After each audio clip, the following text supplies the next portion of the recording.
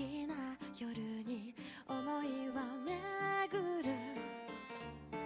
祈ることさえ諦めてしまうのなら楽になるのに。I cannot なぜ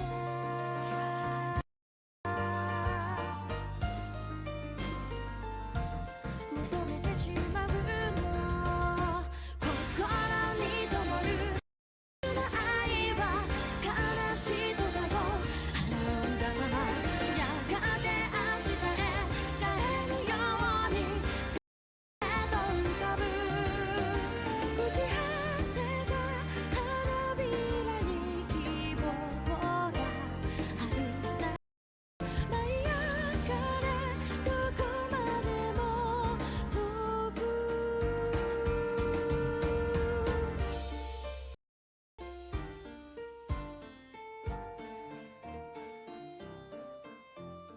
歯車の街佇む光、願いがにじむ。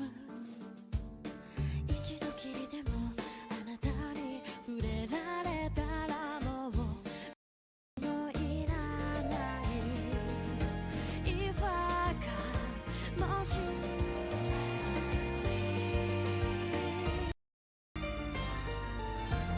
許されるのなら命に宿る無数の夢すべて現実でも歪んだどこに蝕まれた孤独の果てでやるせない切なさも消えない痛みも眼差し抱きしめてそっと永遠に。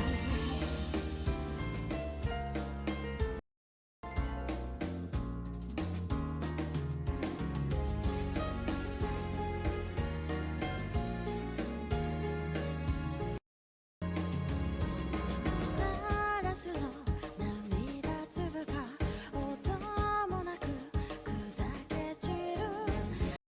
世界が愛しいといつか言えるその日までどうか定めの糸が強く弱く引き合うたび近くて遠い想いはまた空へと浮かぶ。さまよって感情に答えがなくても信じたいいつの日かきっと舞い上がれどこまでも高く。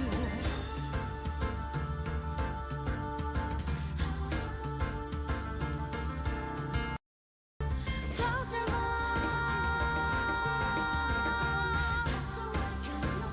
so I can feel you.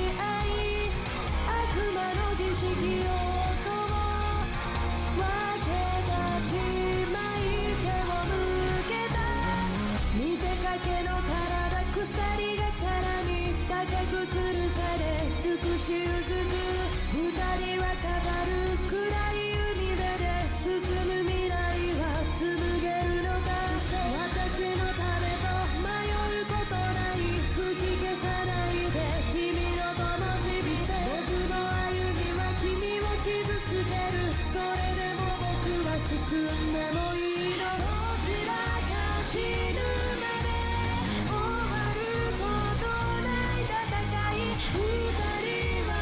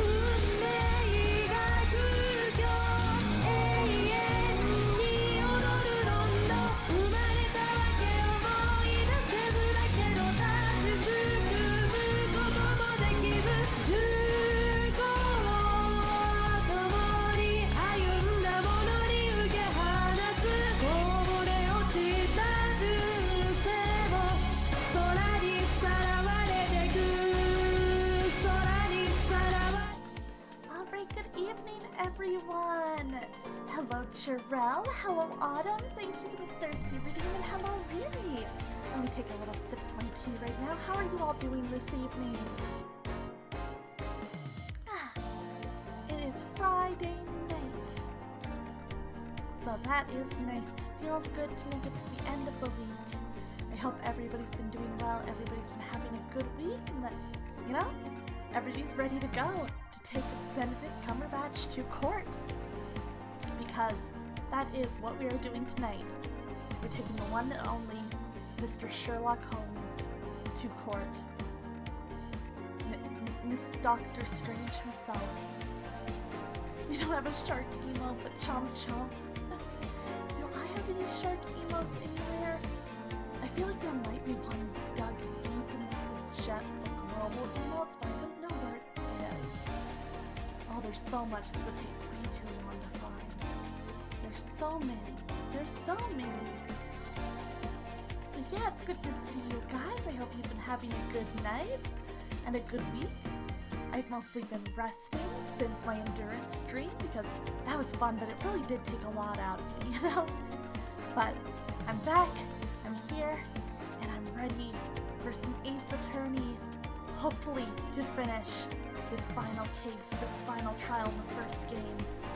I know I said that last time, so I'm like, man, they still could throw something at me, but we'll see. We'll see. Yeah, the rat's gone.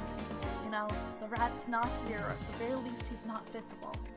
You know, he's not on top of my head, he's not under my party hat, but I'm still wearing a beret, so the jury's out on that one. Choose him, choose the rat. Okay, you know what, maybe I'll go, let me get onto my creator dashboard real quick here. Let's see, rewards, channel points.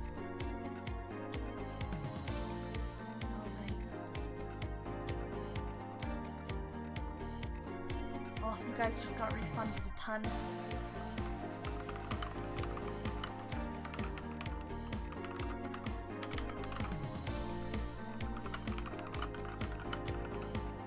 Okay.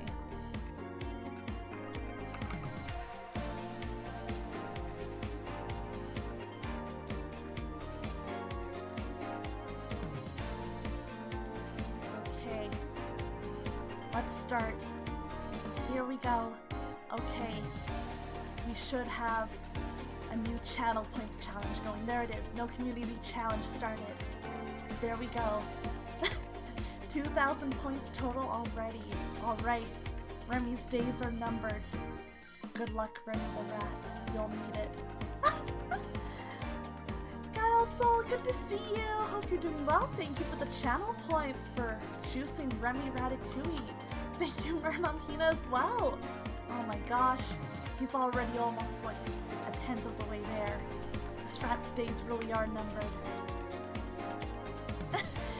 It's fine, there's 30 days. 30 days to get him juiced. We have time, we have the power, we have the technology. I believe that we can get it done, Riri. I believe in you. Yeah, you've been spotted. Welcome to the stream. Sorry if you were trying to just lurk and be quiet, but thank you so much for you know, the help with the juicing. I appreciate it. Before we know it, Remy Rat will be put in the blender. Good for him. But good to see you. I hope you're doing well and welcome to the stream. Alright, so with that little rat taken care of, with his fate sealed surely, I think it's a good time to switch over to video game Ace Attorney. One second, let me just adjust my mic a little bit. I realized it's a little bit far away. There we go. Alright, please feel free to let me know as always how the audio balancing is. If the game is too loud, if it's too quiet, I'm too loud, I'm too quiet, please do let me know and I will adjust. So let's get into it with the menu and reload our save at part 3 of this trial. I'm trying to help get Gina off the hook here. Alright, we had to take a recess to get our new suspect, our new possible witness in. So it's the 17th of April at 12:41 p.m., the Old Bailey Defendant's Chamber. Yes, I'm the one that traded brain cells for tasty legs. Yummy. So yummy, and here I am playing a game that requires brain cells. It's a very good combination, as I'm sure you can guess. Oh my god, this emote! That's so funny. Oh man, another 2,000 for Remy. Thank you, Jarell. Ah, Gina, how are you holding up? I'm starting to feel quite warmly toward her frequent cold shoulders now. Ryunosuke is starting to understand tsunderes. Good for him. Ginny! Are you alright? Why aren't you saying anything? Oh, she's shy. Ginny's shy. What's the point, eh? Why go to all this trouble and fight so hard for the likes of me? Because we love you, Gina. Right? I love Gina's hair too. The like braided bun is super cute and the braids going around her head. What? You saw it? That picture. Oh, what picture? Oh, the one of you holding the gun? Oh, it could be nothing. Oh, you mean this? The photograph taken by Hurley's red-handed recorder. Yeah, the one of Gina holding the gun in front of the guy who died. Well, I didn't think it would have captured a scene like this, that's for sure. That's unlucky. It's hopeless. Anyone who sees that's gonna think I did it, ain't they? Well, I won't pretend it wasn't a bit of a shock when the prosecution first presented it to the court. Surely you've got to have your doubts about me now. You can't still think I'm innocent. Of course I can. Aww. Ginny, why don't you talk to us? Tell us what really happened that night. Yeah, if we know what actually happened, even if you don't have the full story, Ginny, it'll help us a lot. Runo's cleverly managed to piece together a lot of new information, but still, we'd really like to hear it from you. Tell us, Ginny, open up. Alright then.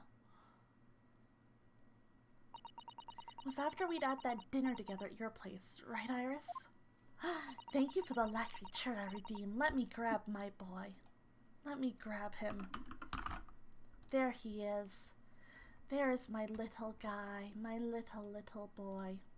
All ready to go. Yeah, Raha wants to solve crimes too. Remember when he committed crimes in Endwalker? That was great. Then we'd all had a chat up in your office, didn't we? Yes, I remember.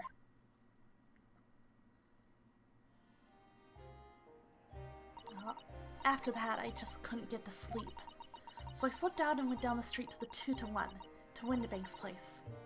I had to know. If Iris' story was there or not, the Hound of the Baskervilles. I don't know what it's about or nothing. But if you ask me, there's something in it that Sholmes don't like.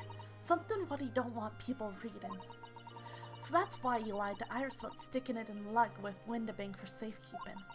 At least, that's what I thought at the time. Aww. So you broke into Windibank's. I just had to know if it was there or not. I mean, I had no idea all that was gonna kick off, did I? Fair, you could have never known. Bad place, wrong time. I struck the lock and snuck inside. It was dark as you like in there. So I gave the oil lamp on the counter a bit of wick, and that's when... What do you think you're doing? Ah! I nearly died, I did. Next thing I knew... I grabbed the gun off the counter and was waving it in the air like, I don't know what. Oh, she just panicked and grabbed it. Gina! Just like Edgeworth for real. Oh, you're the girl who was in here this afternoon. I didn't think pickpockets went in for armed robbery. The mantle script. Have you got a ear? Did Sholmes leave a load of papers with you? A story? I beg your pardon? That hound of the something or other. If it's here, I want to see it. I'm sorry, young lady. I'd sooner die than relinquish an article belonging to one of my customers. There we go, I remembered his voice. I don't want it. What would I do with it anyway? I just want to see if it's era, that's all. Oh, you want to see it, do you? I want to know if Shom's really pawned it here or not. Please, just let me see it and I'll go. Oh, very well then. But for pity's sake, stop waving my gun around, would you? Oh boy. So then the old cove unlocked the storeroom door, and we both went inside. That's interesting that he was fine with letting her look at it. And it was there all right, the mantle script. Shoms weren't lying after all. You did all that just to check for me, Chinny? Anyway, then there was a bit of a kick-up out in the main bit of the shop. The Skulkin brothers arriving on the scene, yes. And then Windibank threw one of them over the counter, I remember that. What was that noise? Someone's breaking in. Dear me, is there some burglars convention here tonight that I don't know about? I think I forgot to shut the door behind me. Sorry. I'd better go and take care of it. Could I possibly have my gun back? Well, I'll come with ya, and... No, don't be foolish, young girl. You must stay right here. Don't leave this room under any circumstances. And with that, he took the gun out of me hands and walked back out into the shop. Gremlin, hello! How's it going, Axel? I am a gremlin. How are you doing? Good to see you. I am back in the storeroom, like you said, straining me ears in the dark here to hear what was going on. It sounded like they got into a bit of a scrap. I started to think I should help, see? So I was just about to go out the storeroom myself when... Gunshots! I heard a couple of shots go off. 2, I think, almost at the same time. 2, huh? And then there he was right at me feet, lying face down on the floor. Doing good? Yes, I did enjoy watching yesterday. It was very fun. I hope you guys had a good time, too. I was right next to the storm door, so I slammed it shut and locked it quicksy-like. Because you thought whoever had shot Mr. Windibank might come for you? Yeah. So I went to grab the old cove's gun. I figured I'd put up a fight at least.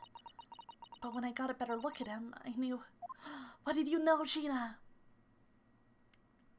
One day Gremlin Aqua will also be a redeem and Sheila Creature can solve crimes together. I really should make the bean a redeem. I just need to put it in the right place in the files. I'll try and do that soon. That was your first time ever touching anything Portal related? Nice! It's a lot of fun. It really needs your brain, but it's fun. Windibank was a goner. Aw, Gina. Snom, hello! How are you doing? It's me, La Funny Fishy. I felt funny in me head all of a sudden, kind of dizzy. And after that, I don't remember nothing. Oh, poor Gina. She just passed out. Yeah, that must be when you passed out, Gina. Aw. If I hadn't done what I'd done, the old cove might still be alive. Did you tell the police everything you just told us? Of course I did, but they didn't believe a word of it, did they? All they said was, if I kept telling lies, it'd make things even worse for me. Aw, poor Gina. It'll be alright, Chinny. Don't worry. Just stay strong a little longer. Rima's about to put the real culprit through the mill. You've been back on the freeway after a month of anxiety management? That's awesome, Stom! Congrats! I'm so happy for you! That's amazing!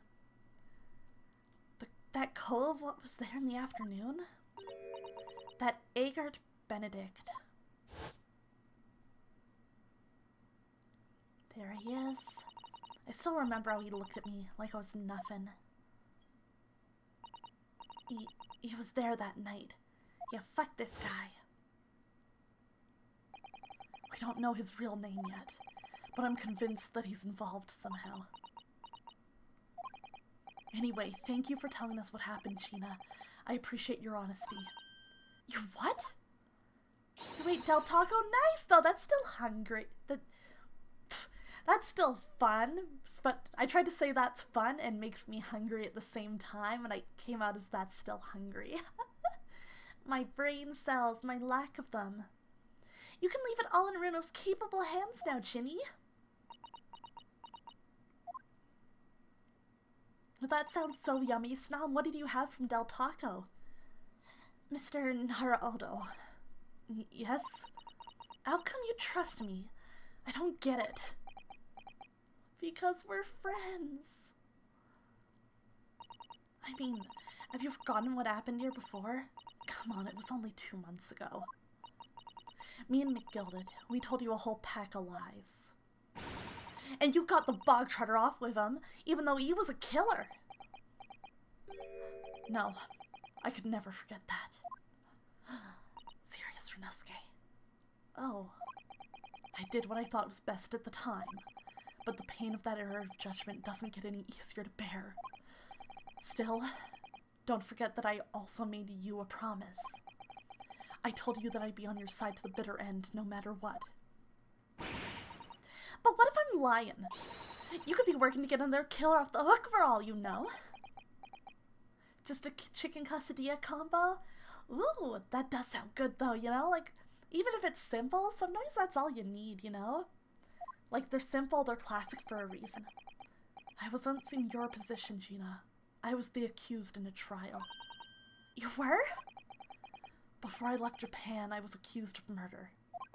And strange as it might sound, the circumstances of the crime were pretty damning. I remember that. I was sure that no one would believe it wasn't me who'd done it. But our boy believed in us. Kazuma! You gonna try and make your specialty chicken spinach pesto linguine this weekend? Oh, yummy, Snob! That sounds great. I hope it goes well. Let me know how it turns out. Yeah, right, chicken quesadilla, good. Oh, Runo. But there was one person who stood up for me, who believed in me, and who was prepared to defend me! My best friend. I miss Kazuma. Ryunosuke, no one believes in you more than I do. Leave this to me. All you need to do is put your faith in me, and I'll do the rest. I was so happy, I cried. But even then, somewhere inside me, I couldn't help thinking, surely he doesn't really believe in me. Not completely. Dreamy, hello! How are you doing? Good to see you! You know what, let me give a shout out to Dreamy, because she is so funny, so good, and I had so much fun watching her stream Final Fantasy XIV last night. Please do follow Dreamy if you haven't already. She so deserves it. She's so funny, so good. She's great. Please go check her out. You just finished raiding? I hope it went well. I hope you made good prog. I'm doing well. I had a busy day, but now I am here to stream. I'm hoping maybe I can wrap up the first game in the Great Ace Attorney duology tonight, so that's very exciting. And we're reminiscing on my dead boyfriend. But I was wrong. I miss Kazuma. As soon as my trial began, it was obvious that he had an absolute, unwavering belief in me. It's super fun. I love Ace Attorney. It's one of my favorite series. And in turn, I developed an absolute, unwavering belief in him. Gay. Ooh, you got partway through the first Ace Attorney and need to go back. I know the new HD bundle of the original trilogy is super, like, it's well done, and I think it's even on sale right now. I think it was on sale pretty often, so definitely, if you ever have the time or interest, you should check it out. The series is so good. It's very dear to my heart, and it has been for, like, many, many years. Since then, I came to realize, if you want someone to believe in you, you have to believe in the other person first. Aww! Oh, what are you saying? I promise you, Gina, that no matter what happens, I'll keep believing in you. So you don't need to worry. I won't let you down. Aww! They're so sweet. Oh, you got the trilogy on your Switch bundle forever? You just need to go back at some point? I'll definitely do if you have the time. It's so good. It's so worth it. I love so many of the characters. And then this new duology is also fantastic. It, like, improves on, like, everything about the original series in a way that I just love, you know? It's just like, oh, you can see how much they've developed their ideas and their systems, and the characters are all so good. I love Ace Attorney. Even though I'm a diver, and no good liar. You're not like McGilded. I know that. That's right, you're our friend, Ginny. Iris. We know you better than you think. Aww. And we've come to the conclusion that you're someone we can trust. Yes. That's really all we need to know. Exactly! Aww. Mr. Naruto, Oh, $20 on Steam for all 3 games? That is not bad, you know? That's pretty decent. Defendant Gina Lestrade and her legal representative. No, we're having a moment! Leave us alone. Oh, the water? This used to be Thancred, and then we put him in a blender. But he lives on with us as a glass of water. Graha can have a sip if he wants. There we go, perfect. Yeah, everybody redeemed enough channel points, enough seashells to juice Thancred, and now we're donating for Remy Ratatouille to be juiced next. So that's what's going on in my channel right now. Court proceedings are about to resume. Please head into the courtroom immediately. Yes, of course, thank you. It's okay, he's having the time of his life with Big Mom. So true, so true. You didn't participate in that, but you're supporting it? Very fair, Riri. Rat juicing, rat juicing! I'd been both a defendant and a defending lawyer in my time, so I knew only too well just how hard it was to put all your faith in another. And I also knew. Thancred got chosen because we were just going through, like, different Final Fantasy XIV men. I think he won popular vote. Thank you so much for the sub, Dreamy! I appreciate that very much! Please do enjoy your emotes! That's so sweet of you! Thank you! Oh my gosh, just how hard it was to bear the burden of another putting all their faith in you. Yeah, he was the 3rd man juiced. Let's see, I think Graha Tia was first, but we revived him, you know, through a magic ritual. And then Ardbert got juiced after, and then Thancred, and next it's Remy Ratatouille's turn. This is it at last, the final chapter, the final battle. Yeah, Riri remembers, Riri got this. Wish me luck, Susato-san, and I hope you're watching over me too. Partner. Oh my god, partner, they were gay. They were boyfriends. We gotta make sure that you can attend the rat juicing, Riri. It's very important. I know it'll mean a lot to you to be there. Alright, we're back at it again in the courtroom. I hereby call this court to order as we resume the trial of Miss Gina Lestrade. Lord Von Zeeks, have you successfully subpoenaed the witness? Oh, here's a fun fact for you, Dreamy. You'll get to hear it whenever he objects to us, but this prosecutor right here, he's the same English voice actor as Estinian.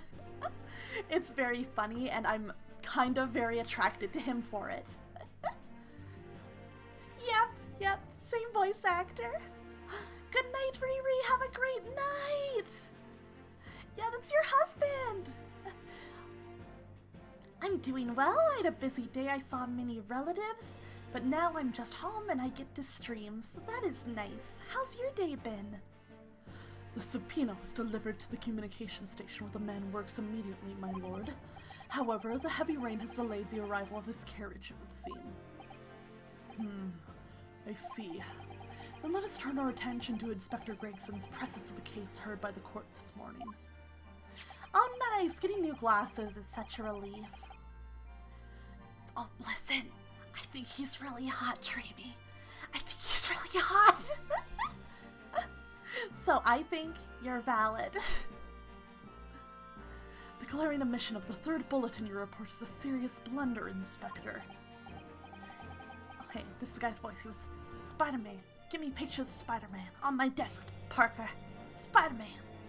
Yes, I can only apologize, my lord. But although the defense's chemical analysis of the blood at the scene makes for a compelling argument. Right? I wish this was a dating sim, too. There's too many good men in it. I mean, there's mostly Cosma and Von Zieg's. Oh my god, and Shams is hot, too. Shams is also hot, but he's so stupid. Oh my god. I cannot permit such untried methods to be used as evidence in my courtroom. It's a big mistake to cross Hurley and me. A very big mistake. My lord, the subpoenaed witness has just arrived in the building. People would be into the judge. I bet there's somebody out there. And right, I love Iris's design. She's so cute. Oh my god, her hair is adorable. Thank you, officer. Show him to the stand without delay. Mr. Agard Benedict.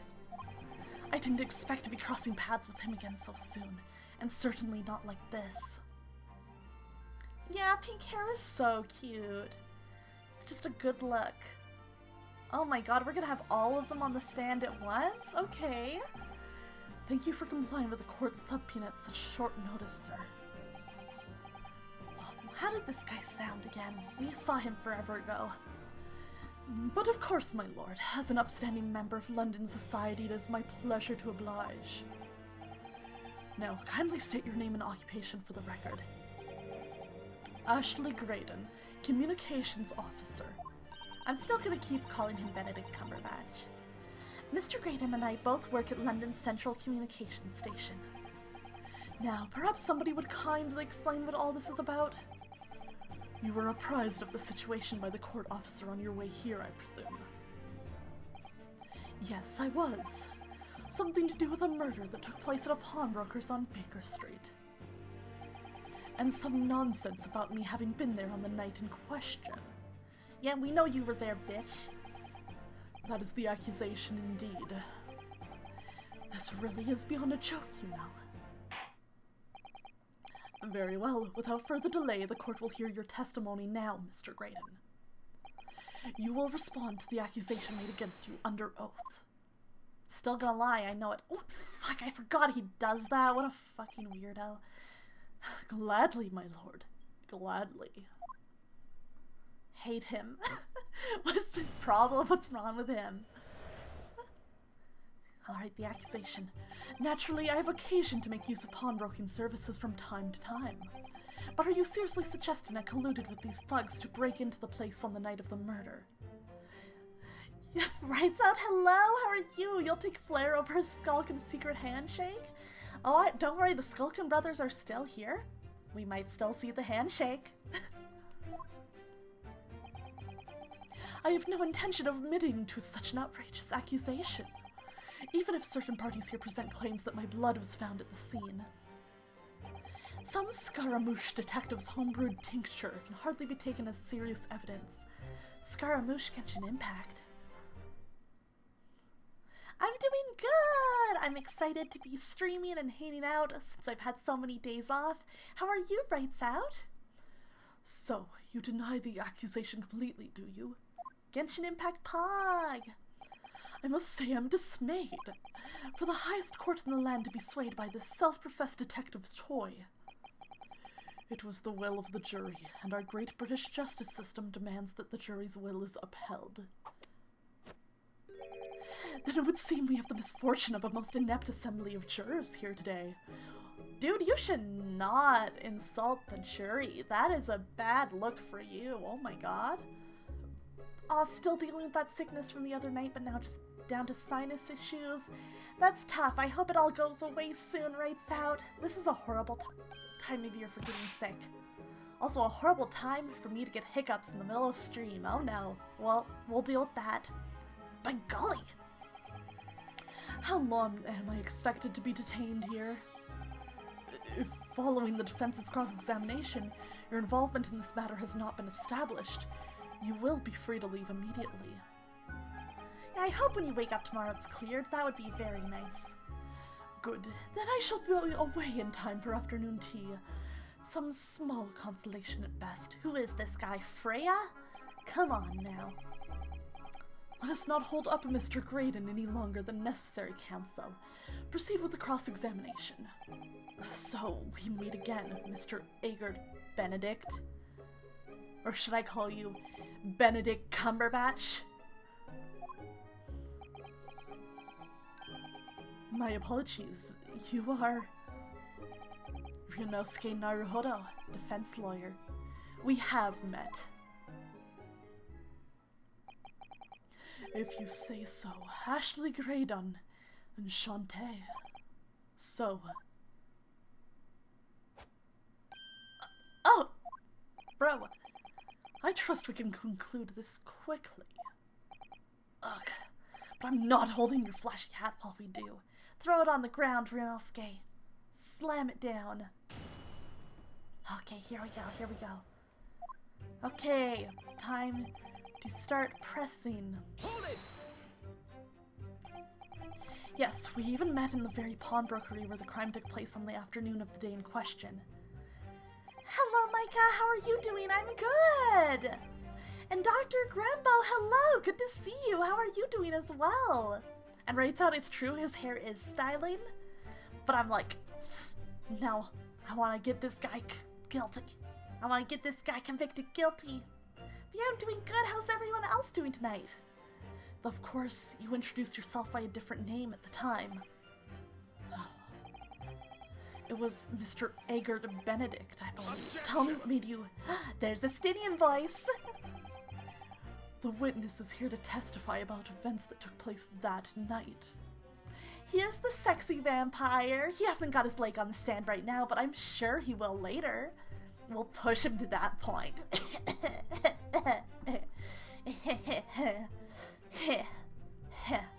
And I hope your stream went well, Micah! What were you playing? He is under no obligation to answer such unrelated questions. You can't be serious! Thank you, because I certainly do not feel inclined to answer such an inappropriate question. So he's going to be evasive, is he? In an effort not to give anything away. This could be tricky. I have been good! I had a busy day today. I had a bit of a busy week with like birthday stuff, and I still have family stuff to do over this weekend. But I'm doing well. Just, you know, I'm excited to be playing my game tonight, excited to be streaming. I'm hoping that I can finish the first game in the Great Ace Attorney duology tonight. We're gonna see if we can do it. Hold it! Have you seen these two men before? This pair. No, I don't associate with criminals. How'd you know they were criminals? Said by a man who introduced himself as Agard Benedict. You're playing XCOM 2 the first half of the day and Yu-Gi-Oh! Duel Master the rest? Nice! Yeah, literally Wario and Waluigi. Oh, it was your first stream? That's so exciting! I know first stream is very nerve-wracking, but I hope you had fun. I'd like to know who I have to thank for this. Who made this outlandish accusation against me? Me. The young lawyer there in black. This is a farce. Whose idea was it to permit an outsider to work in a British court anyway? Whoa, the racism come out! Whoa, shut the fuck up. Well, needless to say.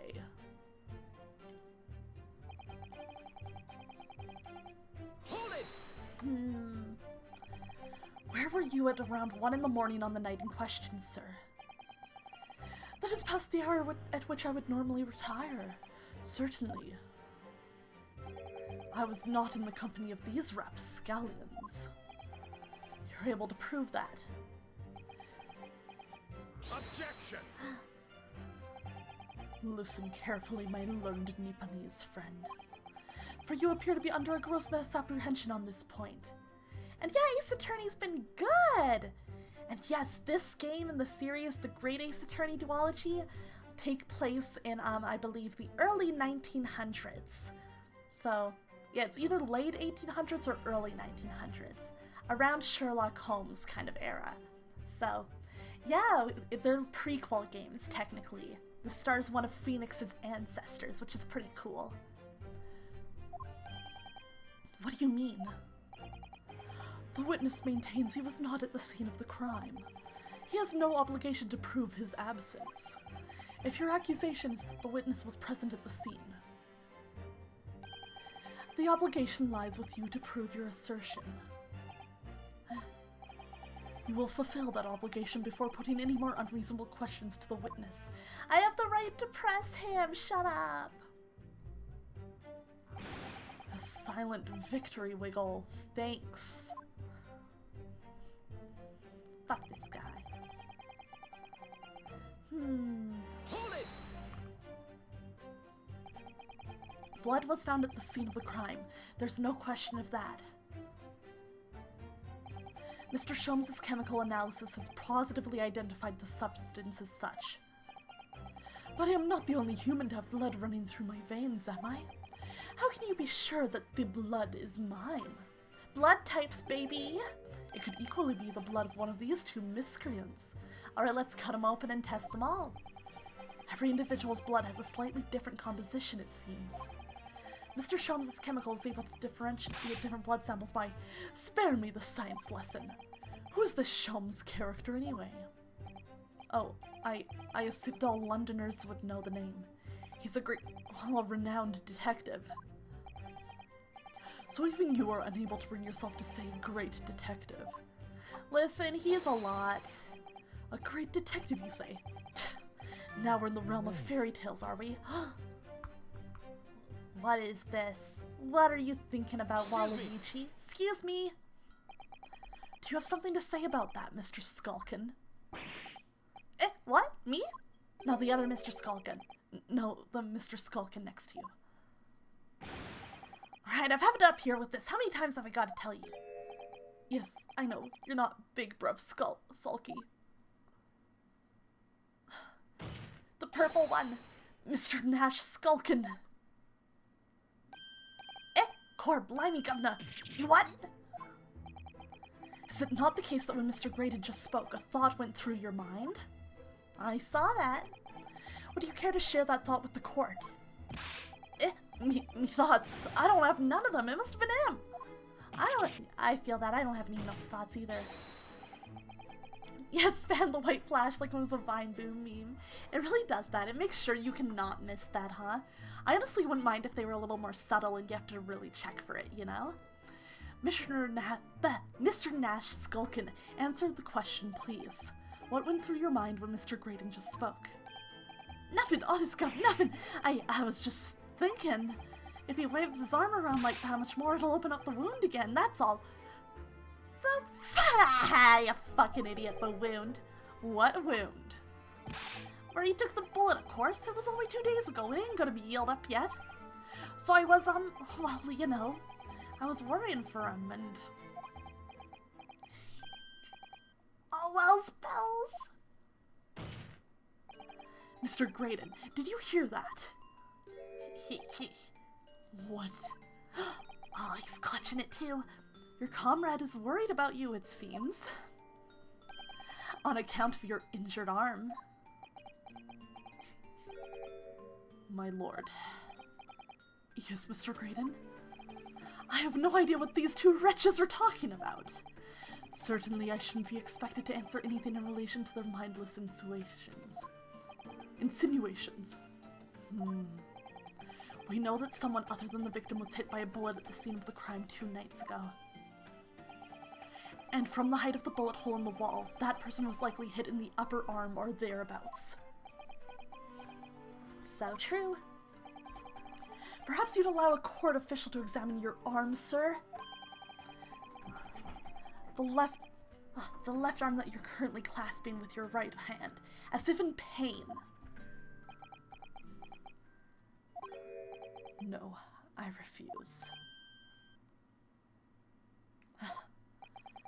You've shown no evidence whatsoever that links me to these common thieves. Fuck you! Accordingly, I'm not obliged to permit any such invasion of my privacy. Fuck you! As I've already said, I'm completely uninvolved in all this. I've never had anything to do with the pawnbrokery where this fellow was killed whatsoever. I take offense at the insinuation that I was in any way involved. You claim to have nothing whatsoever to do with Mr. Windibake's pawnbrokery. My lord, the defense would like that last statement to be added to Mr. Graydon's formal testimony. I was about to be like, yeah, we need that in the testimony. I can refute that. I have evidence. Very well, counsel. Continue with your testimony, Mr. Graydon. We got him on the ropes, though. The bottom line is, I've never had anything to do with the pawnbroking establishment where the man was killed. I don't know about that. Let's see. We just double check which one it is.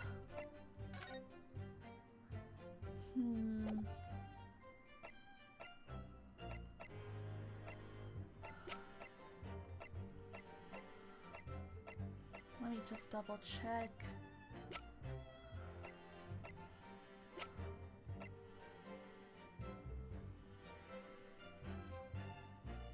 Okay, I'm pretty sure it's this pawnbroker's ticket. I'm gonna feel real dumb if it's not. The music did not stop. I'm fucked. I'm fucked. Okay, I need to actually press that and double check. No! No! That's fine. I got too ahead of myself. Okay, let's press it. Never had anything to do with it. You forget that I was there, Mr. Graydon, on the very afternoon of the incident. Obviously, I'm not a complete stranger to the pawnbrokers. I'm currently on the lookout for an armchair to furnish my study. No, you were there to redeem an article. I have no idea what you're talking about. Let's see. Okay, so this weekend I actually do have some fun plans. I am going to a little birthday party with my friends for some November babies on Saturday. And on Sunday I am doing brunch with some relatives. So that'll be fun. Excuse me. Excuse me. I got too ahead of myself. Do you have something to add, Inspector? Come again, Sunshine? You were there too, in fact, weren't you, Inspector? That afternoon. Oh, true, Gregson was there! He can back us up! Well, yes, I do remember meeting yourself and the pawnbrokers that afternoon. Yeah, have you got any fun plans, guys? Love to hear. You, your young Japanese assistant, and the accused were all present, as I recall. And at that time, this witness, Mr. Graydon, was trying to acquire a particular article. Well now. I'm afraid I don't remember too clearly. No, Inspector! What? But you must! I'm not going to lie and pretend I remember something that I don't.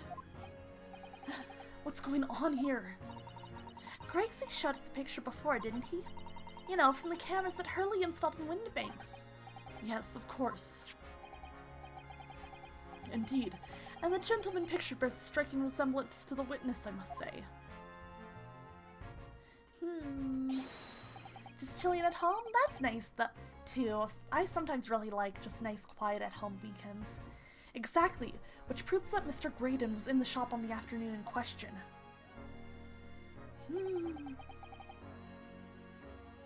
At no point have I denied that fact. I merely entered the shop to peruse the articles on sale and have a word with the broker. Nothing more. Gregson, please?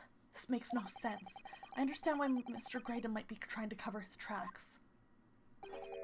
But why would Gregson be trying to avoid giving testimony about what happened? That's all he's going to say on the matter, is it? What do you think, Bruno? I think he has no intention of telling us anything. He's well aware that the less he says, the less chance he has of giving himself away. The complete opposite of Hurley, then. He seems to think that the more he says, the better. Yeah, that sounds like Hurley. Well, at least I managed to prise a little more information from these witnesses' lips. All thanks to the Skulkin brothers. Yes, they were the key to it after all.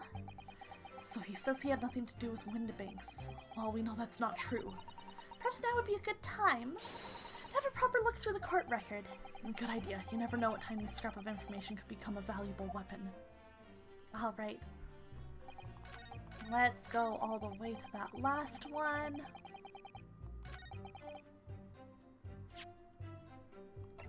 Okay, let's take a look again. Gina's papers.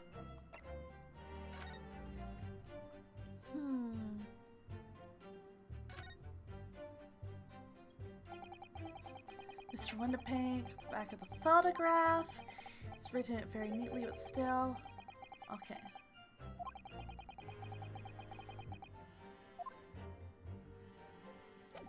Interesting.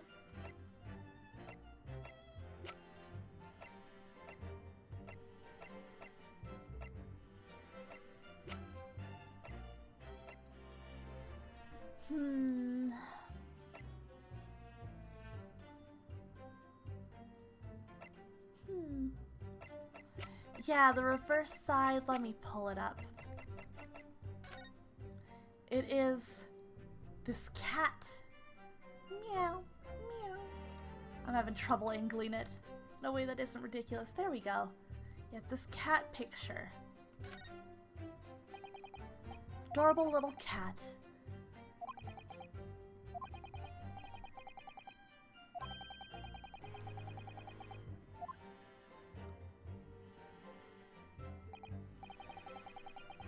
Let's see. Yeah, the other one is this other cat that makes a stereoscopic image.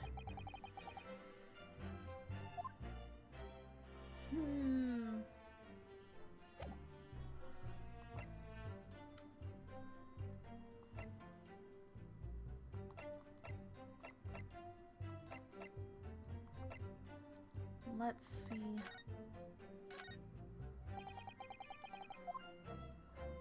Take a look around.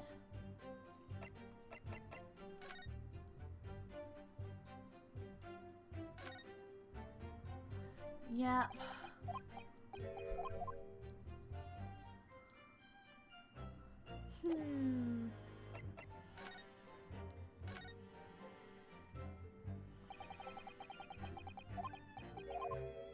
I wonder if it's the one about the jacket, actually.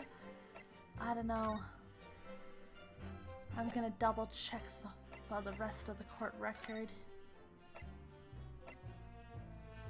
I don't think we're allowed to present the blood samples, because they've made that very clear.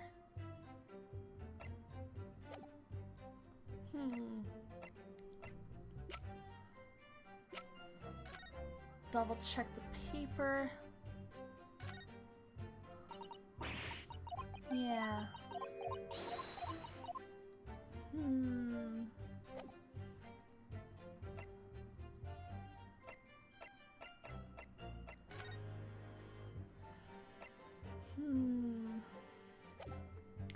Gotta double check all my evidence. Yeah, the autopsy report.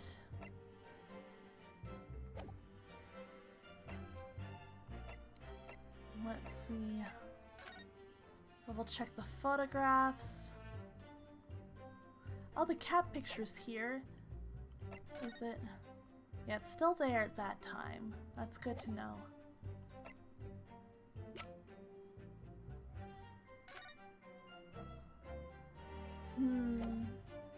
I'm also tempted for the music box disc.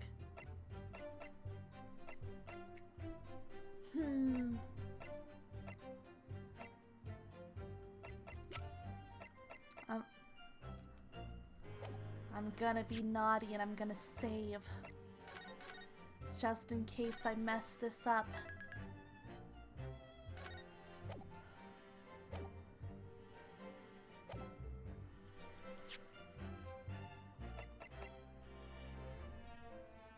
Okay. Objection. Saves coming's perfectly fine on stream. That's good. I know some people are against it, but I'm just like, man, I don't want to lose all my lives. Okay, my other guess was the music box disc because that has his blood on it. Objection. Dang it, I was close, but I was just slightly off. Okay, that does make sense, though. Have you seen this disc before, Mr. Graydon? Yeah, cheesing is valid. It's a way of life. It's a way of survival. Why? Is it supposed to mean something? I know you wanted this, bitch. This disc was, until the day of his murder, in the pawn in Mr. Windibank's shop. It was redeemed by the defendant, Miss Gina Lestrade, that afternoon. However, somebody mysteriously appeared to try and take it from her. And that somebody was you, of course. Wasn't it, Mr. Graydon? As I have reiterated numerous times now, you are mistaken. That was not me. That was Agard Benedict. I've never seen that disc before in my life. It may have escaped your notice, but there is a small smear of blood on the disc. Ah, yes, resulting from abrasion of the thumb, perhaps. That's right. The surface of the disc is covered in hundreds of tiny metal bumps.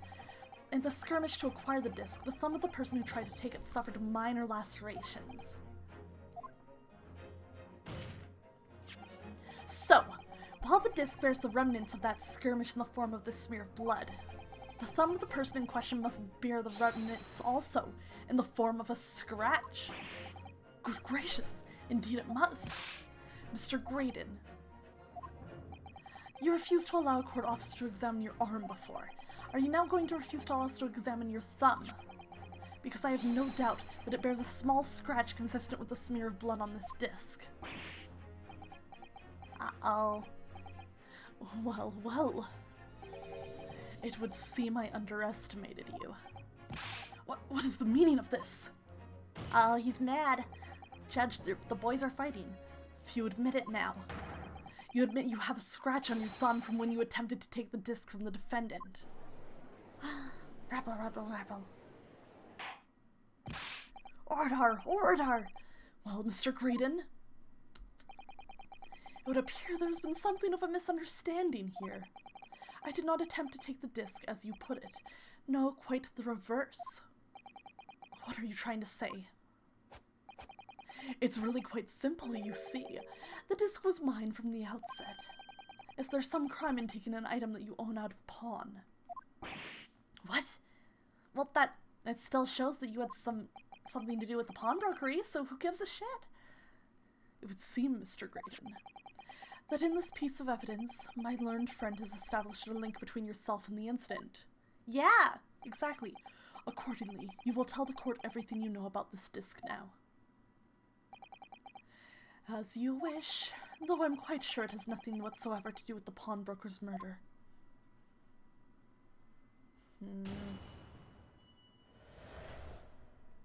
The disc. There's a note on the disc saying for McGilded, but the item belongs to me. The redemption ticket was stolen from me by the accused, that filthy gutterling, on the day in question. I proceeded at once to the shop in order to explain my situation and redeem my article. In the end, of course, the disc was taken by police. In other words, I had absolutely no reason to break into the shop later that same night. I don't know about that one.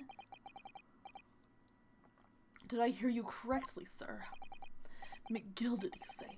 The famous London philanthropist who perished in this very courtroom 2 months ago after being acquitted of a distinctly messy murder. That same bitch. Yes, my lord, the one and the same. Good lord, Mr. Graydon, are you saying that Mr. McGilded and yourself were acquainted? Yes, that's correct. What's your connection? Did you work for him? Why are you still doing this even though he's dead? Did he work for you? Order. Well, I certainly didn't expect to hear that name uttered here in my courtroom again. According to what Gina told us, this disc was placed in that pawn on the fateful night 2 months ago. McGilded himself gave instruction to deposit it at Windibank's. It's funny that Mr. Graydon is here claiming the disc belongs to him then, isn't it? In all likelihood, he's lying. So he appeared that afternoon at Windibank's in order to get his hands on McGilded's disc for some reason. Counsel, you will commence your cross-examination, please. Yeah, let's figure this out. Okay, here we go.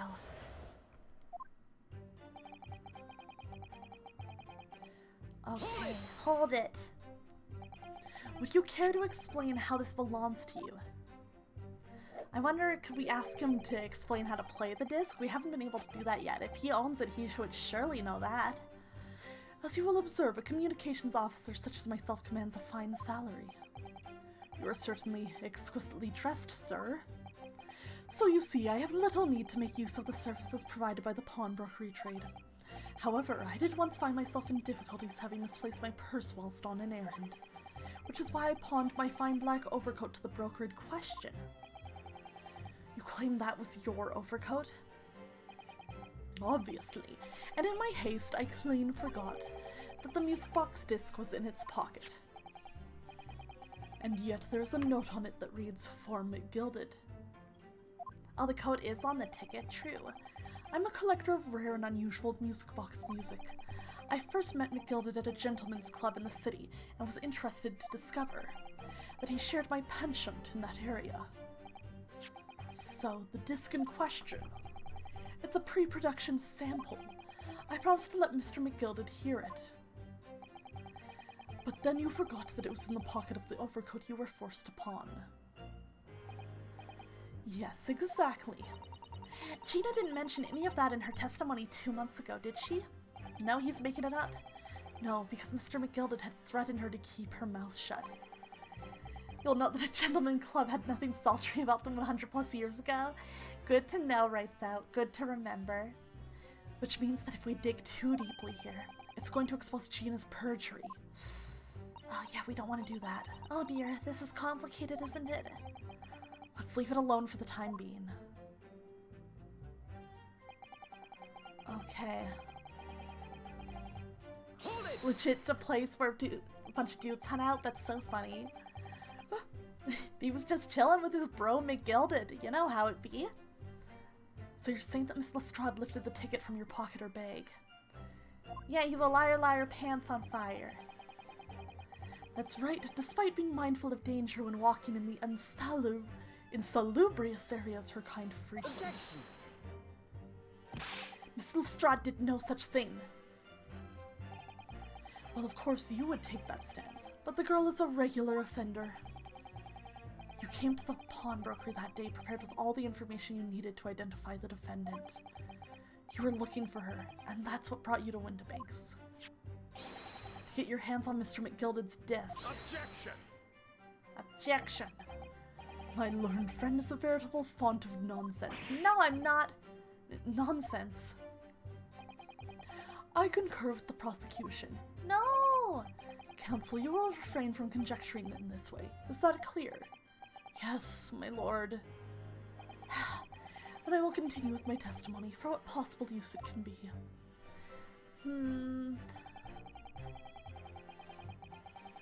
Hold it! Yeah, that was some mad conjecturing mid-trial. Had you ever been to Windibanks before? Only once, for the purposes of pawning something, but like many, I enjoy browsing in such establishments. So when you noticed the pickpocket had taken your ticket, you chased after her. Is that correct? Yes, that's right. I didn't notice at first, of course. Such is the art of the pick purse. But when I did, I headed to the pawnbroker at once, in order to reclaim my coat before the thief could. I was merely trying to recover what was rightfully mine in the first place. He can say what he likes because he knows we have no evidence to contradict him on this. Man, that's frustrating. Hold it! Yes, it was taken by Inspector Gregson here, wasn't it? That's right, this was the very man. Apparently the police are collecting anything that has a connection to Mr. McGilded as evidence. Just let us skulk and rat him out again. Gregson, please, buddy, you gotta help me out here. You gotta help me out here, please, Inspector Gregson. Do it for Iris. Look at Iris, little Miss Iris. You know, do it for her. Is something wrong, Inspector? Well, what do you mean? That last remark Mr. Graydon made in his testimony seemed to trouble you in some way. No, it didn't. It's nothing. Leave it alone. Let me ask you this, Inspector. Why is Scotland Yard gathering Gilded's possessions? I can't tell you something like that, Sunshine! What is it, Inspector? Investigative secrets? Yes, exactly. You should know all about that. Magnus McGilded, who died so unexpectedly after trial 2 months ago. A man renowned throughout the capital for his great contributions to public life. Yet he had a dark side, too. Where are you going with this, Van Zieks? Man, I feel like Van Zieks is like kind of secretly on our side for this one, you know? I suppose the police are dealing with the aftermath of his nefarious activities, are they? That's enough! Coppers like me have duties to carry out that we're not at liberty to talk about. That's all you need to know. Duties conferred by Lord Strongheart, I presume. The Lord Chief Justice appears to have great faith in you, Inspector. It goes all the way to the top. The bottom line is, if you want to get more out of me, you're gonna need Lord Strongheart's paw print first. What? What's all this about? It's like there's something going on between Gregson and Lord Von Zieks here. Yeah! What's happening? Why are the boys fighting? Well, it would appear that the inspector has revealed all he is at liberty to reveal. Mr. Graydon, let us return to your testimony. Gladly, my lord.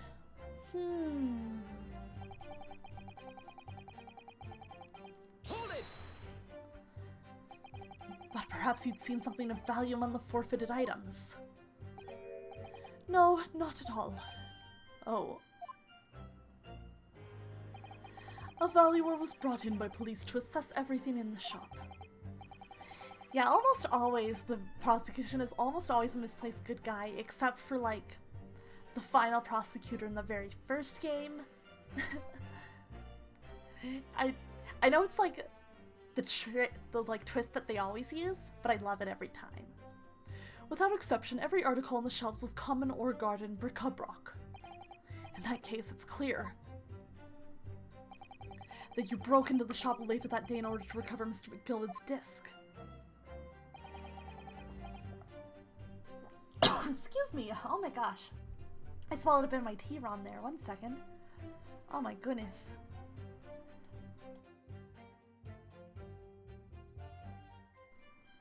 Okay, we good. Have you not been listening, man? Even if I had wanted to recover the disc, you may recall that it had been seized by police that afternoon. It was no more in the shop that night than I. As I keep saying, I simply had no reason to break in.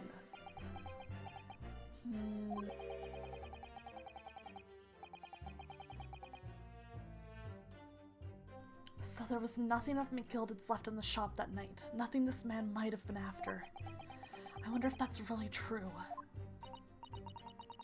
Rumo, if you have some evidence, then let him have it. I'm dying to see that irritatingly assured expression of his crumble. Okay, so I definitely need to present evidence to that last one. McGilded slipped the disc into his coat pocket and had it deposited at Windbank's. Then, when he realized he was going to be arrested on suspicion of the omnibus murder, he threatened Sheena and forced her to take the redemption ticket. There's no doubt about it. That witness is lying through his pearly white teeth. The police were obviously after anything left behind by McGilded as well. That's why Inspector Gregson ended up taking the disc into custody that day. But Gregsy's being very strange about all this. There must be a reason for that, I'm sure. We just don't know what it is. For now, I need to focus on exposing the fact that Mr. Graydon is lying in his testimony. I think I can use the redemption ticket with Mason's blood on it. I'm pretty sure that would be it. Objection! I'm stupid. That was something that he would have left behind, but I'm stupid. No! I need to slow down and think this through more. I'm getting overexcited. Okay.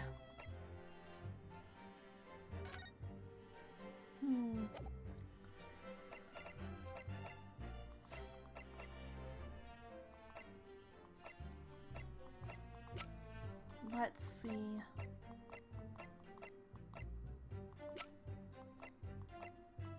Wait, is it the small box one? Scum time. Real scum hours. Real scum hours.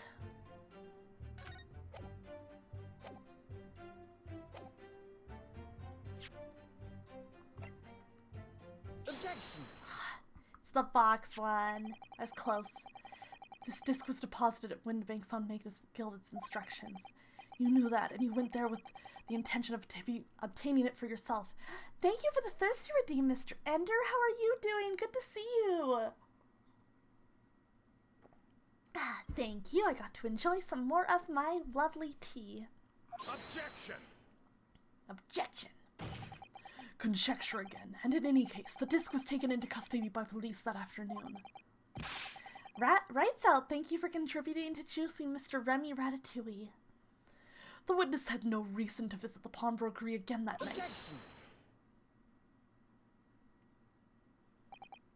Sorry, my learned friend, but that's not true. Turning it against him. What? Mr. McGilded had another pawn article in pawn at Windibanks. Yeah, I'm doing good. I had a busy day, but I'm enjoying stream. I'm doing my best to get Benedict Cumberbatch convicted guilty of murder. As the second pawnbroker's ticket proves. He's not going by Egbert Benedict anymore, but I'm still going to call him Benedict Cumberbatch. That's what I decided. There were 2 articles belonging to Mr. McGilded in Windibank's pawnbrokery. And the reason you broke into the shop that night was to recover the second one. Together with your 2 accomplices, the Skulkin brothers. Oh. This is the second ticket, is it? What had the man deposited? Aw, Van Zeeks wants to know.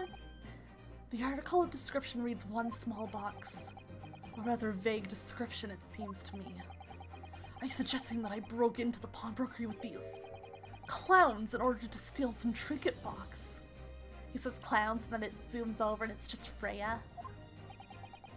I believe there are adequate grounds to suspect that you did. This is absurd. Why on earth would I do such a thing? Once the article had been forfeited, I could simply walk into the shop and purchase it. There would be absolutely no need for me to resort to theft. That's a good point. Indeed. The witness makes a solid argument. So that means that for some reason, this Graydon fellow needed the small box that very night, does it? Objection! It's time to put an end to this nonsense, my lord. Could you be a little less cryptic, Lord Von Zeeks? I do hate to ruin my learned friend's argument, but the truth is quite incontrovertible. On the night in question, no small box was taken from Windibank's pawnbrokery. And rest assured, the prosecution can prove it. How? What? Good gracious! Inspector, show the photographic prints to the court, if you please. Yes, sir. What prints? These prints were taken from one of the detective's security cameras. Oh, I see. Ah, Hurley's red-handed recorders again! As previously explained using this plan of the shop layout. The victim's establishment was furnished with automatic cameras in 2 locations. One was set to capture the counter where Mr. Windibank received his customers, and the other was set to capture the shelves on which articles were placed for sale once forfeited. According to the information on this ticket, McGilded's small box had been forfeited already. 2 days before the incident, at 9 p.m. on the 13th April to be precise, which means it would have been on the shelves of forfeited items in the shop front. Now, what I have here is a print taken by one of the cams about 2 hours before the incident. That's at 11 p.m. on 15th April. The victim certainly had a very full shop, it would appear.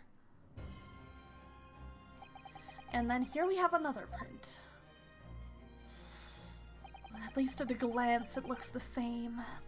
This one was taken about 2 hours after the incident. Yeah, stereographs, baby, we gotta combine them. I see, so we have 2 pictures to compare. Though I must say, the placing them side by side leaves me cold. Dear me, that's starting to make my head ache. Obviously, at Scotland Yard we considered theft as one possible motive in this case. We explored the possibility that something had been taken in addition to the victim's life. So your men have already compared these two prints thoroughly, Inspector? Yes, sir. We counted every single item in each of these two photographic prints. And the Yard's conclusion is that exactly the same number are present in both. In other words, nothing was taken from the pawnbrokery on the night in question, and my learned friend's assertion is nothing more than a hopeful fantasy. Ugh! No! I don't believe it. If I could have just shown that he stole Mr. Gilda's pawned box. There's in fact a disturbed article? Oh boy, I might have been able to break them down at last. You know what, Bruno? I've been thinking. I wonder if these two photographs really are exactly the same. No, there's gotta be something just a little different. I just gotta find it. What? So, counsel, in the light of the evidence put forward by the prosecution, what is your position? It seems that, in fact, on the night in question, nothing was stolen from the victim's establishment. Do you accept the prosecution's assertion? I don't know. Could there be some hidden discrepancy in these two photographic prints somewhere? Oh no.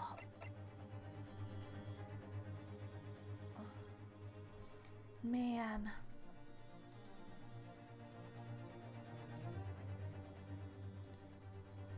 Let me take a closer look at this. Okay.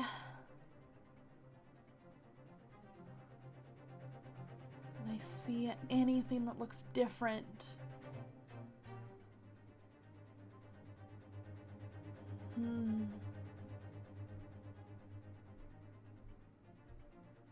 Wait a second, that's the Thinker statue, like Larry's from Ace Attorney 1. Oh my god. That's a fun little, like, you know, fun little thing. Okay, at least looking at this, I don't see. Oh, I am not a smart feller. I am definitely a fart smeller. Yeah, let me try this one more time.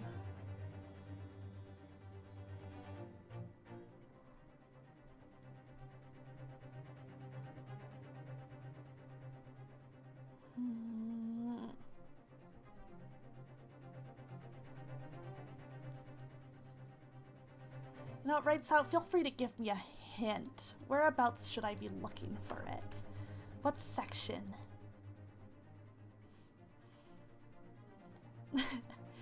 Thank you for including me in your poll, Daro. I appreciate it. Always happy to help. Okay, bottom right section of the shelves. Let me take a look. Oh, you're right! This brown thing, the brown thing moved. The brown thing. Next to the stereoscope. It moved, I see it. I see it. Thank you.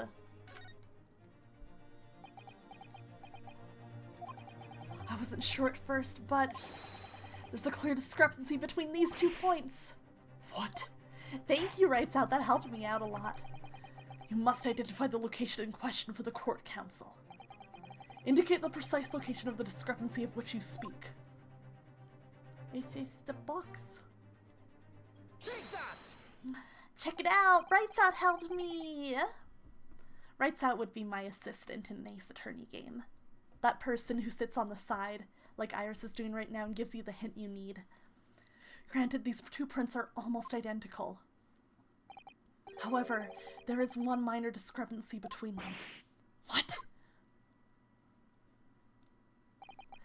When you view the 2 pictures stereoscopically. Yeah! The box! Check it out! Zoom in! Xbox Enhance! Oh, you did stereoscopic illusions when you were a kid? That's cool! So you're pretty used to stuff like this. And a single area stands out as being different, the location of this small box. A small box? Let me, wait, unbelievable. I love that he pulls out. You can see him even from a distance. By Jove, you're right, how extraordinary. I love that Von Zieks is the only one who has a device to see it with, everybody else is doing it cross-eyed. What this tells us is very simple. Mr. McGilded's small box was indeed not stolen from Windibanks on the night in question. However, there can be no doubt that somebody picked up this particular box and then returned it to its place on the shelves. Are you suggesting that the small box originally deposited by Mr. McGilded is in fact... Yes, the very same small box I just identified in those photographic prints. Objection! Yeah, it takes time to figure it out. This game makes me want to practice doing it, see if I can get better at it. Mindless guesswork. What if it was? So a box was moved on the shelf and nothing was stolen. Which means quite simply that nothing has changed. No, you can take shit out of the box, Von Zieks, you know this. You're just playing the part. That may be true, but... Alright, McGilded's box wasn't stolen then. But doesn't the fact that it was moved like that change things? It changes everything! Ah! I'm getting so worked up I dropped my Joy-Con. Oh god, oh god. Oh god. Okay, okay. I believe this changes everything about the case. Easier to start by deliberately crossing your eyes, though it achieves the reverse result on things like the aforementioned illusions. I see, I'll have to start with that. How could that possibly be? The crucial point is in fact that what was moved was a small box. In other words, we have to consider what might have been inside that box. What are you suggesting?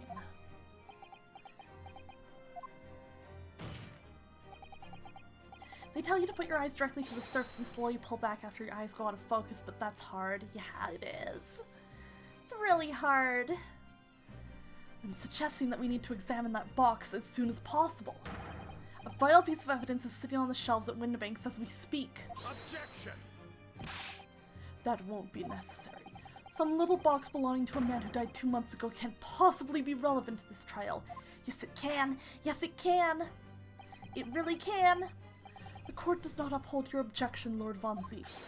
Bailiff, arrange for an officer to go to Baker Street at once. Obtain the small box in question and bring it back here for further examination. Oh, let's do it, bitches.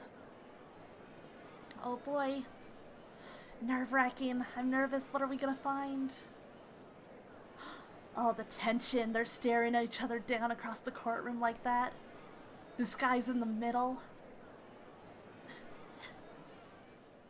There's some other guys too.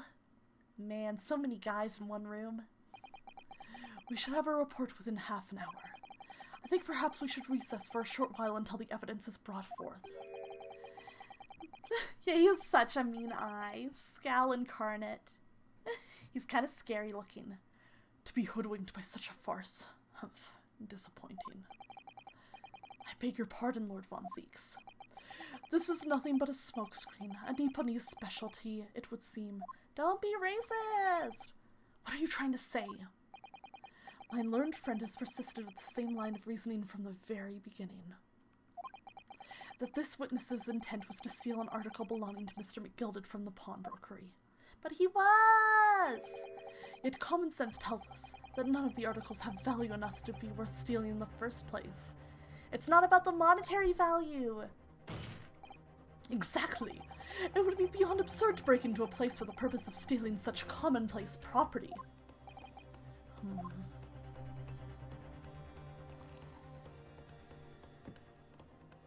I'm sure he has a very happy wife. Yeah, it's me. If your lordship recalls, Mr. McGilded perished 2 months ago, immediately after conclusion of his trial. A trial in which he was found not guilty. A trial in which it was established that he was the upstanding member of society his reputation implied, in fact. Thank you, writes out for respecting my claim. It's very important. So I propose a toast to my learned friend and his most insightful defense. The articles this upstanding member of society pawned were entirely ordinary. A black overcoat that just happened to have a music box disc in one of its pockets, and a small box. I assure you, I wouldn't accept even if the man tried to make a gift of such things to me. Fuck you. You know, that does make a rather lot of sense. It's not as if it was gold or jewels, is it? Though goodness knows Mr. McGilded was rich enough. But you can't deposit cash at a pawnbrokery, I'm quite certain of that. No, it's evidence against him! Something! It ties into something he's done! The prosecution's argument is undeniably compelling. It is incumbent on the defense to now bolster its argument. Fuck you. Ah!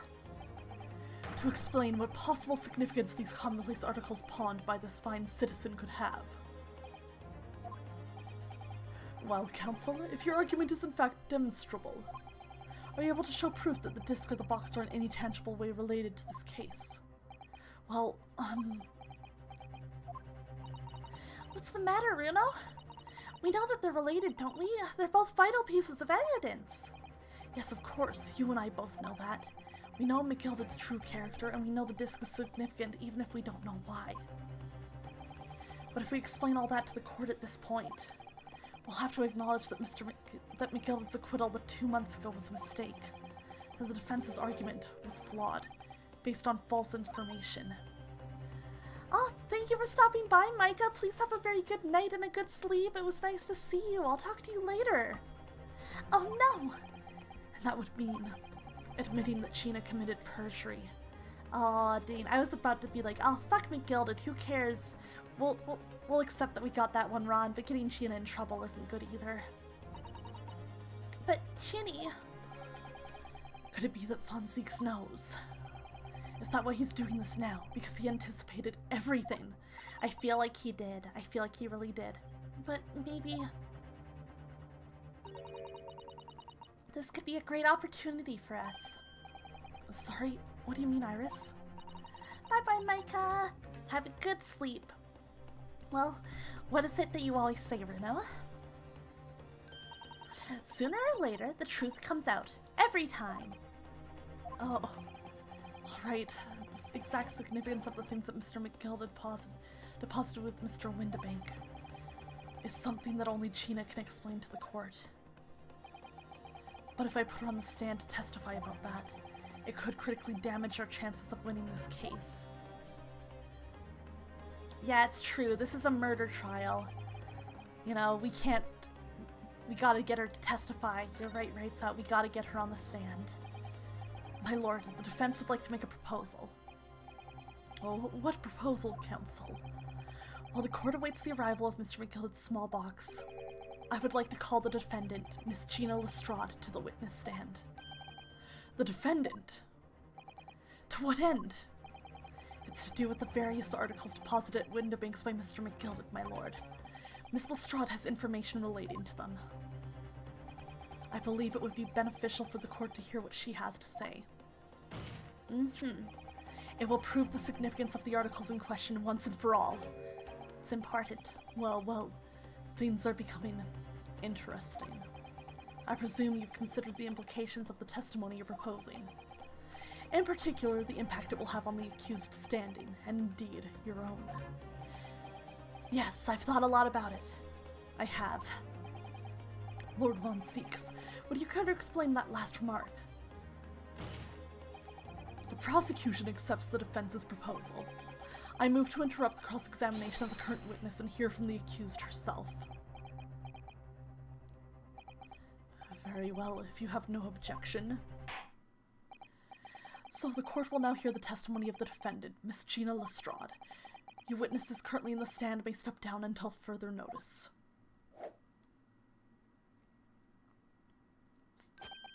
God, he's trying to do it without his hat. Fuck off. Then I shall bid you good day. Wait. You, sir, shall remain in the stand while Miss Lestrade testifies. Oh, interesting. As you wish. Okay, alright then. Gina, it's time. Right? He's moving so fluid. He's got moves. I know this will be hard, but please put your faith in me here. Good luck, Renault. Thank you, Iris. I need it.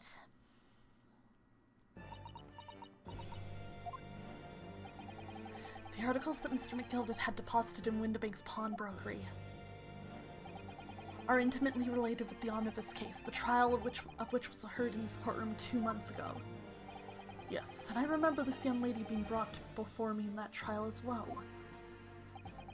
That's right, my lord. Her testimony helped to establish the innocence of the defendant, Mr. McGilded. Man, please just tell the truth, Gina. Don't make us cross-examine it out of you. The omnibus case was intriguing, to say the least. And now, here we are again. The same players in that trial facing each other once more. Round 2 electric boogaloo, you might say. A twist of fate, perhaps, my Nipponese friend. I know she is, but I don't wanna. Please make it easy, Gina. Allow me to recap the events of 2 months ago. An old brickmaker was stabbed to death in an omnibus running along London's winter streets. Apart from the victim, there was only one other person in the carriage, Mr. McGilded. Naturally, he was the prime suspect for the murder. But as the trial progressed, another possibility emerged. The murder, in fact, took place above the defendant's head on the roof deck, with the body then being dropped through the skylight into the carriage below. It was Miss Lestrade whose testimony brought that possibility to light. At the time of the incident, Miss Lestrade was concealed under a seat in the carriage, hoping to pick the pockets of unsuspecting passengers. Then immediately after the trial, having been acquitted of the murder,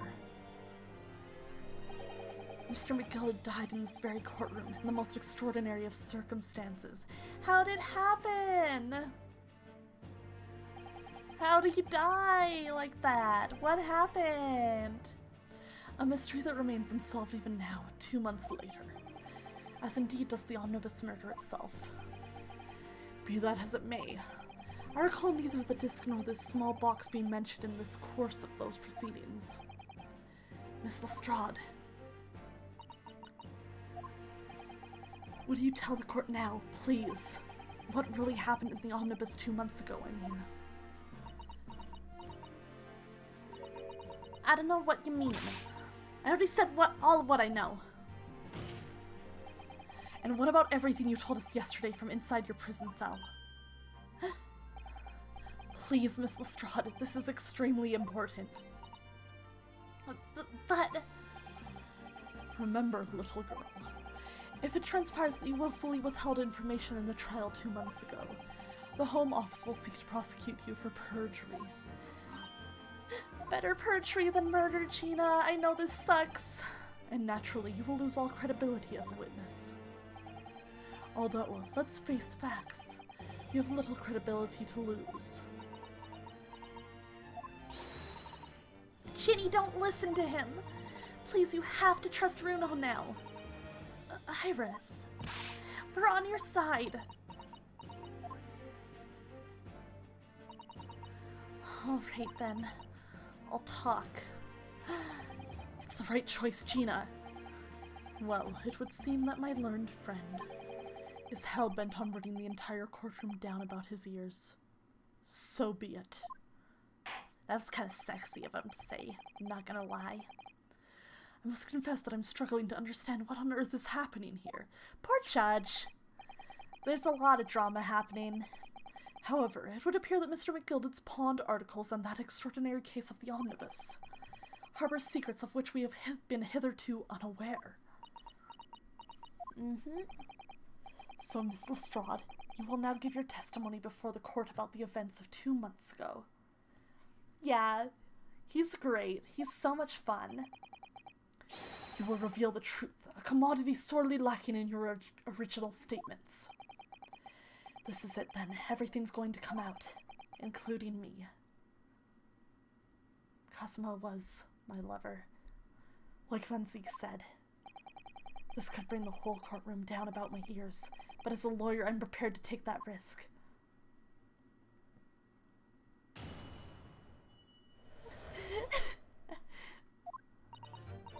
The truth is, that Brickmaker Cove was in the cabin of the omnibus the whole time. When the Irishman dragged me out from under the seat, I saw that disc on the floor. All of a sudden, I heard a scream from over my head, and that pair on the roof deck went off to call the slops. That's when McGilded slipped the driver some tin to do a run to the pawn shop roundabout. He threatened me not to snitch, not to say nothing to no one about what I'd seen or heard. Good grief, this is outrageous. What you've just told the court bears almost no resemblance to your testimony 2 months ago. She was threatened. As you say, my lord. Then there's every chance I may have adjudicated an error in McGilded's trial. It sounded very much to me as if the man deliberately deceived this court in an effort to cover up the most wicked of schemes. He did, that bitch. Without a doubt, your lordship is correct. A great injustice was done in this courtroom 2 months ago. The actions of the accused in that trial, of this witness, and of my learned friend are entirely inexcusable. We didn't know at the time! We didn't know! We didn't know! Stop being racist! We didn't know! You're wrong, a lot of you are.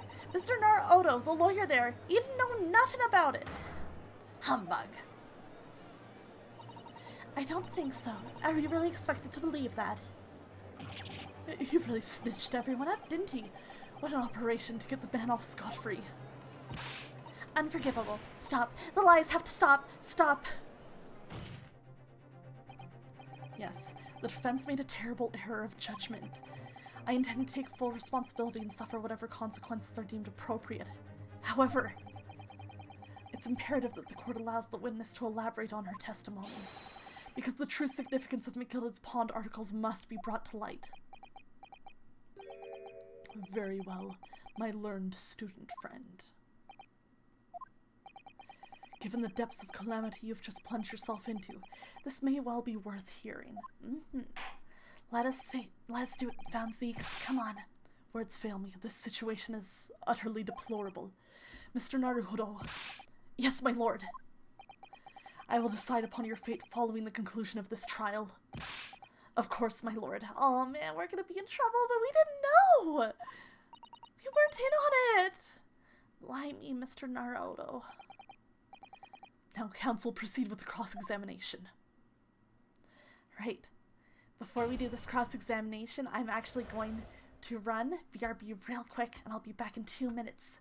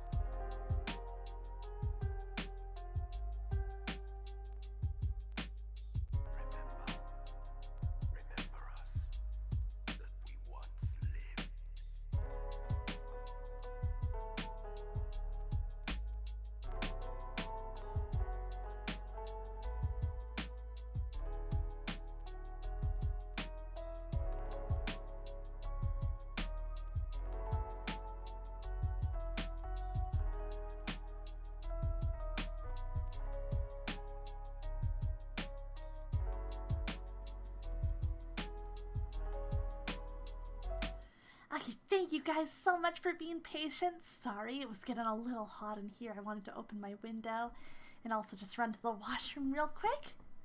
And yes, I love that lo-fi version of Scions and Sinners. It's so good. It's so good. All right, let's get back into it. Truth is, that brickmaker... Oh, right, we read this. And you were hiding in the cabin at the time as well, weren't you, Miss Lestrade?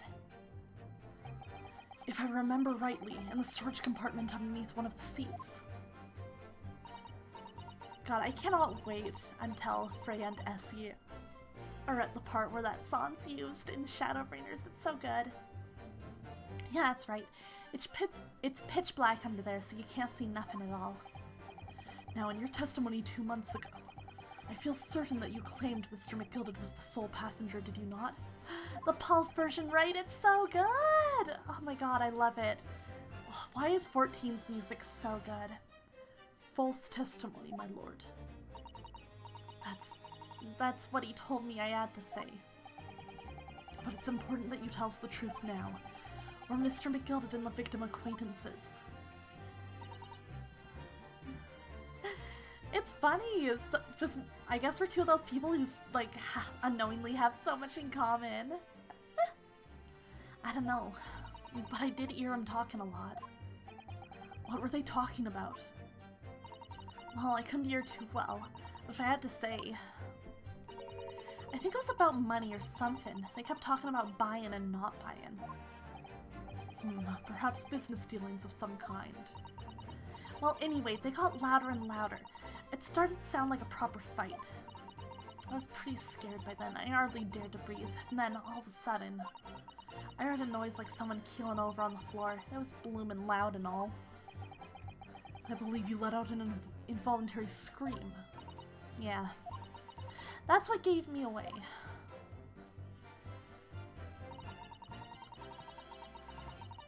Hold it! Was the disc you saw this disc? Yeah, I reckon it probably was. It was right next to the cove lying on the floor. Could this disc have belonged to the victim, perhaps? I don't know. McGilded picked it up pretty smartish. And then he sat with the cove with the knife in his belly up on the seat. What did he say to you at that time? He told me not to say a word about what I'd seen or heard to no one. Oh nice! Got some leftovers ready to eat. Sounds good, right that. I hope you have some good food, that it's cozy and chill. About the disc and all. I was dead scared. The way he was looking at me, I thought if I didn't go along with it, I'd get stuck with that knife too. Then he started asking me a load of questions. Like what my name was and where I lived and that. He asked me about being a diver too. But after a while, what had happened in the carriage was noticed. Yeah, that's right. First there was a kind of rapping noise. Alright. So the two on the roof noticed. There were 2 gentlemen occupying the seats on the roof deck, I believe. That's right. Yeah, those 2. They must have looked down through the skylight and noticed the cove with the knife in his guts. When they screamed, the driver pulled up the horses and McGill got me out of sight. Out of sight? Where? Back under the seat. Yeah, back under the seat where I started off. Easy.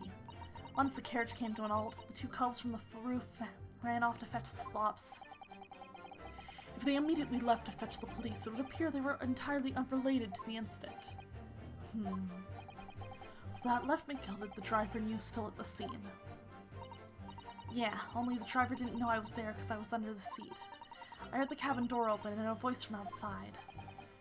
The driver, yes. He also testified in the trial, I believe. Yeah, this guy! A fellow who went by the name of Beppo, if memory serves. What did McGilded and the driver say to each other? I don't know what happened and stuff like that, mainly. Okay. Slip the driver some money. That pawn shop obviously being Windibanks on Baker Street. Just a moment, counsel. Do you mean to tell me that the driver gave false testimony in that trial as well? Mm-hmm.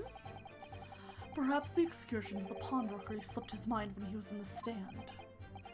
Indeed, Lord Von Zieks. I don't know.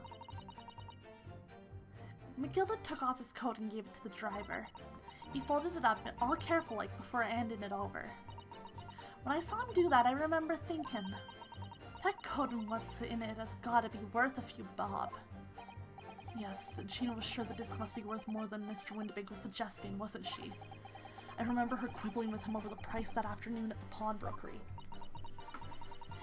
The driver looked pretty happy when McGilda flashed some brass in his face. He went running off at a lick. Then the bog trotter called to me and told me to come out from the Drake's cabin.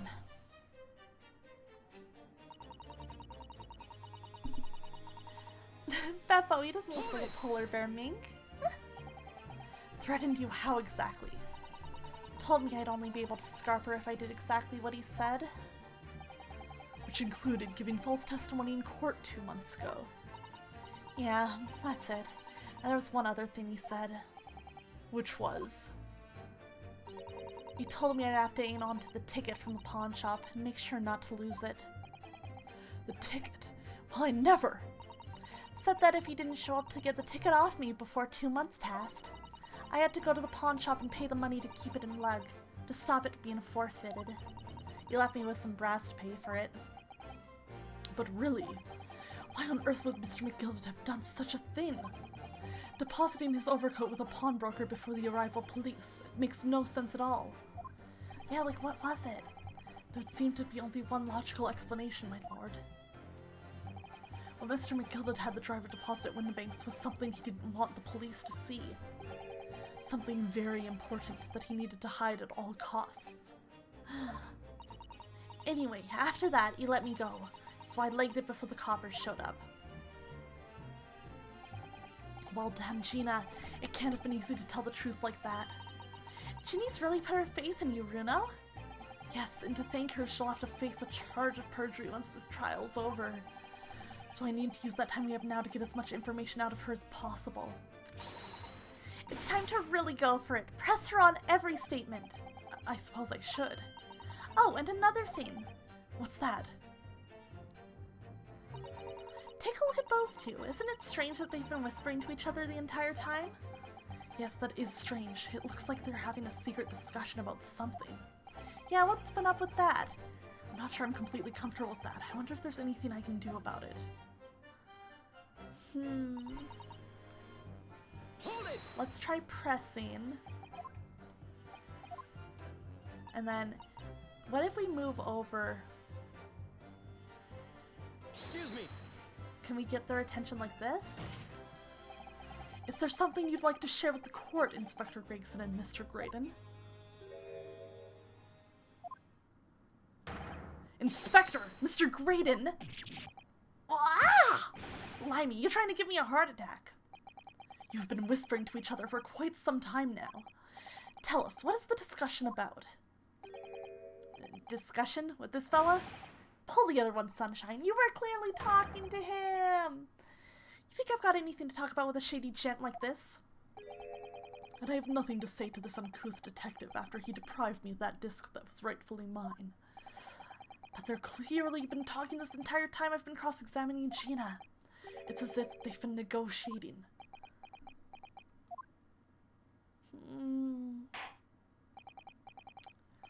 Thank you, Miss Lestrade. Thank you, Counsel. I've heard enough. I believe we now have a reasonable understanding of what actually transpired on the omnibus. Those two concern me a lot. I'm very, very concerned. It would appear on that night 2 months ago, a negotiation was taking place on the omnibus. A negotiation concerning this disc. However, matters did not run smoothly. When the parties involved began to quarrel over price, McGilda took what he wanted by force, at the expense of the other man's life. Which proves my point. The disc is clearly extremely valuable in some way. Although I don't understand why as yet. And I'm like, what could possibly be on this disc that would be worth all of this, you know? What on earth could possibly be on it? And 2 days ago, precisely 2 months after the omnibus incident, McGilded's coat and its contents were due to be forfeited. I didn't know what I should do with the ticket. I mean, the cove died right after his trial, I knew that. So you decided you would try to claim the articles as your own. Well, why not, eh? They were only going to be forfeited. Why shouldn't I have gotten them? Anyway, you can't blame me for thinking about it. Thinking ain't no crime. It's true, ain't no crime. Miss Lestrade, it would appear that Mr. McGilded was prepared to kill in order to take possession of this disc. Do you know why that would be? I ain't got a clue. But I reckon it must be worth a fair bit of brass. He was probably gonna sell it. And you can't blame me for thinking that. Thinking ain't no crime. Thinking ain't no crime. My lord. Is it here? The evidence your lordship requested has been located and is ready for the court's inspection, sir. Dramatic. Oh, and the tension music's playing. Oh boy, oh boy. Nervous. Nervous. We nervous in here. The mysterious little box deposited by McGilded 2 months ago. There's no doubt in my mind that it's a key piece in this far-reaching puzzle. Oh boy. Oh, that's a to be continued, but you know what, guys? You know what? We haven't even been going 2 hours. I'm determined. Let's save and keep playing. We don't stop here. We keep going. We're gonna find the truth. Wow, even the sirens outside are coming for friggin' Egbert. So this is the article in question, is it? The small box deposited with the pawnbroker by Mr. McGilded 2 months ago. And on the night of Mr. Windibank's murder, the only item on the shelves that was touched by whoever broke into the shop. Quick, quick, let's open it and see what's inside. Oh, is it a music box? Can we play the disc in this? Good gracious, this is no ordinary box, it seems. Wow, although in truth I had an inkling that might be the case. Ah, I didn't think of that at all. I should have. It makes total sense. It would appear that the box houses a miniature music box movement. Then, is it too much to expect? I think it would be reasonable to assume that it is a playback device for the playback of this disc, my lord. Let's play it, let's hear it. What is it? So, here we have the means to play back Mr. McGilded's disc, deposited at Windibank's at much the same time. Not strictly correct, my lord. It was not McGilded's disc. It was the disc of his victim in the omnibus. But why, for heaven's sake? Are we to understand that the brickmaker was trying to sell this music box disc to Mr. McGilded? I mean, it does say for McGilded on it, but they didn't decide on a price. I believe the answer will become clear if we listen to the music on the disc, my lord. Yes, very well. Let the court now listen to this curious disc at last. Oh. Wait, my lord! Good grief! What is the meaning of this, Inspector? Don't stop us, Grayson! The truth come out! The music box and the disc are, well, they're unrelated to the case. No need to spoil a somber atmosphere in the courtroom with some silly bit of music. We gotta play it! Surirasu, hello! How are you doing? It's good to see you! You know what, let me get a little shout out in here for Surirasu, because they are super great. Please do check them out if you have not already. Super wonderful, super funny, super worth your time.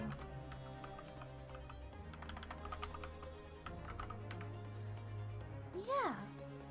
How are you doing? Good to see you, Suri. This disc may very well have motivated the culprit in this case to commit murder. Clearly, there's every chance that it's fundamentally important to understanding what happened. The prosecution has no objection. But no! That piece of evidence is police property now! You can't! Clearly, Scotland Yard has some vested interest here. But it is policy of this prosecutor to leave no avenues unexplored.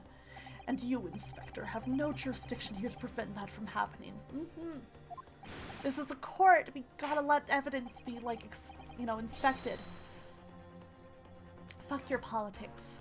No further delays, please. Play the disc. What could possibly be on here to upset people this much?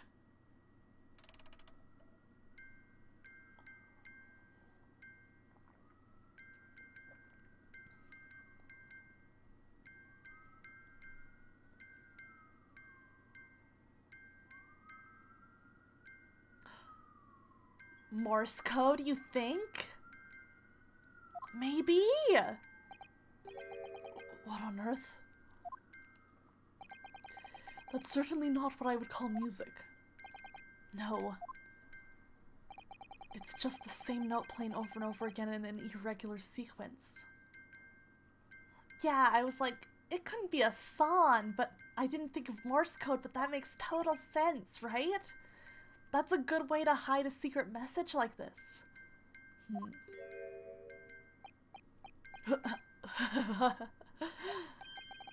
Mr. Graydon? This really is priceless. Juror number 5! So true. After all that, the music box is broken. Broken? It can't be, can it? Well, obviously. In fact, I wouldn't be surprised if the officer sent to fetch it didn't drop it on the way back to the courtroom.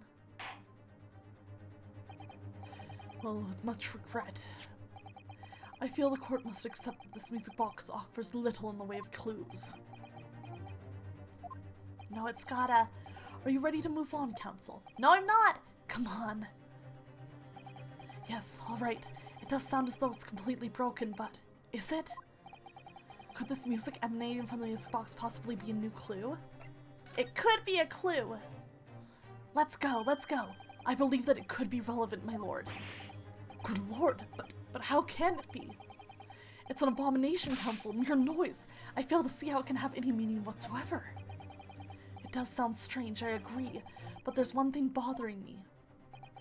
While Graydon stands there chortling victoriously, the inspector beside him has a rather telling expression on his face. Oh, Gregson. It's as if Gregson recognizes the sound, as if he's familiar with it somehow. And that's making him appear extremely on edge. If that's the stance of the defense, my Nipponese friend, answer me this. Oh.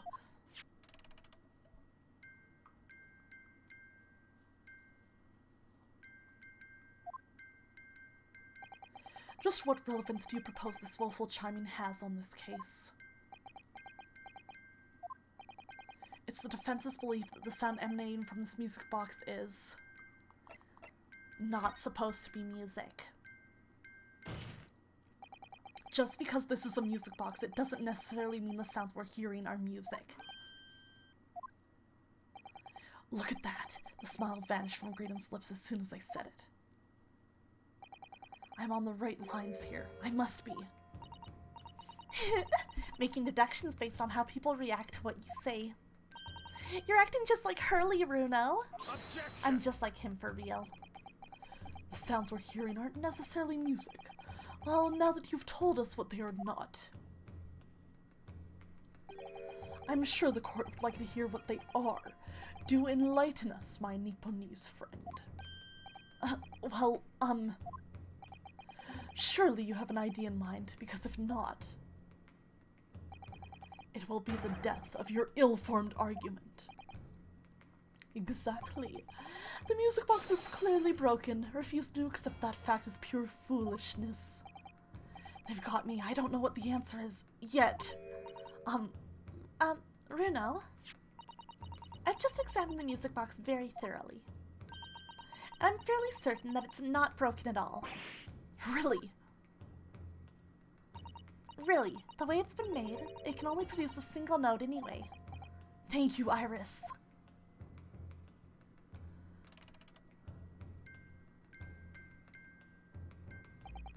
Alright, well, if the music box isn't broken, it must mean that the sounds it's producing have some significance that isn't musical. Yeah, it was specifically built for Morse code discs. Man writes out, you are way ahead. You figured it out so fast. Oh, could it be? Is that what these sounds are? Runosuke, you're getting it. Something's just struck me, Runo. I feel like recently, in the past few hours even, I've heard another sound very much like the one this music box makes. Yes, it's a familiar sound. Actually, Iris, I was just thinking exactly the same thing.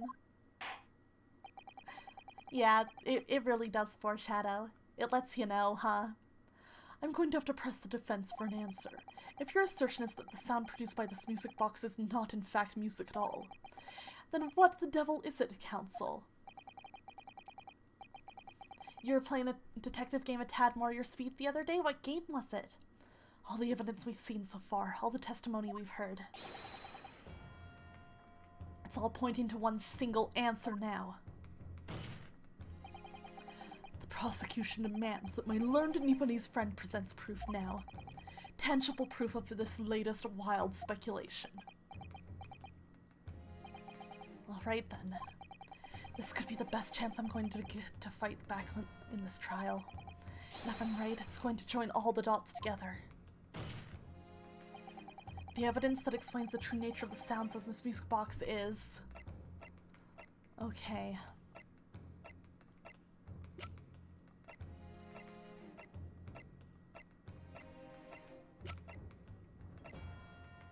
Oh man. Which evidence would match to that?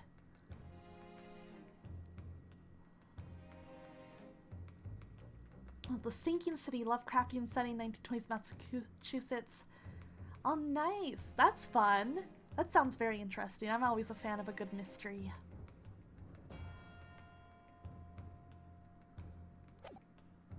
Okay.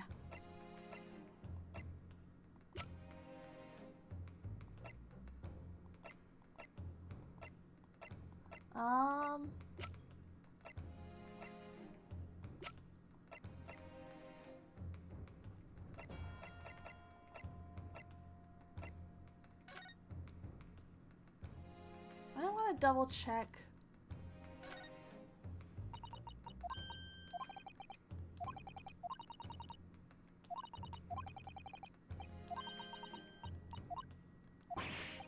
I have a feeling it's this. I have a feeling it's this paper about the secret communications being interrupted. Stolen. Because I feel like...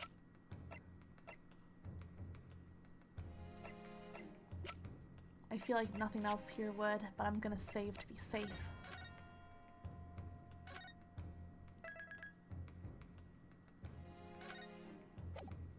Yeah, I'm just kind of looking through and I'm like, okay, we don't have anything that, like, would deduce Morse code in here.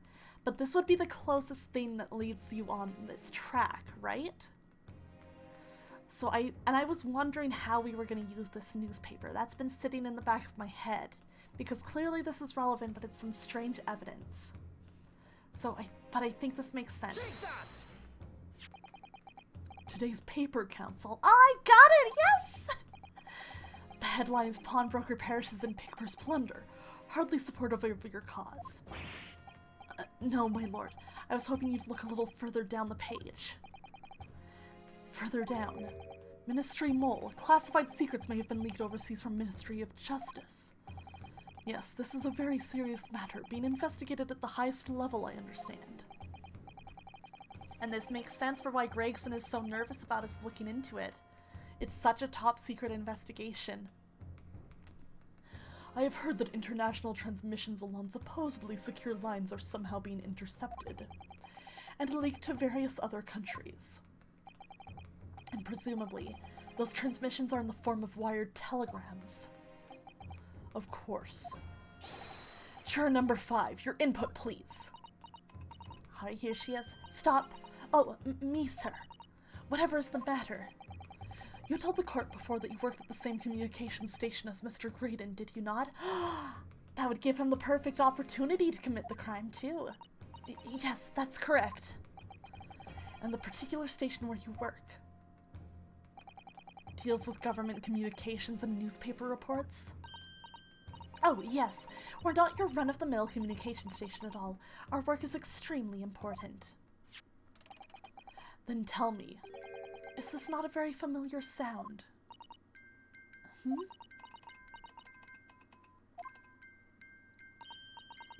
You don't mean to say, is it? That's right, madam.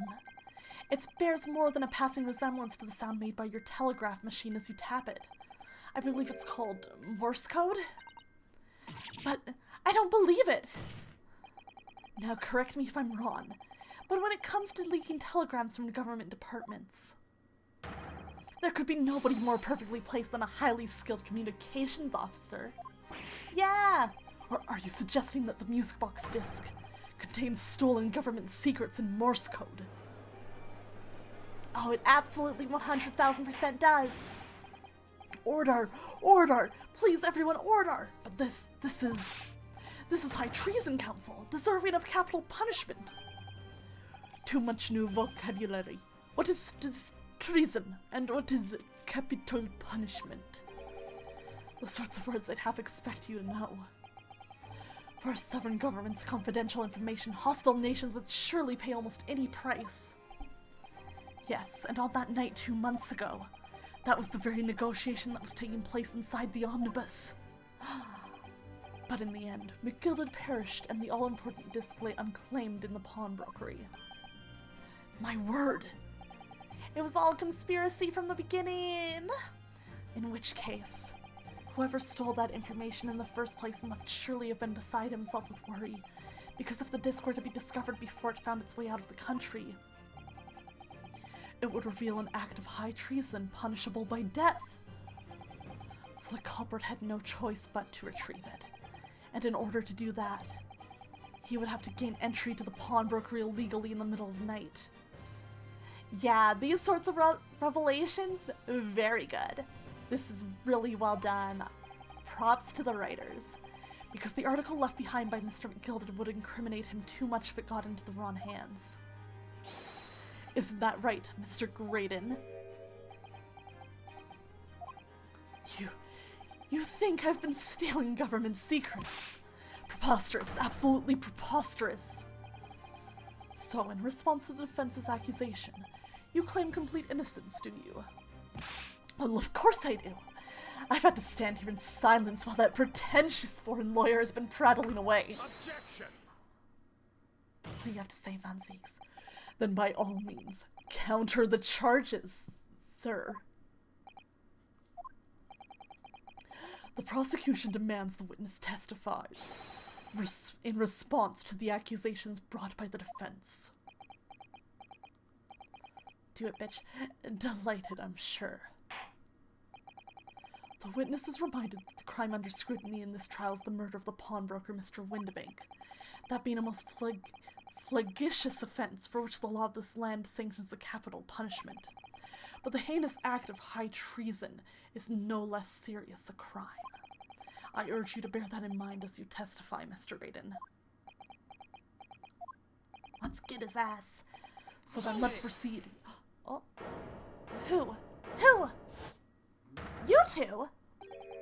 You gotta let us have a rabbit and pork here, governor. We got things to say. No, shut up. Beg your pardon? Who do you think you are? Name's Nash Skulkin. Occupation is professional baddie. Name's Ringo Skulkin, but we ain't baddies enough to sell out our motherland. That's right, we've what they call the Three Skulkin Brothers.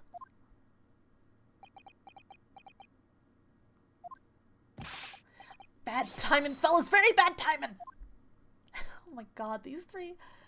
I cannot believe they've interrupted. Shut the fuck up. A mere communications officer couldn't possibly steal confidential government information.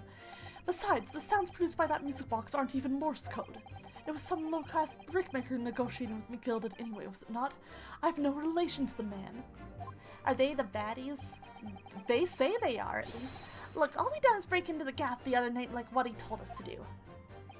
If we'd known there was dodgy government secrets involved, we wouldn't have touched it. Uh-oh, the boys are fighting.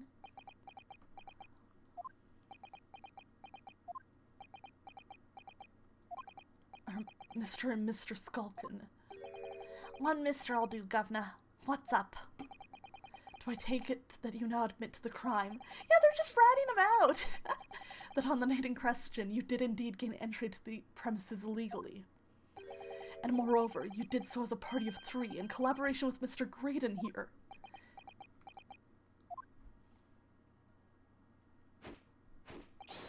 We did, Gov, we did! Oh my god! Am I even gonna have to cross-examine this, or are we gonna move on to a whole other... Quieten down, please. What do you say to that, Mr. Graydon? I have no idea what these 2 ruffians are referring to. You little rotter getting us mixed up in all this monkey business. Yeah, definitely in character with these 2. It's just wild. I wasn't expecting it. It's funny because I was like, why are they still here? And I guess now I know why. You never said nothing about no government secrets. It was supposed to be a straight-up job. And what about the geezer whose shop it was, eh? Poor old bloke didn't have to die, did he? Ah. Nice to know who your friends are. Whatever these men say, I deny the accusations. Indeed. Well, I certainly wasn't expecting this little music box to become so significant in the proceedings.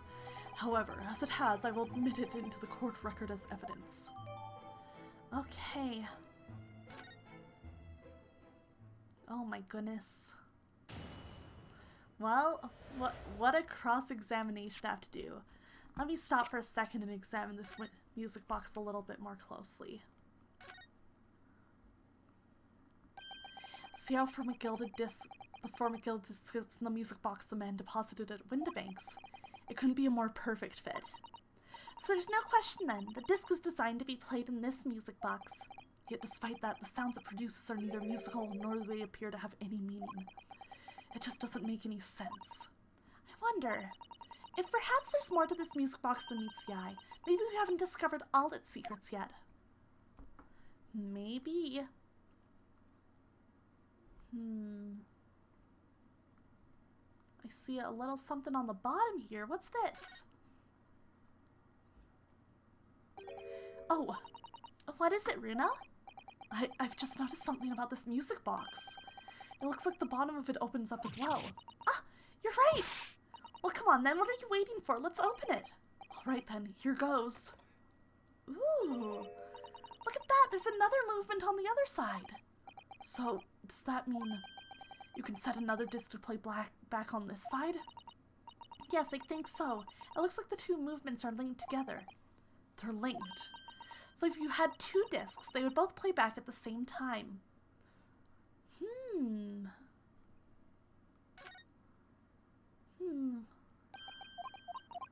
Let's see. Okay, this is the same. Interesting. Okay, so if we can get another disc, that's good to know. Hold it! Hold it! So is this newspaper headline accurate? Government communications are being intercepted. How could I possibly know? What do you mean by that? Any important government communications are handled by high-level officers, by specialists. General members of staff at the station where I work would never be entrusted with sensitive information. Oh no, stop. Stop. Must say something, stop. Let me guess. Juror number 5. We regular communication station officers aren't as lowly as you're being led to believe. A team of us are responsible for setting up and testing the telegraphs used by the ministry. And Mr. Graydon is the team leader. That's fascinating. Thank you, juror number 5. Graydon is highly skilled operator, stop. Currently in presence of idol, stop. So you had access to the equipment used for these confidential communications, Mr. Graydon. Oh, what of it? The transmissions are always made behind closed doors so they can't be heard. And in any case, all messages are sent and enciphered. Normal employees couldn't possibly understand them. Oh no, stop. Must say something, stop. Mr. Graydon regularly attends meetings with ministry technicians and ministry communications team. He assists them in ensuring that there are no errors in important international communications. And he's received the top prize at the Cipher Crafting Convention 5 years in a row now. That's fascinating. Thanks for selling out your idol. Greatness, highly skilled operator, stop. Currently in presence of idol, stop. I love that she's just fangirling, but she's like ruining his credibility too. Well, your idol would appreciate it if you'd keep your mouth shut. She should really pick her idols more carefully. I tell you, this lawyer's accusations are completely unfounded. I don't know about that. Hold it! They're not? To anyone with a brain, that would be blatantly apparent on listening to that music box for even a few seconds. Of course, of course. To be fair, I don't have any brain cells, so, you know. Surely it can't be that my learned friend is unfamiliar with Morse code. Ouch, he looks genuinely shocked at my ignorance. Ha. I would be more than happy to demonstrate the basics for you, sir. Oh, the second disc, yeah, for the lawn tap. A lesson here in court? Morse code is a continuous series of 2 distinct tones. Tones, you say? Yes, a short dot and a long dash. By combining those in different ways, you construct letters. I see. For example, this is A. And this is B. But when you listen to the sound produced by this music box, you only hear one tone, don't you? But it sounds so similar. The rhythm of it is the same and everything. But there's no discernible meaning to this apparently random sequence of sounds. So we need the second disc. So your assertion is fundamentally flawed. This is not Morse code. No! Really, you shouldn't be so surprised. What did I tell you? That music box is nothing but a worthless piece of scrap. Perhaps you might consider studying your subject matter before casting aspersions in the future. Stop. Nothing to say but stop. Oh, it's so frustrating, isn't it? Iris? I mean, if the government's secrets were somehow being leaked using the music box, so many other things would slot into place so nicely. Could there still be something I haven't considered? Would it really be impossible to use this music box somehow to play back Morse code? No, give it a try. There's still every possibility that this music box was instrumental in the leaking of government secrets. That's the belief of the defense, at least. Objection! Does it please you in some way, my Nipponese friend? Repeat the same line of argument ad infinitum. No, it's because I'm right! It's already been established that to be Morse code, 2 tones are required. Dots.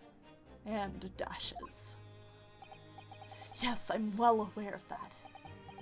Then what? Then what if we added another disc? Well, it would appear that the defense has a hypothesis to put forward. You had better present your idea at once, counsel. How do you propose that this music box, which appears to produce only a single tone, could have been used to cipher secret messages into Morse code? Turning and opening it up. Alright, open it up. Yes, we saw this. Open it up. Here goes. Yay! Yeah, and they play in tandem!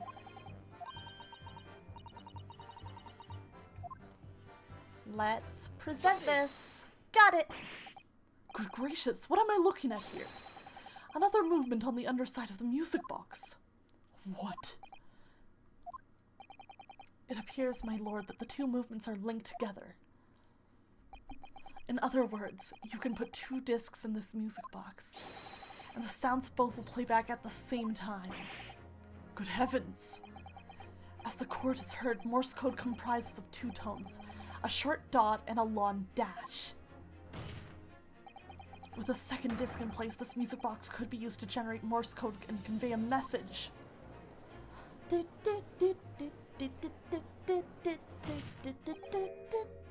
This is beyond a joke. I'm sorry? This poor excuse for a lawyer has absolutely no evidence to support his claims. And, though of course, if my learned friend were able to present the court with the second disc, that would be another matter. Well, I don't have it. I can't at the moment. And may I remind the court that, as the witness has pointed out, he was not the one in the omnibus with McGilded 2 months ago, striking a deal over the disc or discs.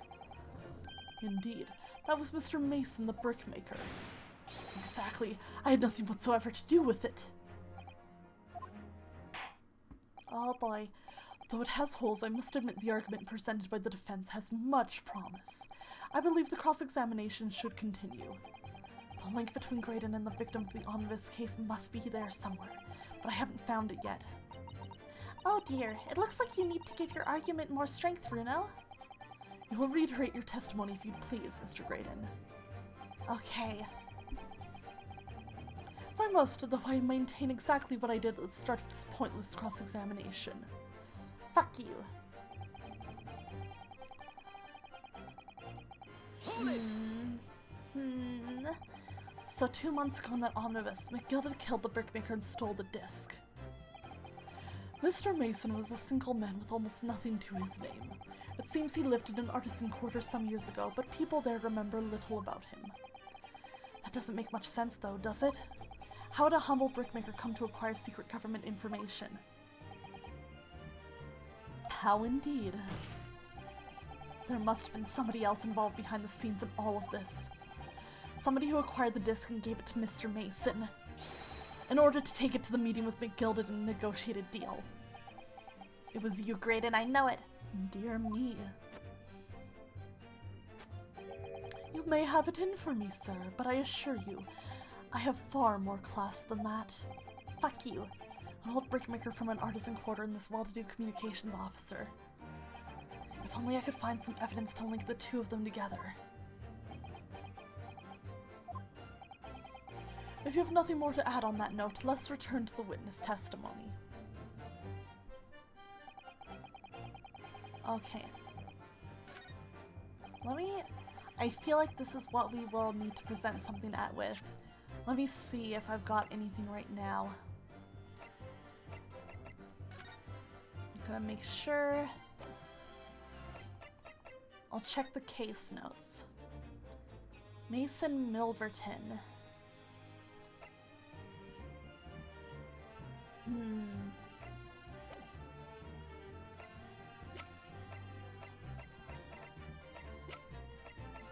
I'm gonna keep pressing the rest of this testimony and see if anything comes up here. Maybe the Skulkin brothers will sell him out on some other secret that'll help us out. Hold it! Like Mr.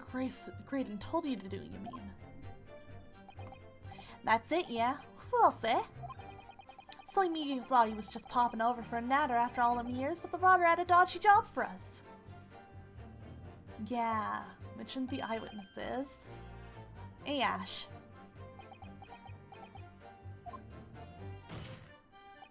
Let me stop you there, Mr. Skulkin. After all them years, you say.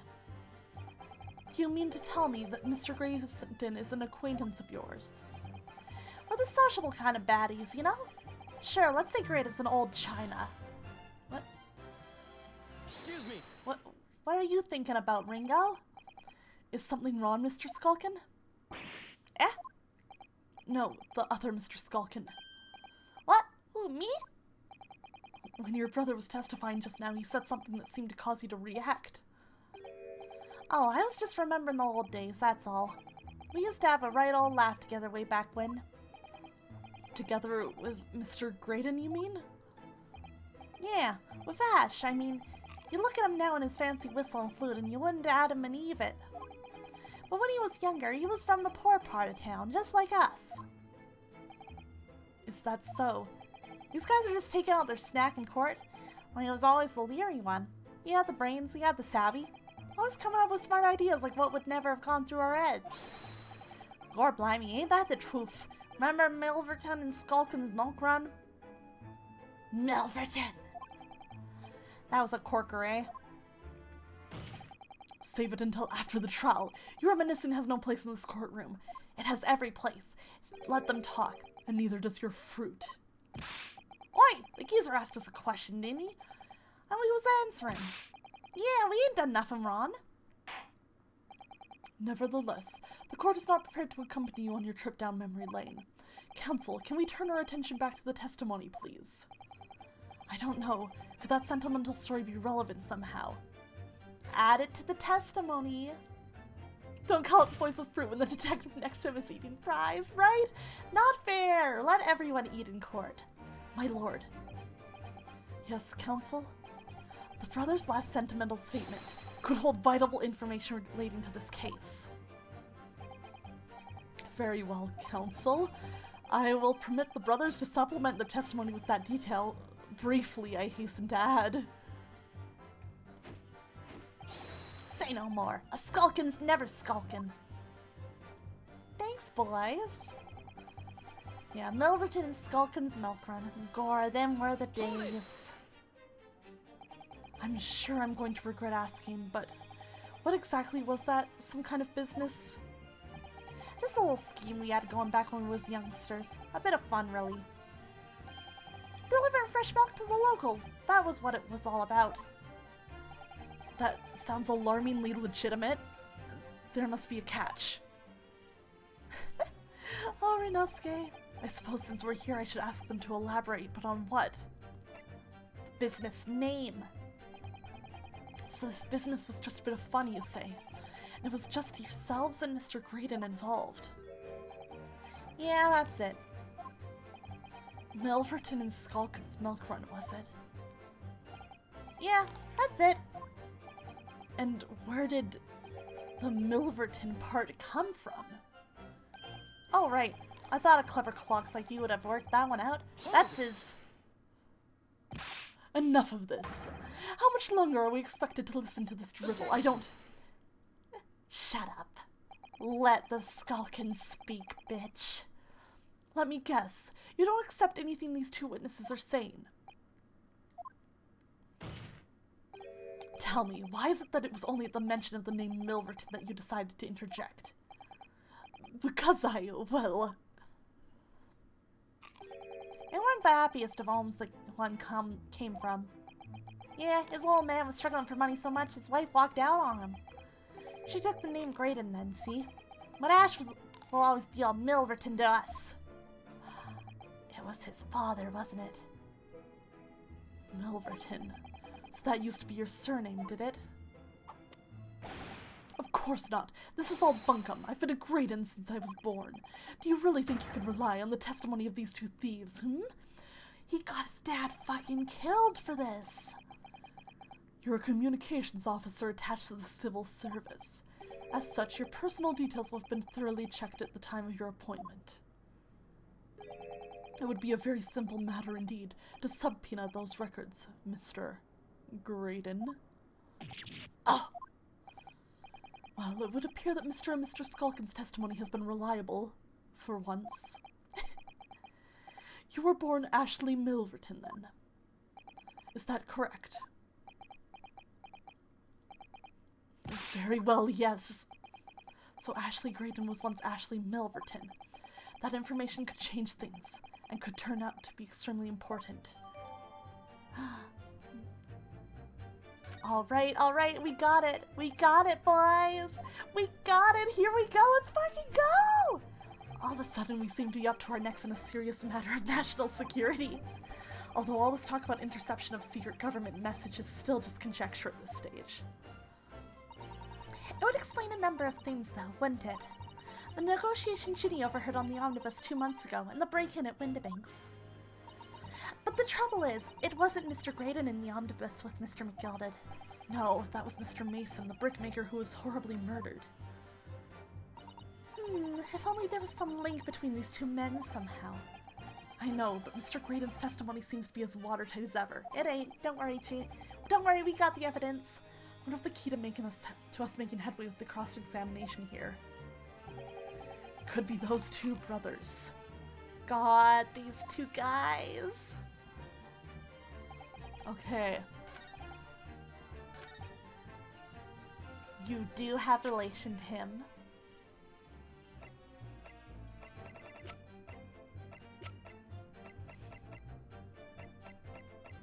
Objection! Objection! Skulkin's coming in clutch! Mr. Ashley Milverton. Tell me, why did you try to hide your former name from the court? Yeah, Ace Attorney characters are really wild. I love them. Because I haven't gone by that name for years. It means nothing to me. Yes, it does. No, I don't think that's the real explanation at all. The truth is, you had a reason to hide that name. You didn't want us to know you're related. Explain yourself, please, counsel. I have here the notes from the omnibus case, my lord. And as we all know, the victim, the man who we now understand to have been negotiating with McGilded. Yes, Mr. Mason, the brickmaker. That's right, only Mason wasn't his surname at all. It was his given name. His full name was Mason Milverton. Milverton? Do you mean to say, Saints alive! Mr. Ashley Milverton, is it not the case that the brickmaker, Mr. Mason Milverton, was your father? Oh, I don't. As I believe I mentioned earlier, your family history will have been thoroughly checked when you join the civil service. And it really would take no time at all for the court to subpoena those records. The truth is, you've been illegally acquiring highly confidential government information and selling it on to McGilded in collaboration with your father. Ah! Fuck you. Get wrecked, bitch. The new facts and evidence unveiled by the cross-examination of this witness all come together to reveal the truth. The truth, you say? That you collaborated with your father, Mr. Mason Milverton, in illegal dealings with Magnus McGilded. By the dint of this music box, you mean counsel. Yes, stealing information being sent in secret government communications and selling it on to McGilded. Mr. Gregendon concocted this elaborate scheme of using 2 music box discs to encode the information, as presumably a safety measure against the information falling into the wrong hands. It was pretty smart, and a very effective one. I shouldn't have given the scheme any credence whatsoever. But the deal with McGilded went sour, and the brickmaker met his end. Yes, but before he was arrested, McGilded managed to temporarily dispose of the stolen disc at the pawnbroker. Then, having learnt of the situation, you appeared at Windibank's 2 days ago, in an attempt to recover the 2 articles McGilded had placed in pawn there. Yes, half expecting Van Zieks to be like, prove it. But that attempt failed. I love when the defense and prosecution in these games work together to explain what happened. They're both like, you did this, and then yes, and then he did this, and then he did this, and that was why he did this. It's fun when they're bouncing off each other like that. One of the discs was seized by the police, and the other you never found. So that same night, you enlisted the help of the Skulkin brothers and broke into the pawnbrokery. This time, determined to recover the second disc. Are you suggesting that the second disc was inside the music box? We never knew nothing about that. On the night that Mr. Windibank was killed. There it is. Proof. The intruder to the pawnbrokery touched one item and one item alone, the music box. As rather ingeniously demonstrated using the 2 prints from the security camera indeed.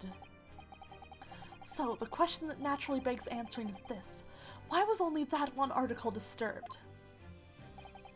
The answer is obvious, because it contained the second disc which the intruder was desperate to retrieve. Since, if it were to fall into the hands of the police, it would be proof of high treason.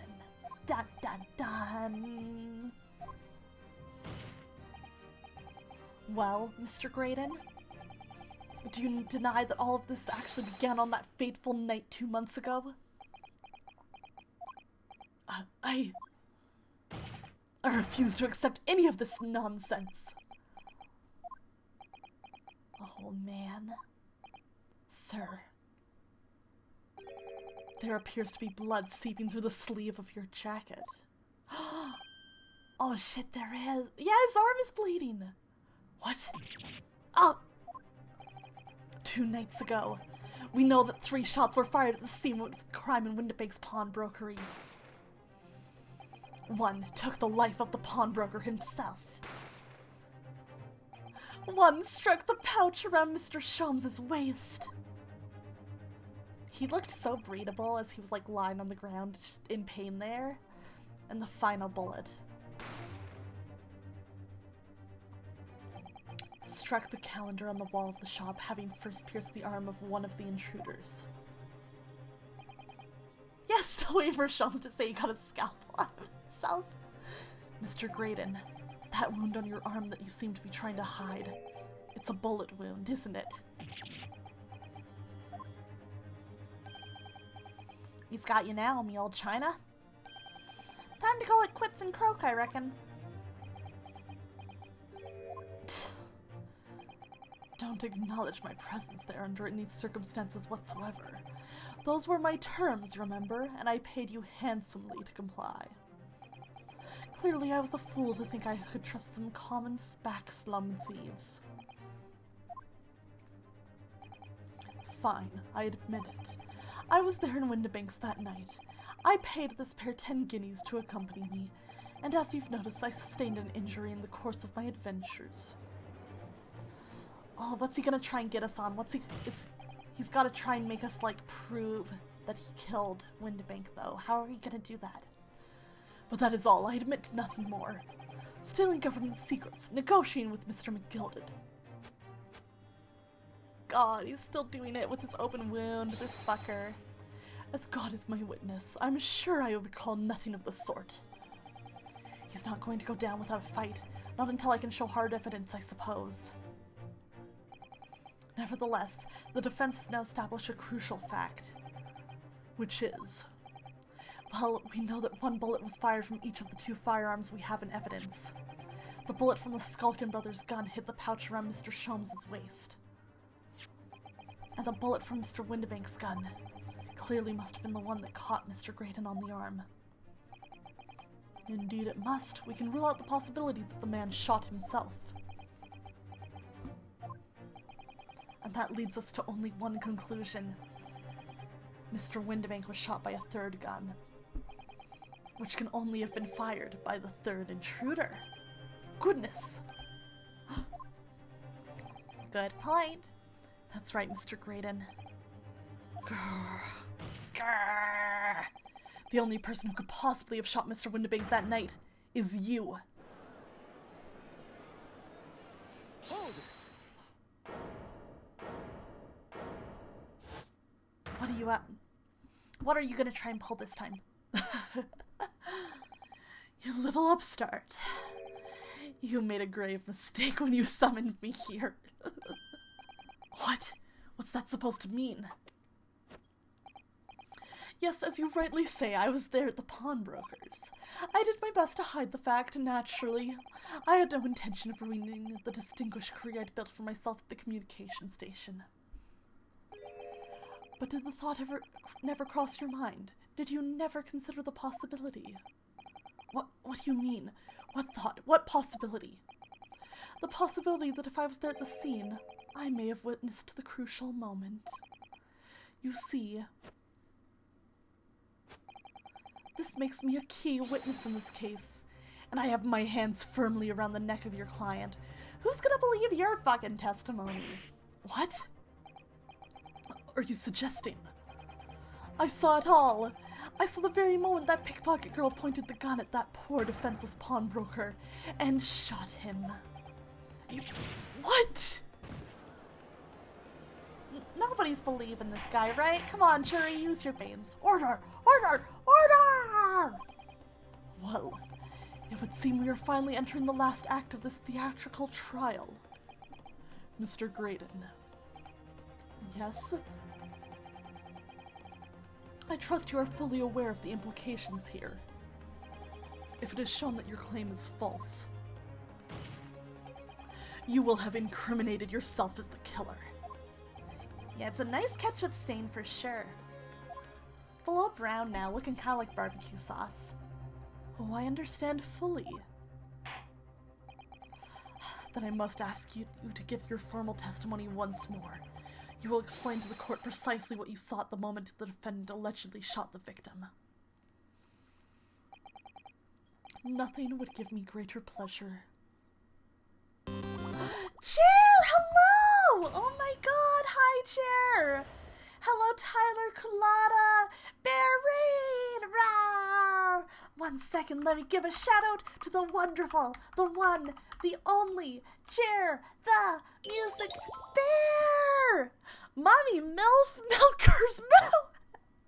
Thank you for the follow! Love your name, that is incredible. Oh my gosh, but hi Chair, how are you doing? You were just chatting, how'd your stream go? It's good to see you. Everyone, Chair's a wonderful guy, he's a wonderful streamer. Please do give him a follow, he's so funny, he's so great, and he brings in great people like Mummy Milf Milker's Moo. No problem, Chair, the Music Bear was also impressed with your name. It's an extremely impressive name. Did your parents give that to you? They must have thought so hard on that beautiful, beautiful name. But yes, hello, Chair. Hello, Tyler. Hello, Mommy Milf Milkersroo. Hello, Real Lunatic. Welcome to the stream. For newcomers, hello. My name is Aqua Sereni. I am a mermaid VTuber who traded her brain cells for legs, and I'm here to play games. So, yeah, stream was very emotional. Oh man, did you guys have like some real talks? That's intense. I mean, those are always good streams though. I always enjoy streams like that, but it's like, oh, sometimes they, you know, even just chatting can get surprisingly emotional.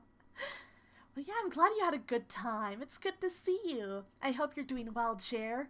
You went in for a real talk? Oh man, that's intense, but like, you know, I appreciate whenever I see streams like that. It's kind of nice to get like that bit of realness in, you know?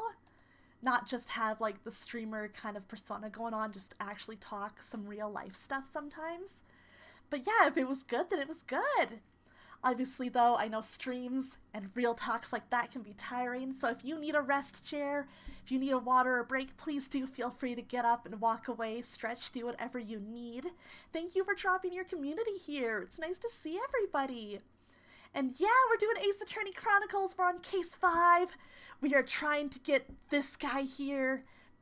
Basically, we know he did it. He absolutely did it. But he's trying to say that our client did it, and I gotta stop him. I gotta stop him.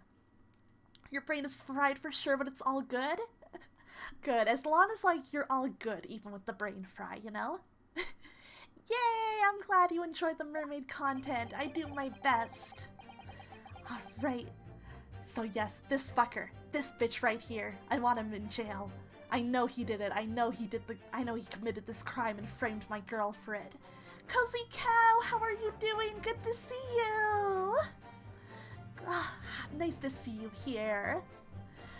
While these ruffians were jostling with the broker, I was still near the entrance to the shop. God, sometimes I remember that the broker Windibank threw one of the Skulkin brothers over the counter. When Windibank threw Nash over the counter, I felt a sharp pain in my arm. I pursued the man, but he shut himself in the storeroom. I could see him through the peephole in the door, though. You're doing wonderful? Good, I'm so glad. I'm glad you're having a good day or night or morning wherever you are. The accused in a black coat shot the man in the back as he was trying to flee to safety. You thought they were lying about Windibank popping off? No way, Windibank's for real. Windibank can take a fucker out. Windibank can fight to the end. I saw the blood splatter all over that wretched girl. Then she tossed the gun out of the peephole, so I picked it up and made my escape. That's a shitty testimony.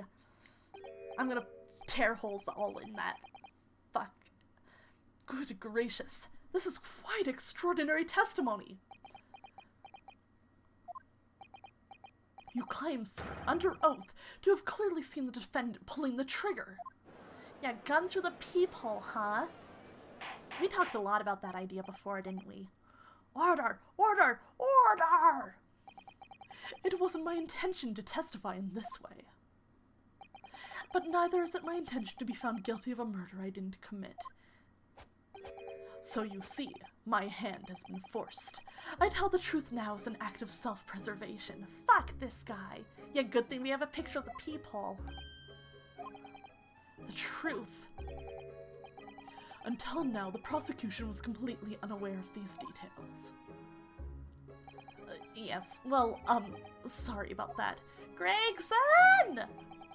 Having shot me in the arm, the pawnbroker was then shot in the back by the accused. And as I said, she was showered in his blood. You say the blood splattered over the accused coat. Are you sure on that point? Oh yes, quite sure. All over the black overcoat that pickpocket girl was wearing at the time. Really? If her coat could somehow be shown to harbor vestiges of blood, that would be conclusive evidence here. Man. Such an investigation is entirely possible, my lord. What? Only very recently, a German scientist has developed a technique to identify human blood. Then why'd you write off our technique? So here's to true science, not some amateurish detective's dubious foray into the world of chemistry. There's nothing dubious about Hurley's work. His ideas are all sound. You tell him, Iris. Ideas are no use to us here. In science, as in law, theories must be proven before they stand. In Germany, the technique has already been employed in the courtroom as the basis of evidence. Scotland Yard has a small quantity of the chemical reagent used. With your lordship's permission... Dude, you have got to stop doing that. You're wasting so much wine. We could shatter all vestiges of doubt within minutes. This doesn't look good, Runel. Why not? Well, we know, don't we? That there's blood all over the front of Chinny's coat. Oh, right, from when... Shit! Shit, but it's not from this! If they test it with their chemicals... Oh, well, you're right. I was forgetting what happened yesterday. Don't move, Chinny. I'm going to shoot.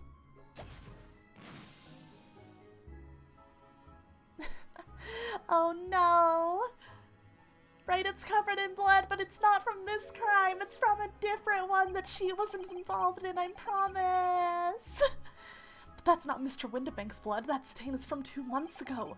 That's Mr. Mason's blood from when he was stabbed by McGilded, who was wearing the coat at the time. Fuck, fuck, fuck! We can't let them do that.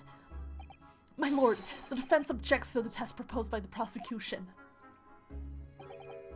Overruled. No, no, fuck! Lord Von Zeeks, make it so at once. Fuck, we gotta get this done before that test is finished. Ah! With pleasure, my lord. Fuck, fuck, fuck! And while we await the results, the defense may proceed with the cross-examination. I'm stressed. Once they find that blood on the overcoat, Gina will be... Counsel. Yes, my lord. Your cross-examination. Of course, my lord. If this cross-examination doesn't go well, if I don't manage to uncover some decisive evidence or a really compelling clue now, I have a very bad feeling about the outcome of this trial. True, if they use the same chemical we have. Please. Okay. We were still near the entrance. Mr. Windibank emerged from the storeroom, I believe. Ringo and Nash were scouring the counter when he suddenly appeared and flew at them. He already had the revolver in his hand. Fortunately, I wasn't too close. I've never been so scared in all my life. Yeah, we're just your regular mild-mannered burglars, that's all. We don't like violence. Says the pair who carry a gun. Aw, good night, Axel. Good to see you. Have a good sleep. I'll talk to you later. Sweet dreams. Thank you so much for dropping by. It was nice to have you here. What do you mean when you say we're near the entrance to the shop? I was in the doorway, running my eyes over the shelves of forfeited items. Looking for the music box, of course. The broker went for Nash in the first place. Then Ringo joined in, making it 2 against 1, so I assumed they could handle the situation. But I was wrong. I was trying to help me little bruv, but the old geezer chucked me over the bloomin' counter. So I put me gun on the old fellow, and that soon made him scarper. The pair of you settling upon the poor defenseless pawnbroker together. Shame on you. Sorry, Gov. Oh, gasp! Gasp! Hold it! You mean that's the moment you were shot? Yes, though I didn't immediately realize what had happened, of course. Things crashed to the floor from the counter as the three men were brawling. It was at exactly that moment that it happened, so I didn't hear the gunshot. And the bullet went on to strike the calendar in the wall behind you. So it would appear. When I looked at my arm, I saw it was bleeding badly, so I wrapped my handkerchief around it. Seeing as I couldn't explain what had happened to a doctor, I had no choice but to wait for it to heal. I didn't imagine it would still be bleeding 2 days later. Did Mr. Windibank intend to shoot you, do you think? Well, now, I don't imagine he even noticed I was there, to be honest. Perhaps the gun went off accidentally. Anyway, it didn't quite strike home. When I was pulled me gun on me, he tried to shove me out the way. And then he scarpered through that door out back. At which point, what did you do? Pursued the man, but he shut himself in the storeroom, see him through the peephole in the door, though. You mean you chased after him? I don't recall the reason why, but I ran after him to the back of the shop. And what about this peephole in the door you mentioned? Well, unsurprisingly, the storeroom door's a solid job, made of stout wood. But there's a small opening in it about head high that lets you see what's in there from the outside. Actually, I should know that, shouldn't I? I looked through it myself that night. Yeah, we did! Oh, man. And what about you, burgling brothers? Did you see what went on through this peephole as well? Ringo couldn't see, he's too short. Not likely, Gov. Didn't see nothing of the sort, Gov. Yeah, gun can be thrown out of that, except how could she have thrown the gun if she had it in her hand? I think the gun Gina had was Windibank's gun, and Windibank was shot with a different gun that Graydon had, is what I am picturing here. I doubt these two buffoons were even aware of the peephole's existence. So the Skulkin brothers were there, but they didn't see the killing of Mr. Windibank take place. Inside the storeroom, I could see the broker and that young girl standing there. The defendant. Yes, though neither of them noticed that I was looking. The girl raised her gun and pointed it straight at the man. And then, what did you see next?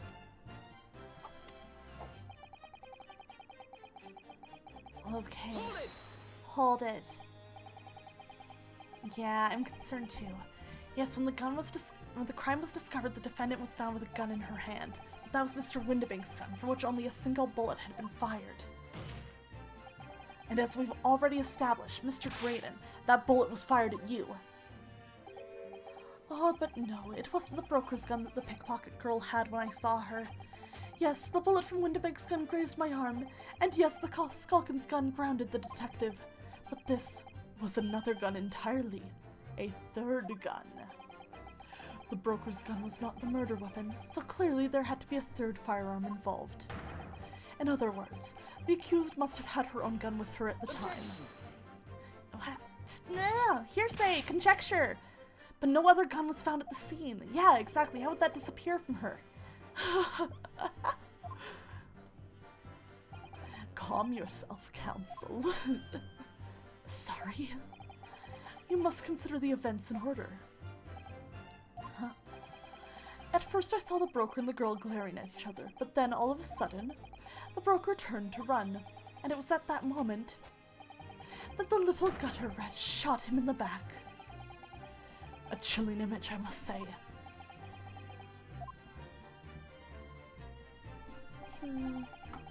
Blood splatter all over that Richie girl. All over her?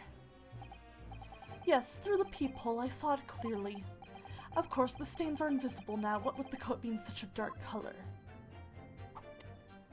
Yeah, she's got Do we have a photo of her passed out? We should check that in a second.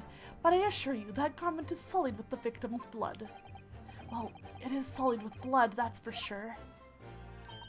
But it's not Mr. Windibank's blood, is it? No, that's right. It's Mr. Mason Milverton's blood from when McGill stabbed him 2 months ago.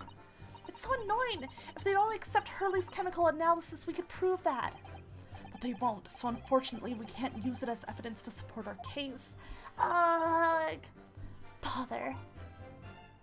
Iris, this sucks. Hold it! Let's see. Did I hear you correctly?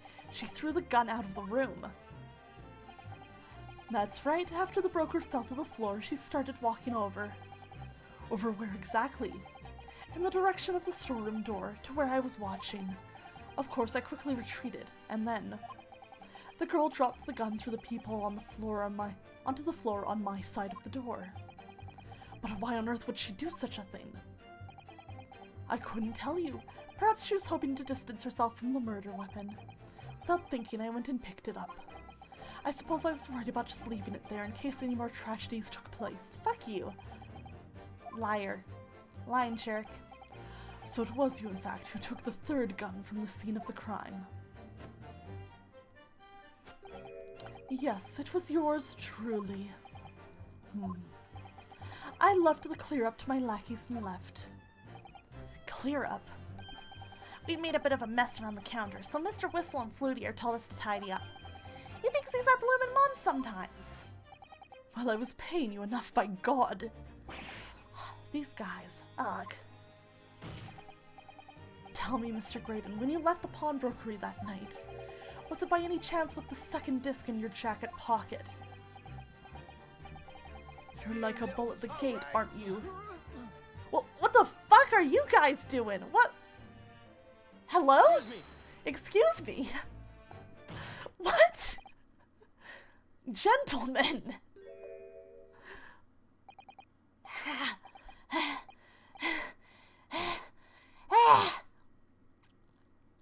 Very attractive noises for me to make. Something wrong, sunshine. That should be my line? You do realize you were just violently shaking Mr. Skulkin? Blimey, this D is a bit of an hooligan, ain't he? What if Gregson really is secretly the missing 3rd Skulkin brother? Wouldn't that be wild? What was going on just now? You saw him, he grabbed me a whistle. Why the blazes, he said. Didn't you mention the 3rd gun when we got you down the station? And why didn't you? 'Cause we didn't know nothing about it, with that flaming people in the door. Sorry about that. I can be prone to losing my rake sometimes. Not hurt, are you?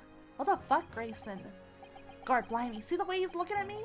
I'm telling ya, this D gives me the willies. It would be so wild if he was a Skulkin. I kind of hope it's true. It would just be so funny. That was strange. The inspector doesn't normally get quite as worked up as that. He wouldn't normally grab someone. No, that wasn't like Gracie at all. He's normally all sweetness and light, no matter what I say to him. Yes, well, I think you might be a special case, Cyrus. Well, anyway, that was definitely out of character.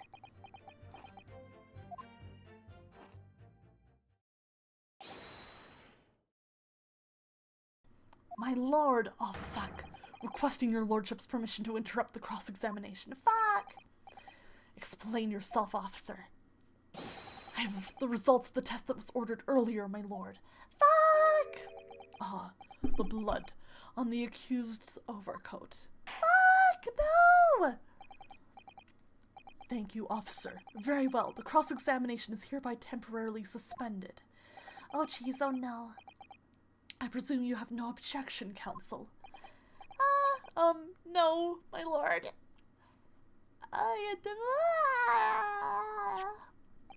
Oh, no. Well, there you have it. The report, please, Inspector. Yes, sir. Traces of human blood were found on the overcoat of the defendant, Miss Gina Lestrade. From the extent of the stains, it would appear that they were the result of spattering following a gunshot wound. What? End of report. No, they're not from a gunshot wound. Goodness me. Fuck.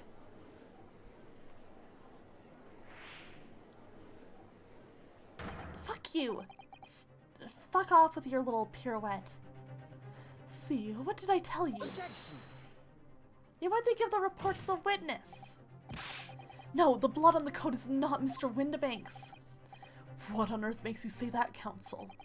The coat originally belonged to Magnus McGilded. Just before his coat was deposited at Windibank's, McGilded had fatally stabbed Mr. Mason Milverton. So the blood on that overcoat is the blood of the brickmaker from the omnibus case. Objection! Well, the dead cannot speak. Isn't that right, my Nipponese friend? Sorry? 2 months ago, in this very courtroom, did you not argue fervently for McGilded's innocence? That was a mistake! And yet now that the man is dead, you brand him as a murderer. He was! Your conduct shatters any shred of respect you may have earned for yourself in this country. But that was... I call it a bally disgrace. Treachery, that's what it is. How to determine whether the blood on that coat is 2 months old or not? Even a stereoscope couldn't help the answer to that question pop out. It can't be done. But, we used Mr. Sholmes' specially formulated chemicals. Mr. Sholmes is a detective, not a chemist. Would you put such faith in a chemical formula devised by me, for example, when I'm a communications officer? It's different. I held out pierogi to starving boy, and he ran away crying. Thanks for that, sure. Herlock Sholmes is barely more than a figment of the public's imagination. His name carries no weight in this courtroom. No weight at all. Ah, fuck. How could you say that? Victory is sweet indeed. I'll enjoy your lurk, Gerald. This proves that my testimony is the whole truth from start to finish. How do you arrive at such a conclusion, sir? As the witness said, the accused's coat was spattered with the blood of the victim. The only way Mr. Graydon could possibly have known that fact is if he saw it happen. That's a good point. How did he know the jacket would be covered in blood? In other words, his testimony is solid and the conclusion is singular. It was the accused who shot the victim in this case. That is the whole truth. No! Oh! No, there's gotta be a way out of this. There's gotta be a way. My lord. Been a long battle, this one, but this old warhorse has something to say now, if you please. Mr. Foreman. As of this moment, sir, the squadron has reached its final decision. Ready, men? All for one now. No! Sir! Guilty. No! Guilty. Are we gonna have to do another summation examination? Guilty. Guilty. We've already done 2.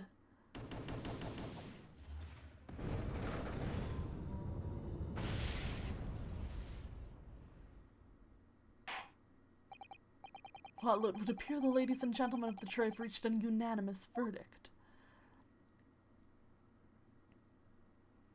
Yeah, this will make it like 3.5. The defense has consistently failed to unpick this witness's testimony. Here's to any attempt you may make at unpicking the jurors' decisions being equally successful. Ugh. Ugh. I don't believe it. After I've come so far, how is it all unraveling on me so fast?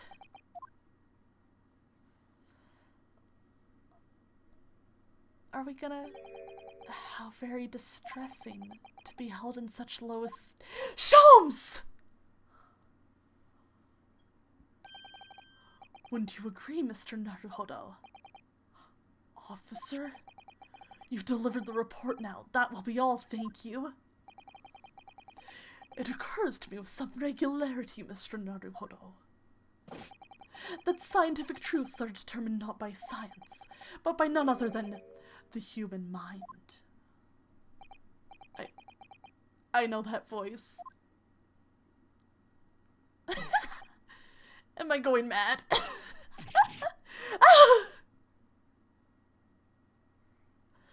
Are you fucking kidding me? Mr. Shams! Fuck. What is the meaning of this? Fucking bye! Can I get some pogs in chat for Shams? Order! Order! Order! What business do you have here, detective? The last I heard you were recuperating in the hospital. As well I would be, had I not been set upon an errand. What errand? Hurley, it's really you! You're awake at last! Yes, good day, Iris. I appear to be rather late to rise. My apologies. Now, my lord, if you will humor me. In what manner, sir? I have something of great importance I wish to give to the young lawyer over there. I need no more than 5 minutes. Would you be so kind as to spare us the time? What say you to this, Lord Von Zieks? This trial has taken many hours of the court's time, having spent so long already. Exactly, having spent so long already, we don't want to go wasting any more precious time. As I was saying, having spent so long already, it would seem churlish to deny the deference a mere 5 minutes. Thanks, Von Zieks. Very well then, counsel, you have 5 minutes. Yeah, Zeeks is like, fuck it. What else could happen at this point? Oh my god, they're both with us! My dear fellow, I apologize for my tardy arrival. Mr. Shams, are you alright now? Alright, I'm all wrong.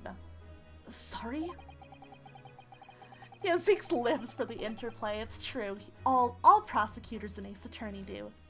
I've only just managed to summon the strength to stand, man. I asked the judge for 5 minutes. But I fear even that may prove too much for me. Pray forgive me should I pass out. Iris, poor Iris. Let's make this discussion as short as possible. Hurley, this place is full of idiots. None of them can see how wonderful your chemical blood analysis is. Oh well, that concoction of mine was really just a bit of sport to assist me in my investigations. I never took the trouble to refine it for appraisal by the scientific community. An oversight on my part. Right. Modesty? Surely not. But enough of that. I'm here to give you this, my dear fellow. Lunch? What's that? A lavender furoshiki wrapping? From Suzato? A leaving present from Miss Suzato. From Miss Suzato? If possible, matters were to be settled without me giving you this. Those were her instructions when she asked me to do her this favor. I don't understand. Miss Suzato foresaw today's events, I believe. She knew that the culprit would attempt to escape justice by means both devious and underhand. And that you, Mr. Naruhodo, fighting fairly as you are wont to do, would find yourself in considerable peril.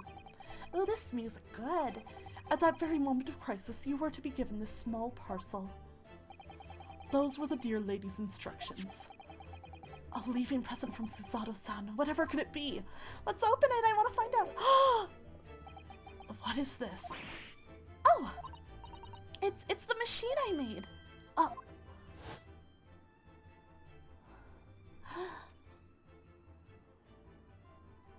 Hi! Meow! Look, I used this. It's my latest invention. What is that? I forgot all about this.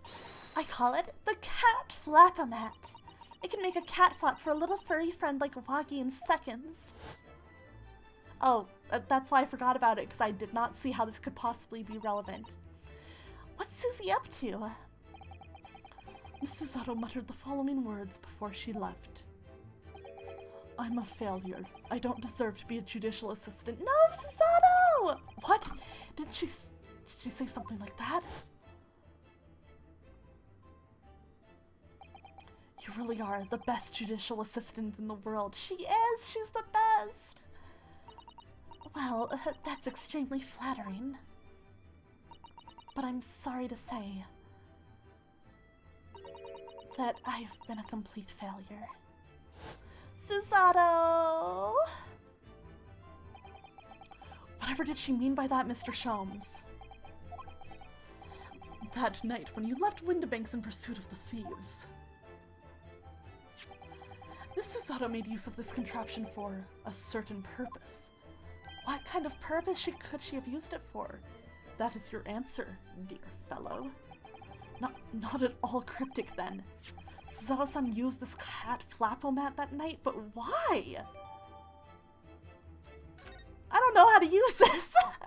I don't know how to apply this to the case!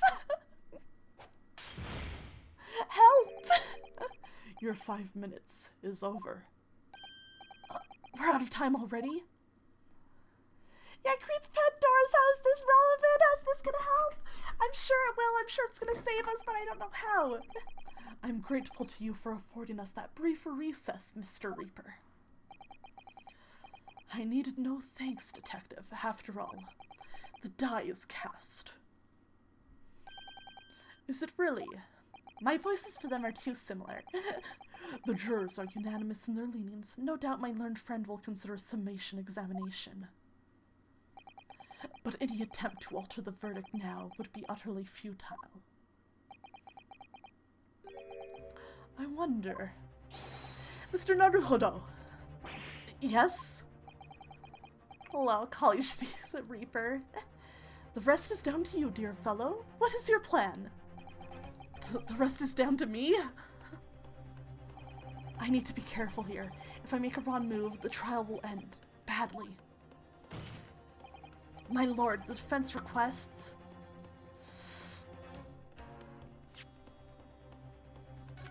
Wouldn't be surprised if he and Zeke's are related. That would be so funny. Okay. Oh, I don't know, do I want... Okay, I'm gonna also open up the court record, take a closer look at Iris's device, see if anything can happen. Yeah, I'm leaning towards further cross-examination. Woo! Those vicious teeth look like they could rip through almost anything. They're good, aren't they? They're made of a special alloy I developed just for this job. The cutter rotates 10 times per second, so it can get through any kind of door in no time at all. And what are the two parts at the top there? Those are for attaching hinges to the section of the door that gets cut out. Right, of course.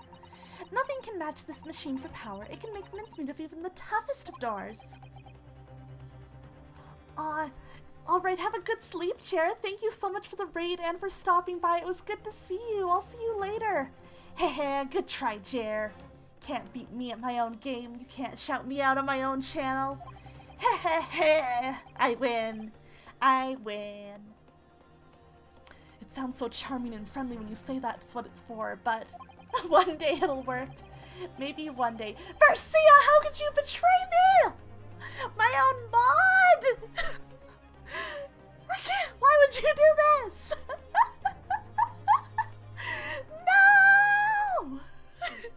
No! I've been betrayed. Marcia, I can't believe you. Shaking my head. Shaking my damn head at you. God damn it. You and Sharon, your secret little alliance. Humph. Can't believe this. Can't believe this. Humph. It feels like the reality of the cat flap-o-mat is that it's a grim weapon of door destruction. Well, guy's so adorable. There's nothing I wouldn't do for him, even developing deadly weapons. This is just Essie talking about cats. Let's see. Is that about everything to examine here? The one thing I'm thinking about is, this does make me think, you know, about the peephole in the door, but I'm not sure how that's connected. I'm gonna try for further cross-examination because that is what I'm leading to. I feel like they were warning me against cross-examination here. Further cross-examination. The jurors have spoken. Protocol dictates that you may not cross-examine a new witness now. The defense is not asking for the cross-examination of a new witness, rather to continue with one of an existing witness. What? It would appear that a rather important detail has escaped your attention, Mr. Reaper.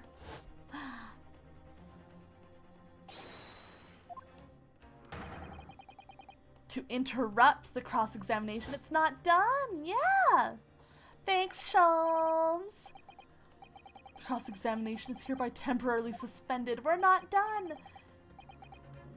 Yes. No. Yeah, exactly. Woo! Woohoo! So nobody can say anything then. If Erno asks to resume his cross-examination of Mr. Graydon, the court is obliged to allow it. Autumn, thank you so much for the thirsty. Oh, and the stretch. Thank you. Oh, that stretch feels nice. Thank you so much, Autumn. I appreciate that. Judge has a rough time staying suspended. This is absurd. Absurd, that's just how Ace Attorney is. Get used to it. I remind those present that this is my courtroom. I concur that the defense is entirely within its right to request the continuation of the cross-examination. However, I will not permit an unremitting protraction of these proceedings. Therefore, I have decided to afford the defense one final opportunity in concluding the cross-examination. Oh, fuck. Counsel, you must choose but one statement from the witness's testimony, and but one piece of evidence to present in support of your argument against it? Oh, a single chance to present evidence? If following that the situation remains unchanged, I shall move to adjudication. Is that clear, counsels? You will not press the witness any further. My lord. Yes, my lord. A single statement and a single piece of evidence. Most generous. Well then, Mr. Naruhodo, it's high time I fell in a dead faint. I leave this in your capable hands. Why did he fall like that? Fuck! Oh, I hate him. Mr. Sholmes!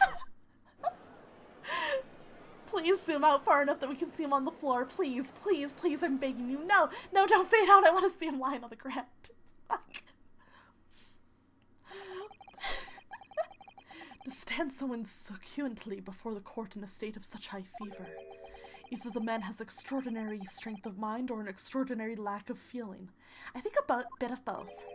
I imagine he's feeling very little now. The detective is sleeping soundly in one of the antechambers. Strike a man when he's down, why don't you? Well then, counsel, are you fully prepared? Without worry or guilt. Neat, that's a new word. Melly, hello! Welcome, Melly, to the stream. Thank you for the raid, the wonderful Meliora. End of Gears raid, did you guys finish it? Did you guys finish Xenogears? Oh my gosh, how'd it go? Hi, Kukushi. Hi, Mercy. Oh my gosh, hi, Melly. How's it going? Holy moly, did you finish Xenogears? Or do you just have one more stream left? How's it going? You're done? Oh my gosh, congratulations, Melly, on finishing Xenogears. Oh, I can't wait to go watch the VOD and see the ending. Oh my gosh, congratulations. I hope you enjoyed it. I hope you liked the ending and the whole game as a whole. Thank you so much for coming by. Good for you. Oh my gosh. Clap, clap, clap, clap, clap. Clap, clap, clap. Patch, patch, patch, patch, patch, patch, patch. Oh, that's so exciting. Oh, I hope you're doing well. Melly, if you need a little rest or a little drink or to step away from the computers, please feel free to do so, especially after finishing a whole game. It's a very big accomplishment. Oh, and no problem, Kukushi. Thank you for sticking around for the raid. It was good to see you and have a great night. But yes, we are just about to finish the first game in the Great Ace Attorney Chronicles ourselves. So you've come right at the climax. We have one chance to present one piece of evidence to one statement, or else, you know, this trial is over. So we're right at the climax. It's very tense. One statement, one piece of evidence. I won't let Mr. Sholmes down, or Iris. And I won't waste this final chance that Susato-san has given me. Yeah, I'm gonna save in a second, don't worry. This is going to decide the entire outcome of the trial. Very well then. Under the terms I have outlined, you may resume the cross-examination. Oh, nervous! Okay. So, we've definitely got to use. Oh my god! This music! I'm gonna... Just a little bit. I'm gonna turn this up just a bit. I like this. This is intense. This is fitting. Okay. Okay.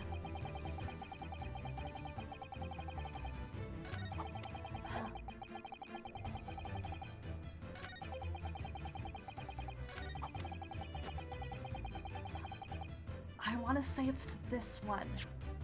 So we've definitely got to use... Let's read over what they have to say about this again. I want to make sure I get this right. Look, those vicious teeth look like they could rip through almost anything. They're good, aren't they? They're made of a special alloy I developed just for this job. The cutter rotates 10 times per second, so it can get through any kind of door in no time at all.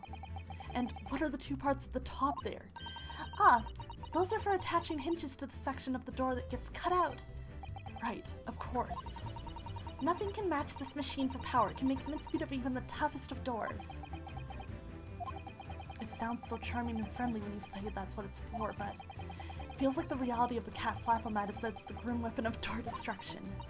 Waka is so adorable, there's nothing I wouldn't do for him, even developing deadly weapons.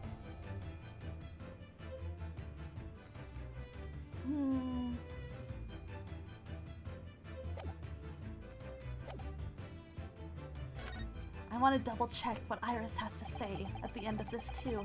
His lordship is only going to allow me to present one piece of evidence here. But it's clear what that piece of evidence should be. How in the world did Susie manage to sneak off with this without me noticing?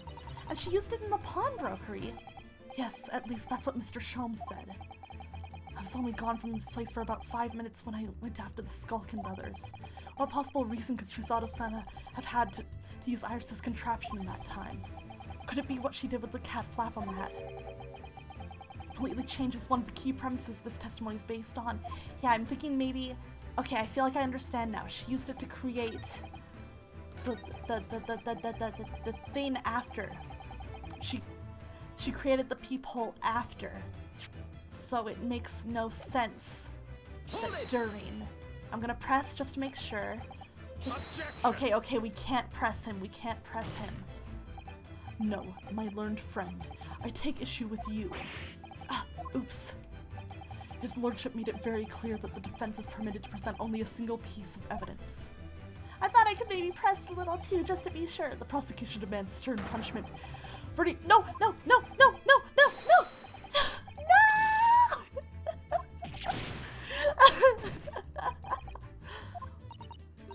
He threw that mischief in your face, Runo. He threw those just desserts in my face. Twice. Alright, I can only present one single piece of... Alright, that's my bad. Okay. But I think, yes, I think we present the Flapomat here. Objection! The music stopped, I think we're good. What on earth is that eccentric contraption, Council? Oh, it's my cat Flapomat, my lord. It makes a way for cats to get in and out of a room. It can cut through any door you can think of and make a new little door in the middle of it. That's right, my lord.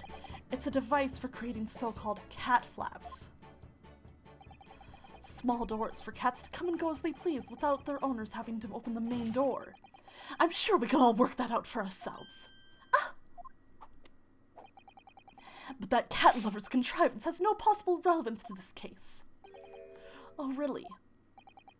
Of course it doesn't. To start with, there was no cat flap in the pawnbroker's door. Not being a keeper of cats myself, I'm afraid I fail to see what this has to do with the matter at hand. Perhaps it would help if I described its function another way, then. This contraption is able to create a peephole in any door you can imagine in practically no time at all. I beg your pardon. A peephole, you say? 2 nights ago, we arrived at the scene only minutes after the murder of Mr. Windibank had taken place. That's right. According to the paperwork at the yard, it was you, your Japanese assistant, and Sholmes. Yes, the 3 of us were together, and it's recently come to my attention that my assistant made use of this device at the time. She created the peephole, so it wasn't there when he was there. Your assistant did what? There's a peephole in the storeroom door. I can attest to that. Because I looked through the peephole myself in order to see inside the locked storeroom. This is ludicrous. What are you trying to say? Of course there was a peephole in the door. I said as much in my testimony. How else could I have witnessed the crime for pity's sake? Yes, how could you? About to get his ass. What? Counsel, kindly say what you mean. And mean what you say. Alright, it's time. Time to strike the final blow. What I mean is this, my lord. My assistant made the peephole in the storeroom door, and until such time as she did, the door had no hole in it to look through. What? No! You know, I was thinking it was odd for that door to have a peephole. I was like, why would you have one, you know? What would be the point, normally? This is a farce. Are you really suggesting that the peephole in the door was... Yes, it was created only after the incident had taken place by my judicial assistant using this device. Your assistant tampered with the crime scene whilst being fully aware of the gravity of her actions. That is a most serious act of vandalism, for which I humbly apologize, my lord. It was worth it, though! It was in the few minutes that I left the scene in order to pursue the Skulkin brothers and alert the police. Nevertheless, in light of this new information, it becomes apparent that Mr. Graydon's testimony is riddled with holes. Riddled with... Explain yourself, counsel. The majority of Mr. Graydon's testimony that appears to incriminate the defendant is based upon what he witnessed through the peephole in the storeroom door. Yes, that filthy girl shooting the man in black in the back. However, if at the time of the incident, that peephole did not yet exist in the door, there's no possible way that you could have seen what you've claimed to see. Grr. Grr. In short, your entire testimony is a pack of lies! Ugh. Oh, fuck! Oh, sheesh! Order! Order! Order! Is there any credence in this revelation? Objection. None whatsoever, as my learned friend must surely realize. Exactly! This is just some cheap trick designed to discredit me. I'm afraid not, sir. Of course it is. Do you seriously expect people to believe that a plaything can cut through a solid wooden door? Oh yes, I designed it to be very powerful. It can cut through even the toughest of doors. That's absurd. I don't believe it for a second. I mean, there's a big door behind you. We can test it on that. I had a feeling you'd say that. What? Waggy, cooey, time for dinner.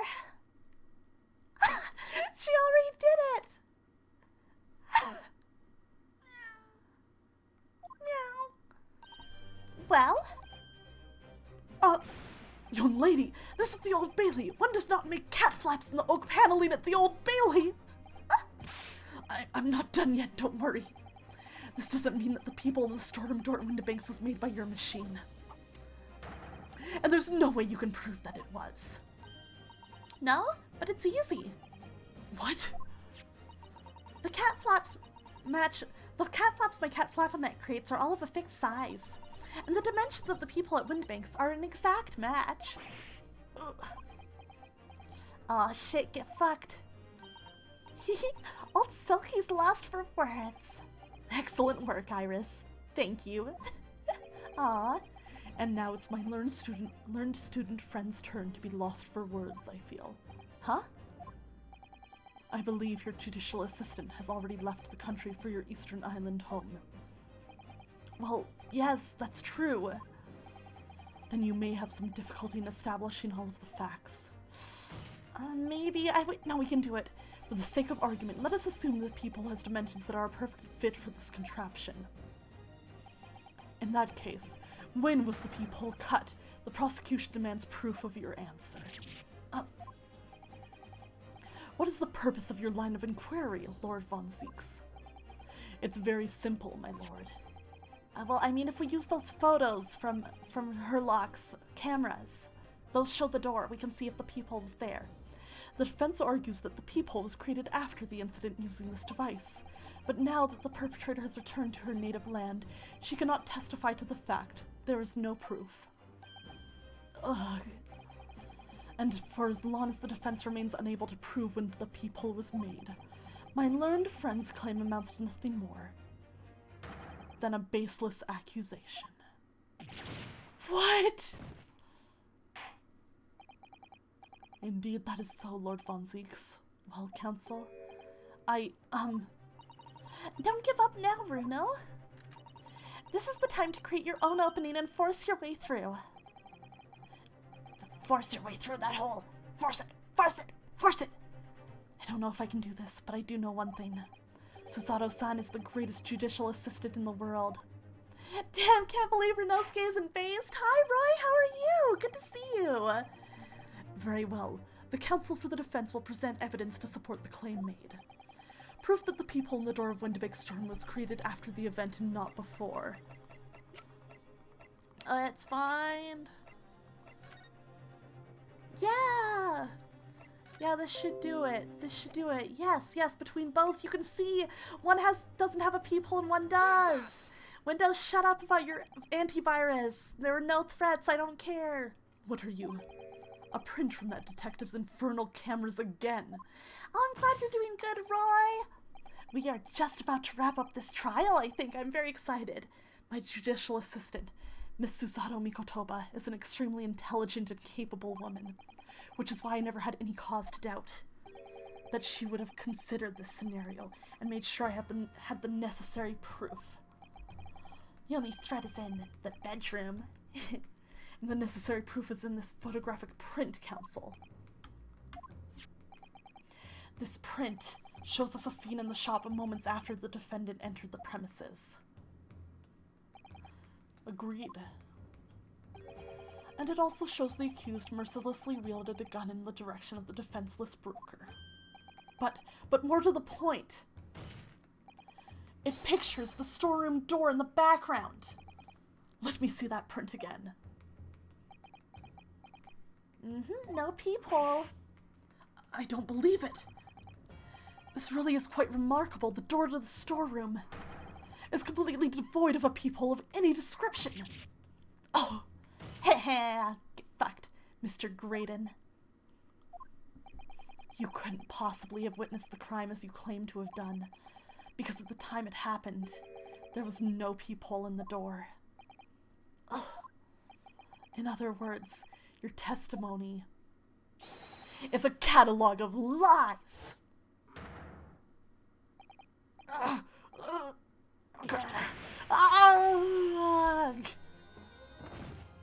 Damn, he spun his last pirouette. Order! Order! Order! I am satisfied that the defense has substantiated its claim beyond all reasonable doubt. This witness's testimony was entirely fallacious. Fuck you.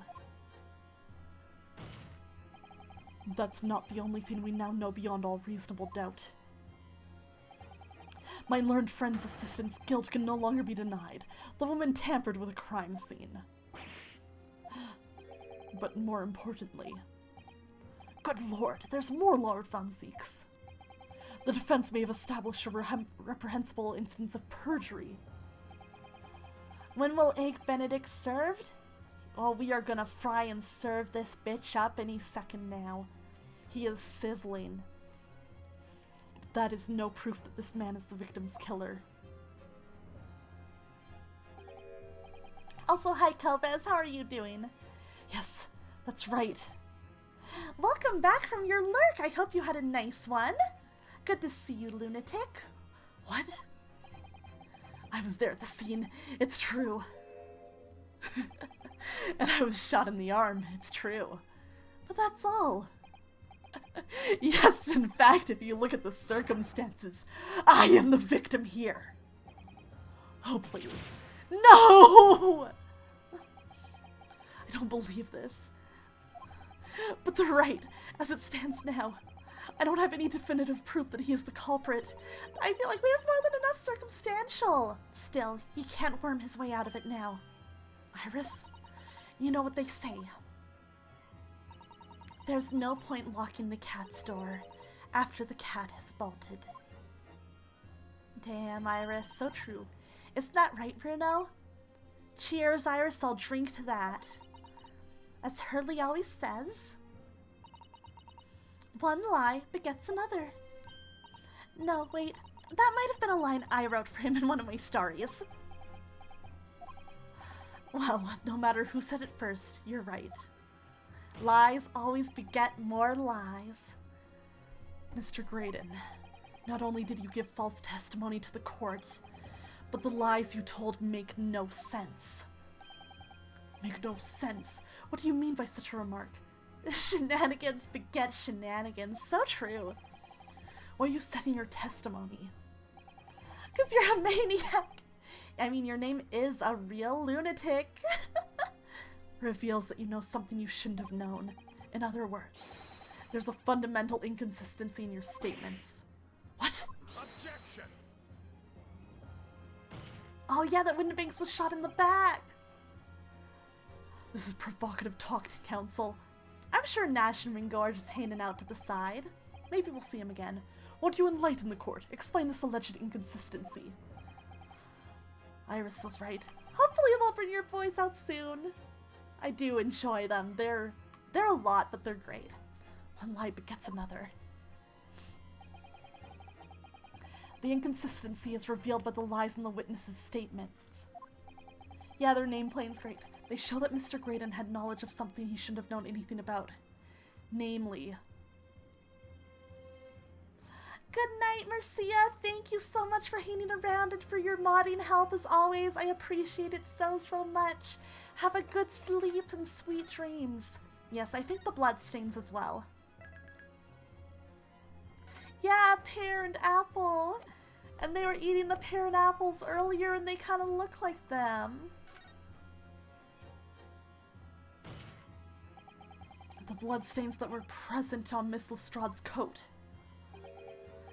That's right, the victim's blood splattered all over her when she shot him. But how could you possibly have known that? Obviously, because I saw her do it through the peephole in the... Hehe, get fucked.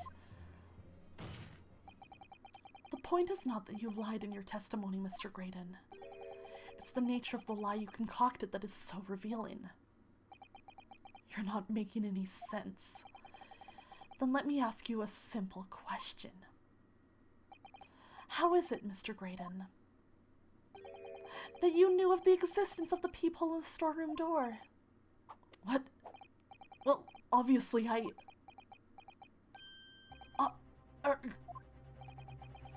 Has the cat got your tongue, witness? The peephole in the door was made after the incident occurred, and once I returned to the shop having failed to catch the two burglars, Scotland Yard's investigators arrived immediately. Since that time, the police have been at Windibanks constantly, carrying out their investigation. Isn't that right, Inspector Gregson? Well, yes, of course, Oh shit. Gregson in hot water too now. Oh look, see, there's Nash! There's Nash for you, lunatic! There's half of them! The place is chock full of pawned articles and my lads have to thoroughly examine them all. So I gave the order to have the officers working around the clock and shift so we get through it all. Nash! And consequently, there's no way that you, Mr. Graydon, could have gained access to the shop. Just a tablet of Bainers and Nash. Therefore, you should have known nothing about the peephole in the storeroom door. So the fact that its existence forms the basis of your testimony is completely inexplicable. Objection! And yet, the fact remains that Mr. Graydon did maintain. Diggy, hello! Thank you for the thirsty and the stretches! Good to see you, Diggy! Oh my gosh. let me give another shout out to yet another wonderful streamer in chat, Diggy! He's super great. Y'all should definitely check him out. Oops.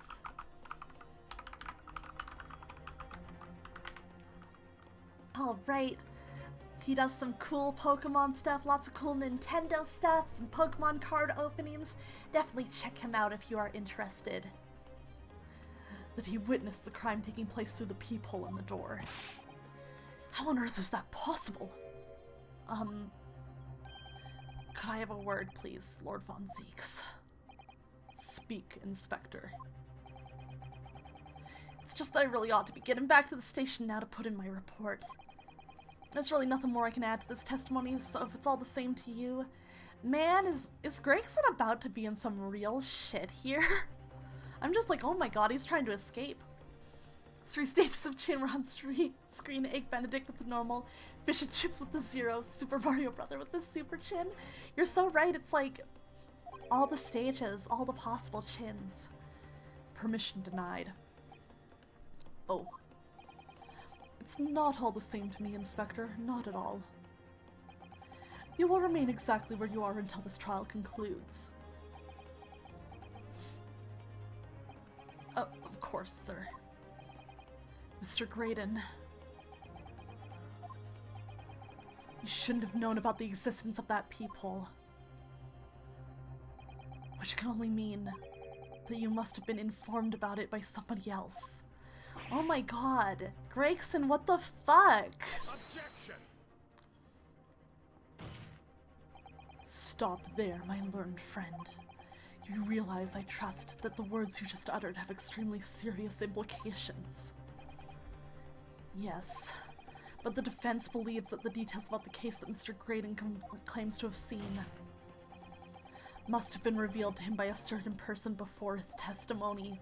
And in fact, considering a particular clue we have, there's really only one person that could be. Oh fuck, Gregson, why would you do this? Who's the person in question, counsel? Who gave this witness details of this crime scene to facilitate his false testimony? Take that! Gregson, what the fuck? The truth is, it can only have been you, Inspector Gregson. Me? Objection! You had better have some proof to substantiate such a rash claim, my learned friend. 2 Scotland Yard betrayals in 1 game! It's really said ACAB, huh? Consider the fact that we have only been aware of Mr. Ashley Graydon's identity for the last few hours. We learnt of it only during the course of the trial today. Indeed, preparations for his testimony were made with great urgency during our hour-long recess, while the police executed the subpoena and brought the man here from the communications station. And until that time, Mr. Graydon would have had no idea. No inkling that he would suddenly be required to appear in court. Are you suggesting that until such time as he was summoned? Yes, my lord. Until then, it's reasonable to assume he knew nothing of the peephole. It was only once Mr. Graydon was in the stand that he realized his position, that he would have to defend himself against the accusation that he was the 3rd intruder. You're suggesting to the court that it was while this trial was in progress that he received the information, so that he could commit perjury in order to save his skin. Exactly. Oh my god, the drama here. And only one person with knowledge of the investigation that he had any contact with is you, Inspector Gregson. This is a bloomin' outrage. Why would I be giving away details of our investigations to this fella, eh? I was summoned to his lordship's chambers during the recess in any case. Had you forgotten that? Quite true. I had a number of questions regarding the events that transpired at the pawnbrokery. Which means the first time these two laid eyes on one another was after proceedings resumed following the recess. Since then, they've been in full view in the stand where such illicit discussions couldn't possibly have occurred. They were witnessing, yet they were clearly speaking to each other. We called them out on it. Ooh, I've just remembered something, Runo. What is it, Iris? There was one time before, wasn't there? I think it was when Ginny was testifying. Oh yes, now you mention it. When the bailiff was dispatched to retrieve McGilda's music box from the scene of the crime. That's it! It was during that testimony. Yeah, y'all were being fucking obvious as hell. I remember finding it strange at the time. Mr. Graydon and the inspector seemed to be having some kind of secret discussion. It would have been possible for you to give Mr. Graydon the information he needed then. You little toe rake! You're making all this up! I'm a respectable Scotland Yard inspector, for crying out loud. Why would I do something like that? Why would I be giving away confidential details to the likes of this bloke? Admittedly, you wouldn't have had any reason to do something like that for no gain, but perhaps it was part of a deal of some kind. Then it starts to make more sense. What deal, counsel? I wonder if perhaps in exchange for details about the people at the crime scene, Mr. Graydon agreed to give a certain someone a certain something to the inspector.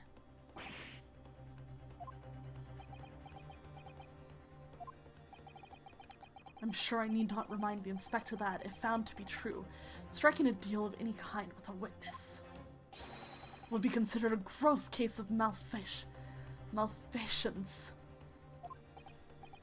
Our second disc, which we will now play in proof, is Morse code. Well, Objection!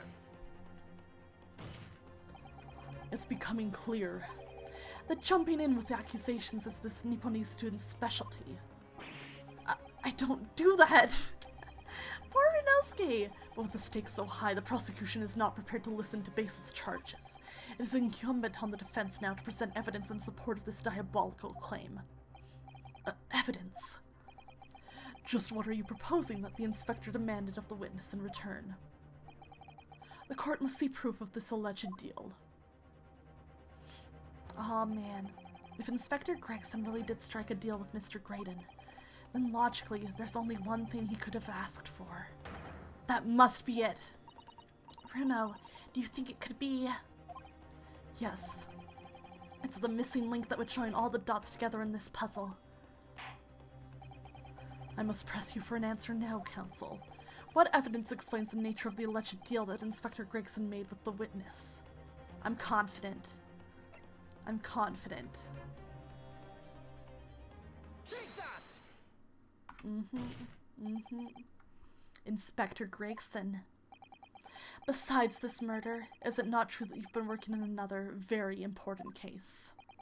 What are you getting at now, Sunshine? Is it possible that this other top-secret case is what's alluded to in this newspaper article here? The classified secrets being leaked overseas from the Ministry of Justice. How the bleeding Nora could you? We discovered, during the course of this trial, the music box deposited at Windibanks by Magnus McGilded. A special music box designed to play 2 discs at once. It would seem very likely now that encoded on the pair of discs that were in Mr. McGilded's possession are the leaked classified secrets. So I put it to you, Inspector, that in order to recover the second of the discs containing those secrets, you covertly made a deal with Mr. Graydon in which you exchanged the disc for details of the case. You little... Ugh! Oh, fuck. Order! Order! Order! On the day of the incident, when we met you at Windibanks, you said this. Oh shit. Yeah, there goes the fish and chips. Oh no, his infinite fish and chips. I'll be taking that whatever it is if McGilded's down to the yard, thank you very much. So hand it over. No, don't give it to him. It's mine, that is. Mine! I'm sorry, miss. But anything belonging to McGilded has to be taken in as evidence now. Oh, fuck. Scotland Yard already knew at the time, isn't that right? That Magnus McGilded was involved in the stealing of government secrets. My orders were: recover the medium used to convey the secrets leaked from the ministry, and do it on the QT, strictly hush-hush. And that explains why, when I presented this disc as evidence to the court, you objected so heavily, I presume. Because you knew that it contained highly confidential information. Blimey, not likely. I mean, I wasn't that sure of it myself. I realized there's a possibility, that's all. Inspector, surely you're not saying that in order to acquire the second of these music box discs, you did indeed reveal confidential details of the crime scene to the witness, to aid and abet this man in giving false testimony. There's no other way that Mr. Graydon could have known of the existence of the peephole. It's the only explanation. A deal was struck between these two men. Man, Gregson, if we got him charged guilty, I'm sure we could have just gotten the disc from him through that, you know? If, and I stress if, this sobering assertion turns out to be founded in truth. It would mean that the second disc is, as we speak, here in this very courtroom. Wait, what? In this room? How could you possibly make a claim like that? Because Inspector Gregson is a Scotland Yard detective. What? What's that supposed to mean, eh? As a seasoned policeman, the inspector will have approached this alleged deal with caution. Certainly, he would not have anticipated a gentleman's agreement in this matter. No, he would have insisted on having the article agreed upon in the palm of his hand. Good gracious, then, you mean to say... Inspector Grayson also already has the item in question in his possession. He has the second disc actually on his person. Yes! Yes! The defense demands that the inspector is searched at once. Definitely! They could only have struck a deal with each other when Ginny was testifying before. And Gracie hasn't moved from the witness stand since. My lord, please, order an examination of his personal effects immediately. Well, Inspector... Oh, he's gonna be like, not necessary, here it is. He's gonna own up to it like a man. This young lad wants to tone down his imagination. He's insulted me in my profession quite enough.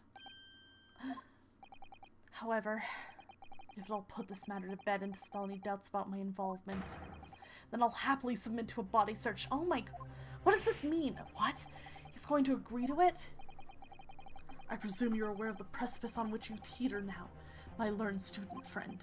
You've made a most serious allegation against Scotland Yard here. If, following the search of the inspector's personal effects, no disc is found, you will be deemed unfit for court service. This trial will end, and my country's government will formally demand of yours that you are severely reprimanded. That sounds serious. He was a skulkin' all along. A skulkin's always skulkin'. Indeed. To have a visiting student make such defamatory remarks about our country's most senior police force is not something Her Majesty's government will be able to overlook. You're just threatening Runo because you're scared. The accusation is beyond serious. You must be prepared for grave consequences. Oh boy, it's true. I can't imagine Gregson would have accepted a gentleman's agreement for something so critical. The disc must have physically changed hands, which means the inspector should have it. But somehow, something doesn't feel quite right here. Yeah, that penalty looking pretty big. Very well, Counsel. You know the implications. So let me ask you one final time. Yes, my lord. Do you still persist in formally requesting a search of the inspector's personal effects? I have a feeling we gotta search the skulkins.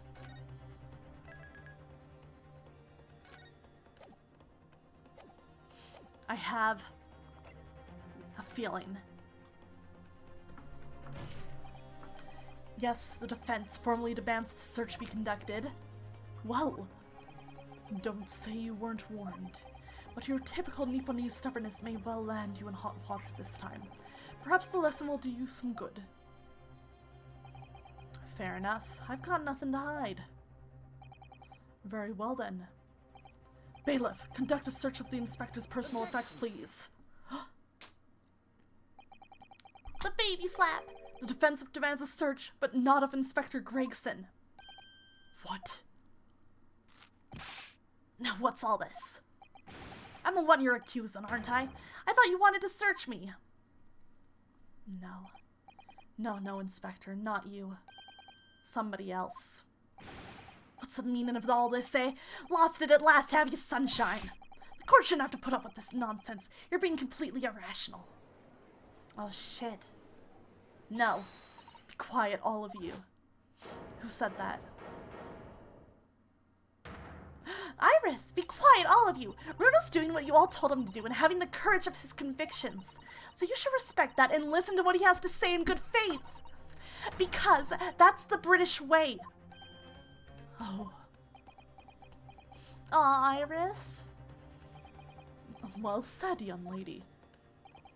Indeed, the court is in awe of the defense counsel's conviction and eagerly awaits his next words. You what? Now don't be hasty, my lord. If I'm not mistaken about the things I've seen in court today, I'm fairly sure that I know who has that disc at the moment. There's only one person it can be. Fuck. Yeah, when Nash got shaken, it's Nash. Of my lord, Mr. Nash Skulkin. Well, I never... blimey! Me? Him? Very well then. Bailiff. Restrain the witness and conduct a thorough search of his personal effects.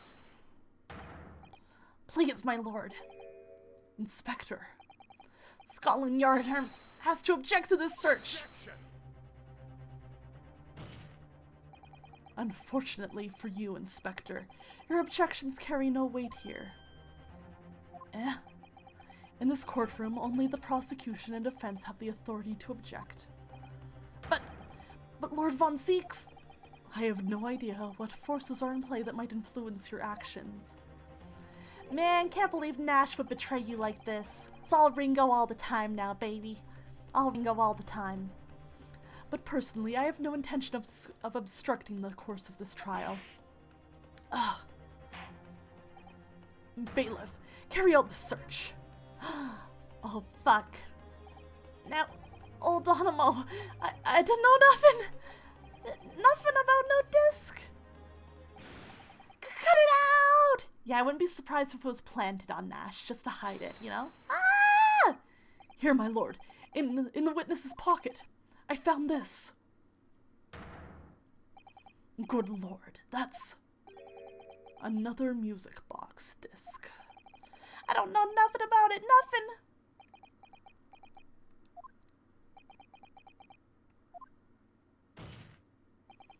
That is the second music box disc left behind by Magnus McGilded. Is it not, Inspector Gregson? Ugh. Arg! Order! Order! Order! Mr. Skulkin, what have you to say for yourself? Gordon Bennett, I mean just Gordon Flamin Bennett! I swear I didn't know nothing about that disc! Honest to God! Counsel, would you please explain what exactly is going on here? The alleged deal that was struck between this witness and this detective, no. Without question, my lord. Then for pity's sake, why on earth was this man in possession of the disc that the inspector traded for information? Inspector Grayson is a shrewd, calculating man who rarely loses his composure, but at one particular point in this trial he exhibited some unusual behavior for a brief moment. I don't recall. What unusual behavior? When he fucking choked him out for no reason. It was, yes, during my cross-examination of Mr. Graydon. Tell me, Mr. Graydon, when you left the pawnbrokery that night, was it by any chance with the second disc in your jacket pocket? I admit nothing of the sort. While Mr. Graydon answered my questions, the inspector appeared to have grabbed Nash Skulkin by his coat and was shaking him violently. Yeah, he did it all. Thought me noggin was gonna fall clean off, I did. I was wishing I'd been born as me brother, I was. What exactly happened to make the detective attack you like that? I ain't got a clue. He just suddenly turned and grabbed me whistle like that and started shaking me. Why the blazes didn't you mention the third gun when we got you down at the station? That's what he said. Yelled it right down my ear hole, he did. My ear butt's still throbbing now. The way the detective behaved then was extremely out of character. But looking back now, it must have been then that he did it. That was the opportunity Inspector Gregson created for himself in order to hide the disc. Oh, bless my wig, he hit it! You what? But I'm afraid I fail to comprehend the motive here. He predicted this. If the detective had acquired the disc he was after, why on earth would he then proceed to hide it in another man's pocket? This is a court of law. He couldn't have submitted it there as evidence. It would appear, my lord, that the inspector was not at liberty to do that. Why ever not? As the man himself revealed earlier, his current assignment has some special conditions. My orders were, recover the medium used to convey the secrets leaked from the ministry, and do it on the QT, strictly hush-hush. Hush-hush. A top-secret assignment, is it? As far as we're aware, the information stolen comes from confidential government communications. It would seem that information were to be revealed in court as evidence, it would be problematic. It would get us some call-outs on Twitter. Does that sum up the situation, Inspector? I'm operating under direct orders from the ministry. I'm afraid I'm not at liberty to answer that question. So, realizing there was a chance that you may be searched here in court, you took steps to hide the disc you had acquired from the witness.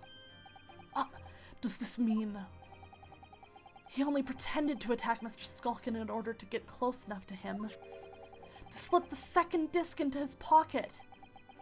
So it was all a pretense. He was trying to get away with it, even if it meant that... Fuck off! You could have just gotten the disc from Graydon after! Come on! Listen, I get he was technically trying to do a good thing, but I'm mad. Well, now, Inspector Gregson, and you, Mr. Graydon. Are you prepared to admit to the accusation made against you of this alleged deal?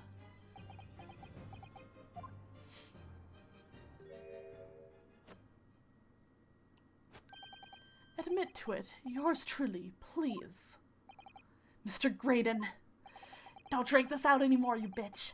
Clearly, our Eastern visitor has an uncommonly active imagination. However, there's no proof that I passed that disc to the inspector. Objection. Yeah, I guess no evidence that you technically had it, but still. But then, how do you explain the reason why you knew about the peephole? I'm under no obligation to explain. Fuck you! What? Yes, I lied in my testimony. That I admit, so sentence me accordingly. But that is all I admit. Murder, leaking government secrets, striking a deal with the detective. All of it is this young Eastern man's fancy. I have no idea what any of that is about. You what? Fuck.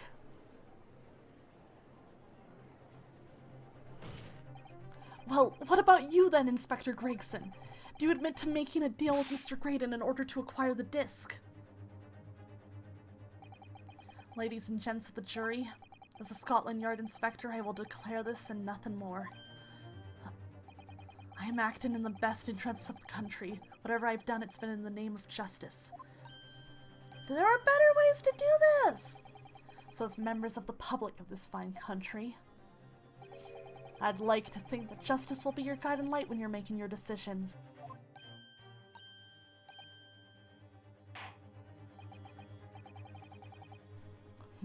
This is quite a quandary indeed. Rarely have I encountered such extraordinary tumultuousness in the concluding of a trial. Nevertheless, in the absence of any further evidence to be presented, I believe it is time that we put the matter to the jury for their final leanings. Well now, as a fellow servant of the Queen and Country, I must say I sympathize with the old inspector. Yes, he's a dependable man, I'm quite sure. In service, one becomes a good judge of character. Fuck off, guys. Even crossing your eyes doesn't help when it comes to looking at this case. It's all blurred to me. Well, as a fellow professional, I'd like to put my faith in the detective, really. Graydon is highly skilled operator. Stop. Currently in presence of idol. Stop. Detective has very much trust in eyes. More than this I cannot say. I don't believe it. These 6 jurors are... They're going to believe Gregson if they declare their decision now. Is Ginny going to be found guilty? If I don't manage to produce some definitive evidence right now, then we're going to lose. If there's some proof that Graydon killed Mr. Windbaker, stole those government secrets, or some evidence to force Gregson into admitting that he struck a deal with the witness. Well then, Counsel, I think it's time I imposed on the jurors to declare their final decisions, no? That is, unless you have some compelling evidence you have thus far not presented to the court. Do I?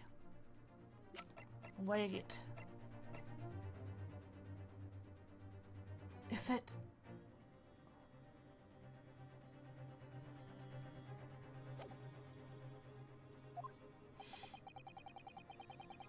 If I let the judge call on the jurors to announce their leanings, Gina will be found guilty.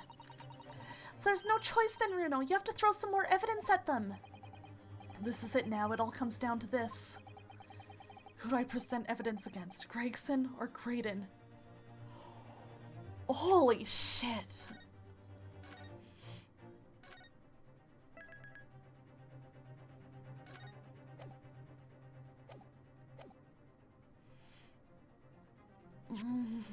I have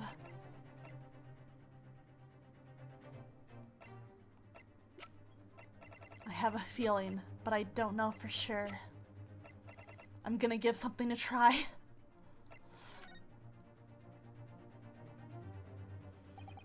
Inspector Gregson, there's one final piece of evidence I would like you to see. What's that then? If you refuse to acknowledge that you did in fact strike a deal with the witness here today, then you leave us no choice but to examine this piece of evidence thoroughly. Well, go on. This is my last chance. It looks like I'm going to have to force his hand here. One final piece of evidence to get this detective to admit to the deal he clearly stuck with Graydon. I'm going out on a limb here, you guys. This could really fuck me. What on earth is this, Counsel? Irrefutable proof, my lord, of the corrupt dealings that went on between these two men. Or perhaps, irrefutable proof of the corrupt workings of my learned friend's mind. Ugh. Fuck, I was fucked.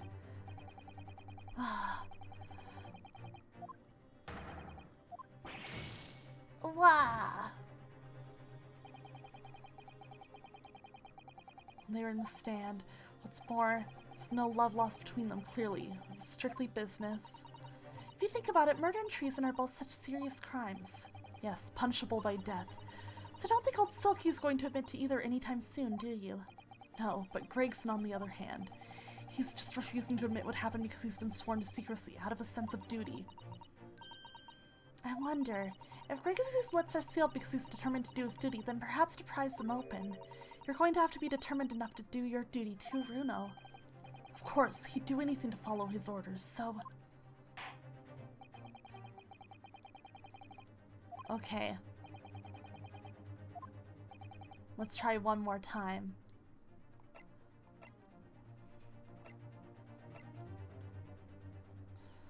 Oh, okay. I was wondering if maybe there was going to be something in the story, but I was wrong.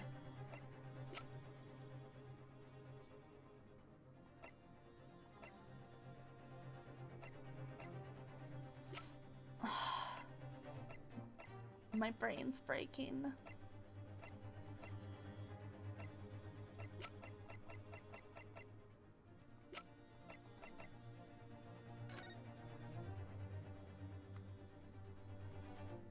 Man. I just want to double check.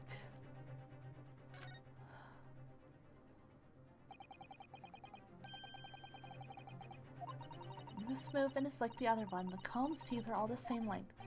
So this movement also only produces a single tone like the other one. Yes, it must do. Except that the length of the teeth on the two combs isn't the same.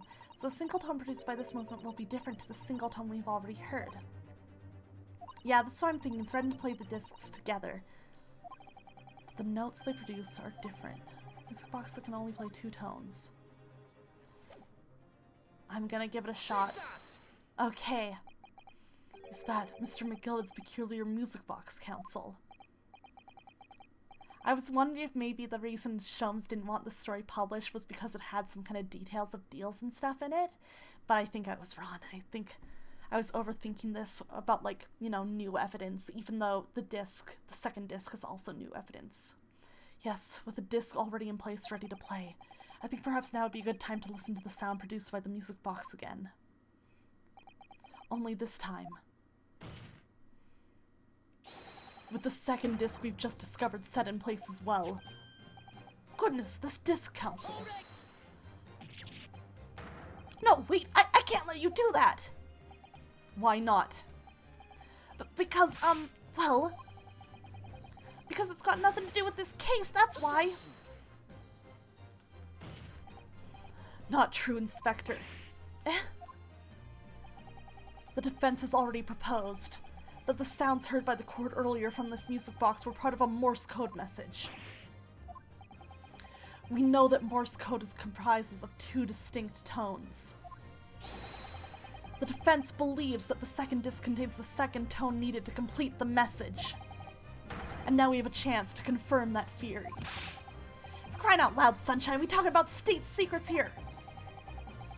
If you go letting the whole courtroom hear that confidential information like that, it's treason. Then you admit to the charge that in order to protect those state secrets, you engaged in unlawful dealings with the witness. You're mad. If you let that secret information out into the public domain, you'll be making an enemy of the entire British government, you idiot! Let's not forget, Inspector, that you, a Scotland Yard officer, leaked confidential case details to a witness. That you continue to lie in court, and all because, by fair means or foul, you're determined to do your duty.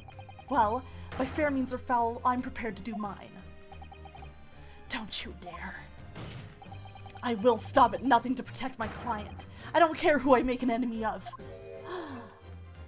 Damn. Van Zieks respects it, I can tell. My lord, if you please, the court must hear the sounds made by that music box. Come on, Van Zieks, for Pete's sake, stop him! Objection! You fit the leggy! Inspector, you should know my methods by now. I'm a prosecutor. I'm no Scotland Yard puppet. Ugh. In this courtroom, my duty is to the law, so let me propose a toast to uncovering the truth by fair means or foul. Oh shit, Van Zieks! Oh, okay, buddy.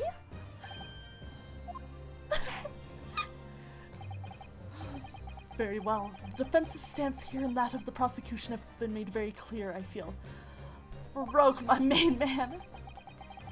That's the line that ingratiates Zeeks to literally everyone who ever met him. Therefore, in accordance with the defense's request, the court will now listen as this music box is set in operation once more. Oh, that dynamic spin around the courtroom! This time, with the second disc in place, and both discs playing simultaneously. He is a real Baroque-style man.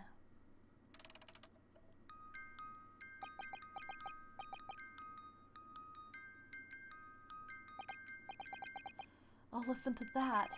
It's unmistakable now. It's Morse code. Van Zieks, fuck, so true. Alright, I admit it. Whatever you want, but for the love of God, shut that blooming box up! Oh shit, we did it. We did it. Oh fuck. Let me ask you again then, Inspector Gregson. Did you, or did you not, strike a deal with the witness next to you in the stand, Mr. Ashley Graydon? Specifically, did you furnish the witness with confidential case details in exchange for this music box disc? Did you reveal the existence of the peephole in the pawnbroker's storeroom door, Inspector? I did. Oh, stop! What are you doing, man? It's all exactly like the young Eastern lawyer said. When the trial is resumed after the recess and we were stood here in the stand together, That's when he approached me with the deal. Shut up, you imbecile! Shut up! Oh, fuck, the boys are fighting. Psst, you there. You're the detective who turned up at the pawnbrokery the other day, aren't you? I may have something you're looking for, Inspector, with me at this very moment. So how about a trade? I suggest you accept. Or information that may make certain individuals uncomfortable will soon become very public indeed. Oh, fuck. I couldn't let that information become public knowledge, not under any circumstances. So I accepted the man's proposal and told him details about the case that should have put him in the clear. The peephole in the storeroom door, and the bloodstains on the overcoat. By giving false testimony, this witness intended to have the defendant wrongly accused of murder. Inspector, you knew that. Yet you still revealed those details to facilitate the witness's perjury. I did. But then it turned out the peephole had only been made that night after the incident took place.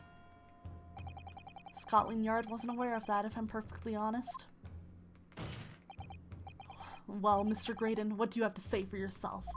Fuck you. Ugh. There's nothing and no one left for you to hide behind.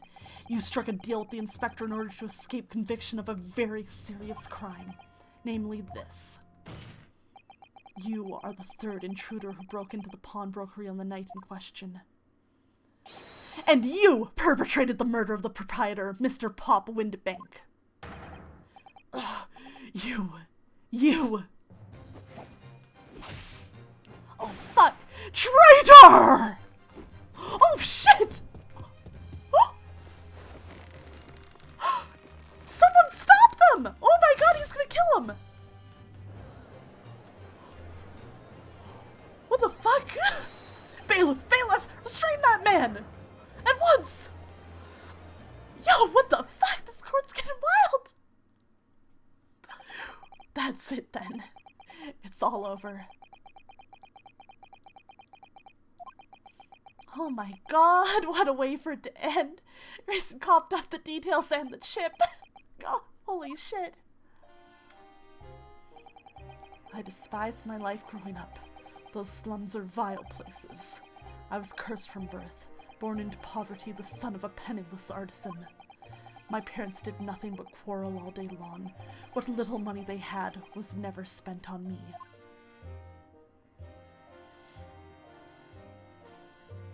God, so I set about studying to better myself, to one day escape from that hellhole. You eventually became a communications officer. I admire your determination. But then you decided to try to sell government secrets. Why?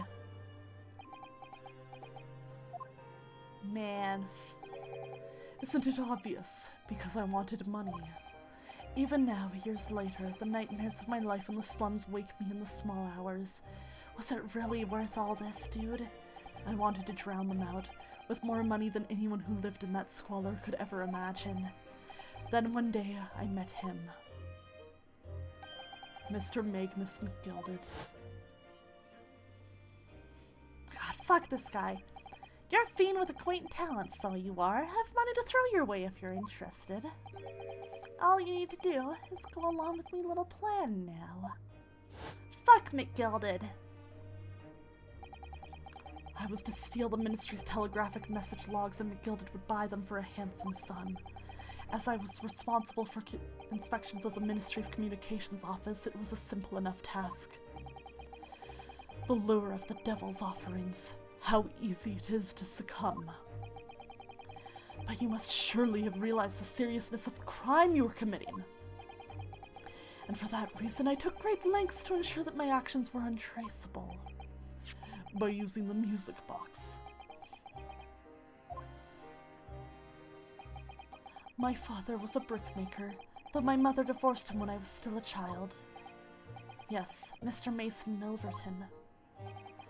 That's right, he was very skilled with his hands. He'd once been a music box maker's apprentice. I imagined his skills would be sufficient to create a machine that could generate Morse code. So I sought out my father again, to employ his services. It was the first time I'd seen him since I left the slums 10 years earlier.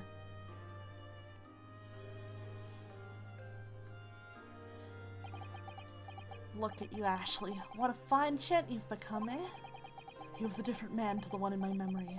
A thin, frail old man. But poverty had never broken him, never corrupted him like it had me. I was sure that he wouldn't help me if I told him the real reason. So I made up a story. I've got some work for you, Father. I need some music box discs made. Music box discs, eh? A musician friend of mine has written some music he wants to sell to the public. I've brought the score with me. There are 2, actually. I'd be delighted, son. It's been 20 years since I did any work like this, though. Fetch my tools, would you? They're in the loft. That's how I had him make the 2 discs. Aww. Thereby splitting the information in 2, you were taking considerable precautions indeed. It was to protect myself as much as anything. It meant that I could deal with McGilded in 2 separate transactions. The first involved the first of the 2 discs in the music box for playing them. I exchanged them with McGilded for 10 guineas. Then, on receipt of the second disc, he would pay 1,000 guineas. So, what happened on the omnibus 2 months ago was the second part of a deal. The exchange of the second disc. Aw man, his dad was probably trying to stop it, wasn't he? Yes. I'd sold the man information that way a number of times already, but it seems he became reluctant to part with his money. But that doesn't quite make sense, Mr. Graydon, for why was it on that omnibus 2 months ago? Your father, Mr. Milverton, was the one dealing with Mr. McGilded, and not yourself. When I received the 1,000 guineas after my first completed dealings with McGilded, I decided to give 200 to my father for his troubles. But my father realized something was amiss. In time, he worked out that I must be involved in something dubious, and when he did, he said to me, "Next time there's an exchange, you'll let your old man do it, understand? Otherwise, I won't take your money anymore." Man, he was trying to be a good dad. What the heck? That's so sad. That was my father's way of dealing with it, I suppose. Climb into the omnibus, hand over the second disc, and take the money from McGilded. That's it. He had no idea what was actually on the discs I'd asked him to make. He never knew. Just like I'll never know why everything went so horribly wrong that night. All I know is that the disc was taken from him, and he never returned home. Holy shit.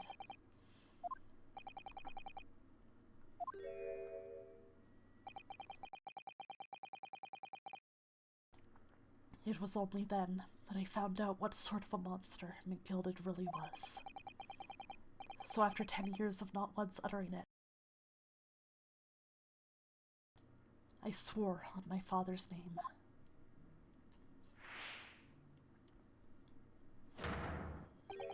To exact revenge. Revenge? Did you kill McGilded? As anyone with even the remotest knowledge of the man will no doubt be able to imagine, McGilded brought all his wealth and influence to bear in the most despicable of ways. Yeah, it like brings everything together to crush any semblance of justice in his trial. The crime scene was tampered with, evidence was faked, and witnesses were bribed. That trial 2 months ago was a farce from start to finish. My feet had barely touched British soil back then, and I walked into that hornet's nest completely unaware of the sinister background to it all. I'd made plenty of money out of my dealings with McGilded by then, so I spared nothing in my arrangements 2 months ago. I knew exactly who to hire. If you're willing to pay the price, there are people in this city willing to do anything you ask. McGilded himself had shown me that. Are you saying that? I think you have the picture now. After he twisted everything to his favor in this courtroom to ensure that he walked free, I took matters into my own hands and delivered the justice that monster deserved. I mean, I can't say you were wrong, but Jesus, dude. That tragic accident following the trial here 2 months ago was planned and executed by yours truly. McGilded's death that day, Light Yagami be like, gasp! Was caused by this man. Everything is ready, sir. If you'd like to follow me into the courtroom. What's this, officer? It is sooner than I was led to believe. I hope it's not inconvenient, sir. There were some changes to the schedule. Well, I must be making tracks now. It's time for the inspection. They're going to examine the omnibus again, so I'm told. I asked if I could be present for it myself. Fuck that guy. He deserved to die. But Jesus Christ. So that policeman who came to tell McGilded he could examine the omnibus again. That's right. An imposter hired by me. McGilded used his wealth to manipulate the trial. He paid people to adulterate the omnibus with all manner of false evidence. He threatened witnesses to lie in their testimony.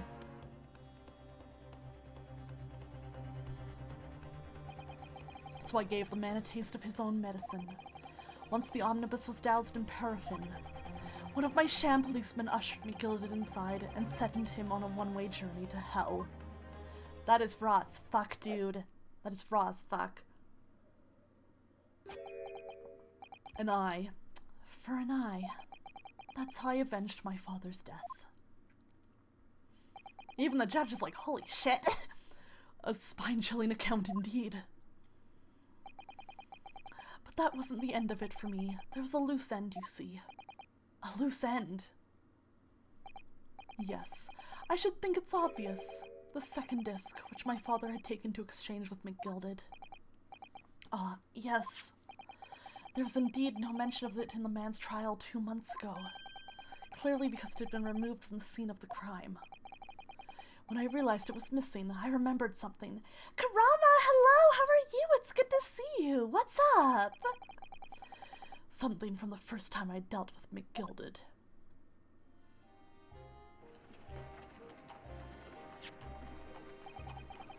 This is the first of the 2 discs, and the music box you need to play them. Well, look at that now. What an ingenious little invention. You're sick? Oh no! I hope you feel better, Karama. It feels like everyone's getting sick lately. And yeah, we're at the finale. Yeah, Graydon's stand is upgraded to Highway to Hell. So true. So then, as promised, 10 guineas for you, young man. What's this? Winterbank's pawnbrokery. Aye, it's a pawnbroker's ticket, so it is. You can use it to redeem an article I've deposited there for you.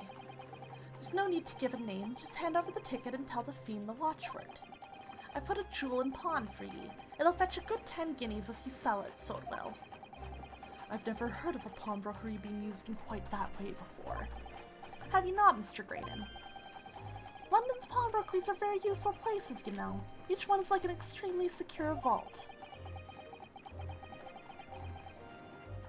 Oh, 2 shots in your arms and your body couldn't take it. Ouch. Ouch, hang in there, Karama. That's gotta be rough.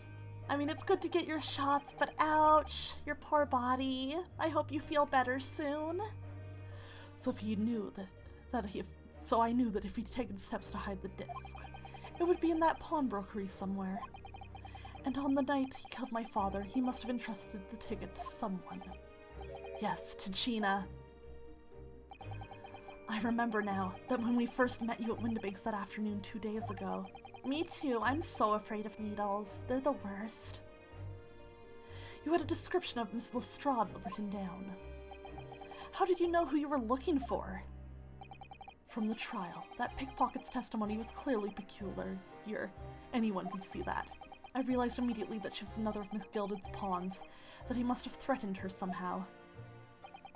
I was fairly convinced it would be her who had the ticket, so I started to make some inquiries. I had a strong suspicion the girl would come out of the woodwork on the redemption deadline. And he was absolutely right. And yes, sure enough, she did. All I needed to do was wait until the girl went to Windibanks to redeem the articles.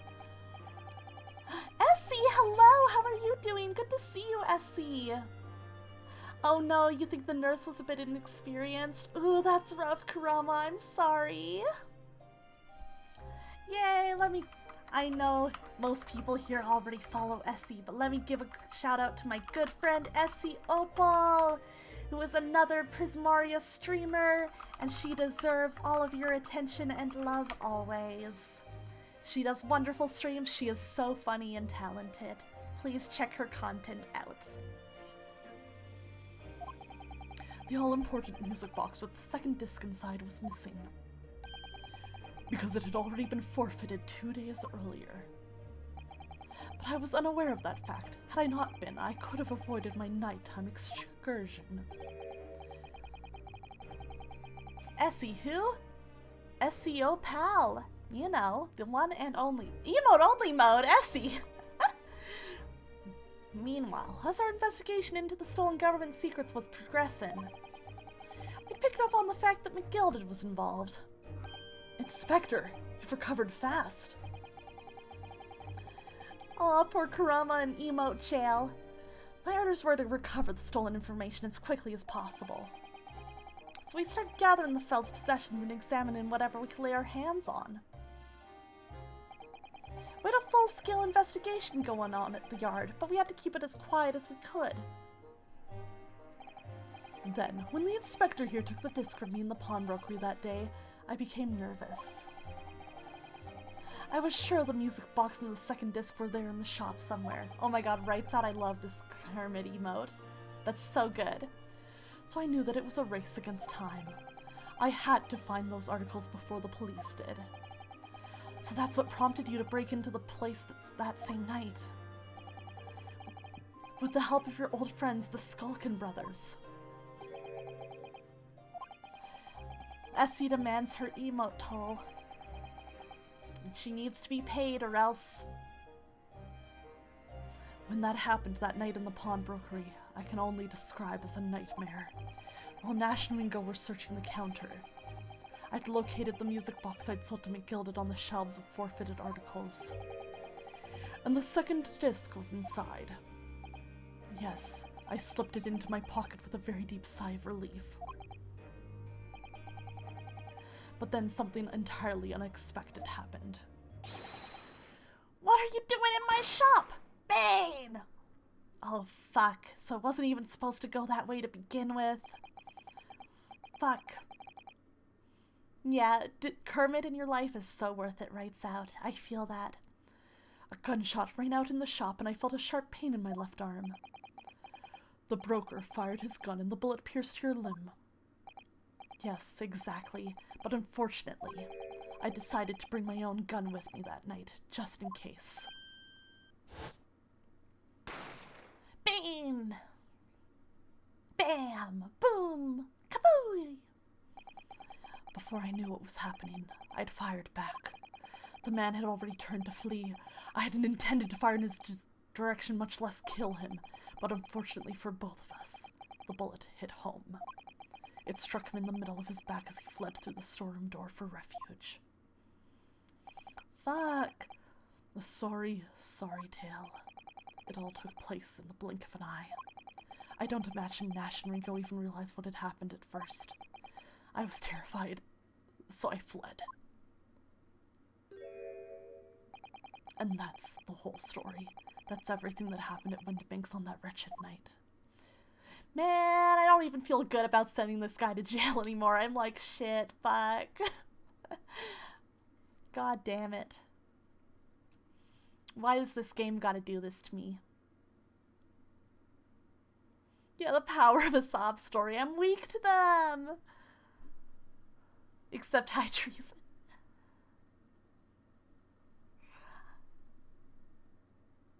I'm weak to, you know, characters being like, okay, I did this bad thing, but I'm really sad. Earlier, you called McGilded a monster. A man who used his wealth and influence to distort the facts and escape justice for the crime of murder. Yeah, his pirouettes. He had so much charisma. What tragic irony. For what you have done is exactly the same. No, the tragedy of it all. You've become the very monster you saw and despised so deeply in McGilded. Man, this sucks, bro. What the heck? Yes, I think I have.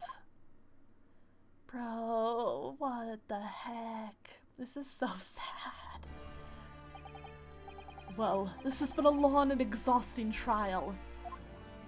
You said it, I didn't think I was going to be streaming 4.5 hours. However, it would seem that at last we've arrived at the truth. Oh, that guy, that's Benedict Cumberbatch. Inspector Gregson, what of Mr. Ashley Graydon? If the high treason sentence McGilded, oh wait, he got what's coming to him, so right. He got his just desserts. Fuck McGilded. I think that's what we can all take away from here. McGilded was the worst man alive. He's been restrained, my lord, is being escorted to the yard. He'll be charged with the murder of Mr. Windibank and the stealing of government secrets. Very good. And you, Inspector? McGilded has been Mick-murdered. He's been turned into Mick-griddled, you could say. Regrettably, you will have to face charges yourself. Yeah. Yes, my lord, of course.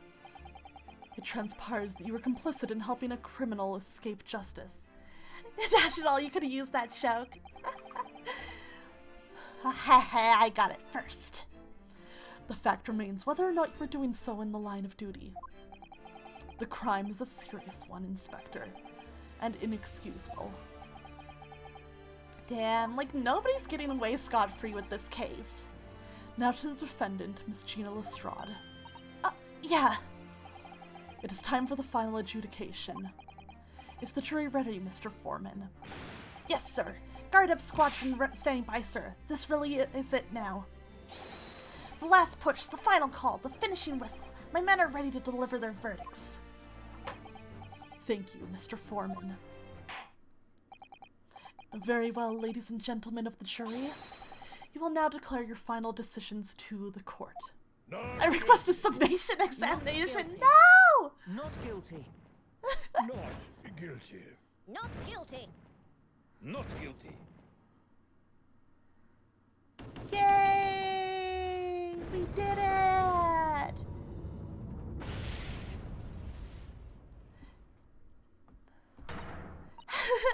That's the stuff. I'm off the hook! Finally, Bruno, you finally managed to do it! Finally is the word. I really wasn't sure if we'd come out on top for a while there. Susie was right. You're the best lawyer in the world. Oh, I try. Miss Lestrade, I'm not finished with you yet. What are you looking at me like that for? Before you start enjoying your freedom, there are certain other crimes to consider, Yeah, the whole perjury thing. 2 months ago, in my courtroom no less, you gave a false testimony, did you not? Can't we go easy on her since she was threatened? That's different. And in relation to the trial today, not only did you unlawfully enter Windibank's pawnbrokery, you also attempted to abscond with Mr. McGilded's property, it seems. No, let Gina go. I never done nothing of the sort. Of course not. It's not like you were gleefully wearing McGilded's coat in your cell yesterday or anything.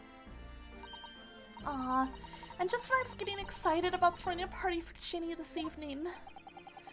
And turning our attention to the defense. Determining that, when played together, the music box disc contained a message in Morse code was...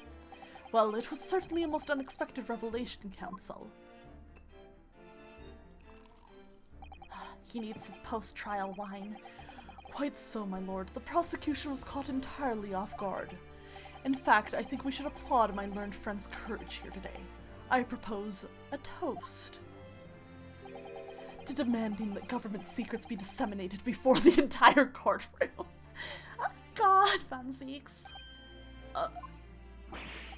Very sorry about that. It was the only way I could get Inspector Gregson to admit what he'd done, so... If I may say something on that point, isn't that... It's, about the sounds produced by the music box before. I do wonder if that was really Morse code at all. What? What are you saying, madam? Oh, well, it's just that I'm really rather fanatical when it comes to Morse code, you see. Oh my god, did Did Graydon's dad make a fake one? It wasn't even real? So much so that the whole world seems to be covered in dots and dashes to me, in fact. Goodness, madam, an unhealthy level of obsession one feels. But I must say that in my opinion, the sounds produced by those 2 discs were nothing more than that. I mean, in the series of 2 different tones. What? Can that really be? It wasn't Morse code after all. My lord, the defense would like to listen to the music box again. Are you off your nut? How many times do I have to tell you? Those discs contain mysterious secrets, sunshine. Oh, thank you for the thirsty redeem, Cobus, and the stretch. Oh, we're getting through this.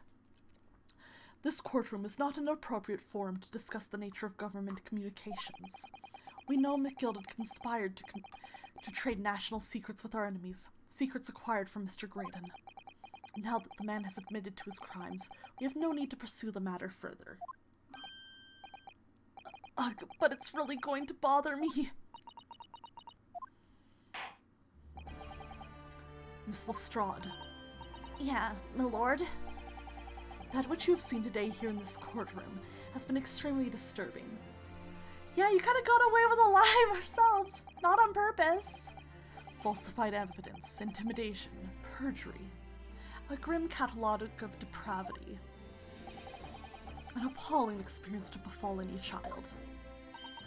Come on, it ain't nothing I don't see most days in the back slums. I beg your pardon. If you're weak, you pay for it. That's just how life goes. Gina. Ocean District? No, it's fine. We have enough water to put out any fires there. It's all good. But look, I reckon I worked something out today.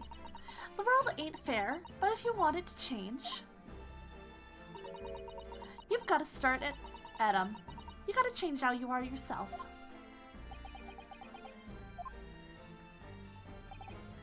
Aw, Gina. Well, that's a very laudable lesson, I would say. I eagerly look forward to the born-again Miss Lestrade never gracing my courtroom with her presence again. We'll see about that. Your hair's constantly on fire for a reason. Yeah, someone did say arson. Oh no, are we about to have arson bonding in here? Oh boy. Now, with regard to the murder of Mr. Pop Windibank, proprietor of a pawnbrokery business on Baker Street, I hereby declare the defendant, Miss Gina Lestrade. Wow, not guilty. Well, arson gain happens in chat. What? What is going on? What is this? Whoa! Oh my gosh, we did it. That is all. Court is adjourned. That was you guys shooting fireworks and lighting the building on fire? Oh no. Guys, no, you can't do that. Oh, we're gonna have a talk with Von Zeeks. Oh shit.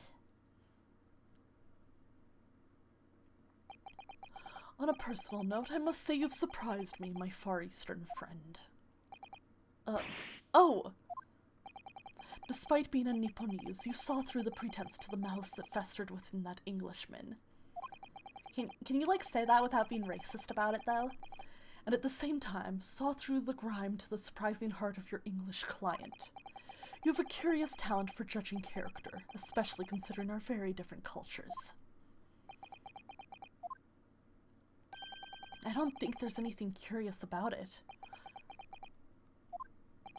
Whether we're from the Empire of Great Britain or the Empire of Japan, we're all human beings. We're not so very different on the inside. You tell him. You tell him, Renosuke. And racism. You know, I took this case for one very simple reason. To lock swords with you again, here in the courtroom. You did? When I encountered you for the first time 2 months ago, it reminded me of toasting friendship and trust with another Nipponese, only to find my trust betrayed.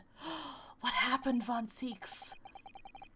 Through you, I hope to look into the eyes of the man I once knew and try to understand. What happened? You mentioned something similar earlier today about total betrayal at the hands of the Japanese. What happened exactly? What happened? Well, you may ask. And one day when the time comes, you will learn the answer, whether you like it or not. Alright, then I'll wait for that day if I must. Shit, bro! Yo! Coming to be known as the Reaper of the Bailey, and my retirement from service 5 years ago. It gives me cause to wonder if our meeting has some deeper purpose. Thank you for the victory, Essie!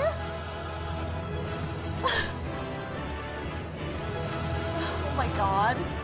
Oh my god.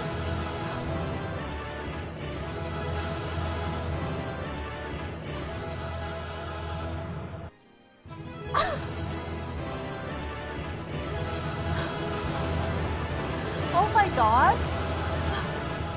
Help! Help! It doesn't stop! Help! Help! Help! It doesn't end! Thank you guys for all those channel points, oh my god! It doesn't end! The delay made that one even funnier, oh my god! Thank you. This victory was for me and Von Zeeks. Oh my god. All of those channel points. This is a certified hash brown moment. Thank you for the bits right sound. Oh my god. Y'all. You guys are too funny. Thank you. Oh my god. So, farewell, my learned Nipponese fellow. Until we meet again. Shit, that was like a promise between men or some shit, you know? That was some shonen anime shit. Ow! Why bonk? Alright, the Old Bailey Defendant's Antechamber. It's done. It's over at last. But you get to bonk another? No! Where's Iris disappeared to? No! Bonky, no! Ah, congratulations, Gina. I knew it all along. I knew that you were innocent. Let's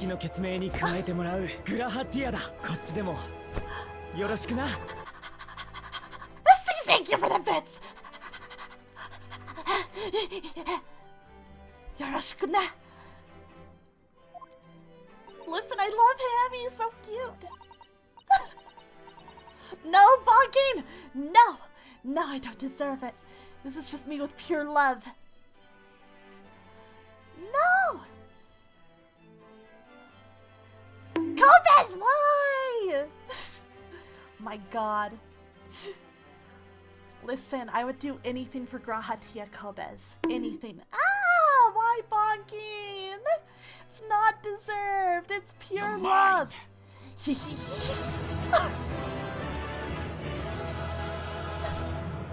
used all your points victorying too, but guys, how will you juice Remy Rat without your points? God. Well, you did what you said, Mr. Nara Odo. You believed in me, right up to the end. You can't do that? Why not? You can't juice Remy? Here's odd as your name. What's odd about it? I had faith. I told you I had faith in you, didn't I? No one has ever asked before, see? Oh my god. Essie, why would you guys teach her this? Why would you teach her she can do that? Oh no! She's gonna be unstoppable. Kept a promise, I mean, properly. You're an anarchist? No, chaos! Chaos in my chat! Turning my mods against me. That's awful. I figured something out today. All me life, growing up in the slums, I never trusted no one. But that's just because I've been scared of being stabbed in the back. I mean, the more you trust someone, the more it hurts when they let you down. Gina rhymes with Hina? Oh, true! They're both good girls. You bully Jer all the time anyway? Fair enough. Well, listen. Jer deserves it. I love him, but bullying him is funny. Right, and I love Gina too. She's so good. Yes, I think I can understand that. After all, I had a taste of it in that trial 2 months ago. Yeah, SC's chaotic with rules. I chose to trust someone and paid for it. That betrayal left a big scar. You know though, Gina, I worked something out quite recently too. Trusting in someone else is really an exercise in learning to trust yourself. And when your gut tells you it's the right thing to do and your trust is rewarded, there's no better feeling in the world. I think I have you to thank for reminding me of that valuable lesson. Yeah, why is Essie so quiet? I'm scared of what she's doing. Oh, well, if you say so. Don't make a fat load of sense to me, though. I'm trying to say that putting my faith in you, Gina, has been a real pleasure. For crying out loud, pack it in. But I suppose I sort of feel the same way. I mean, sometimes trust in someone else is, you know, alright. The reward request queue is 6 months long? What the fuck? Thanks. This is the way I see it, Ryunosuke. Ah, Kazuma! A defense lawyer is only as good as his faith in his client. And that comes down to how much faith he has in himself.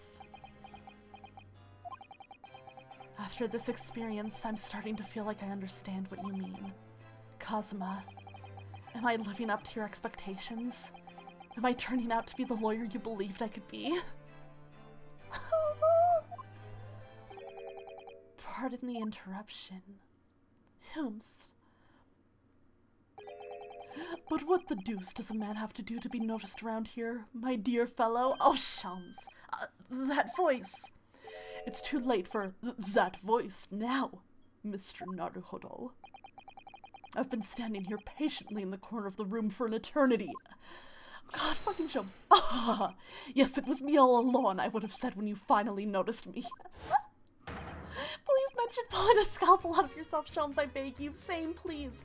But you people, with your incessant babbling.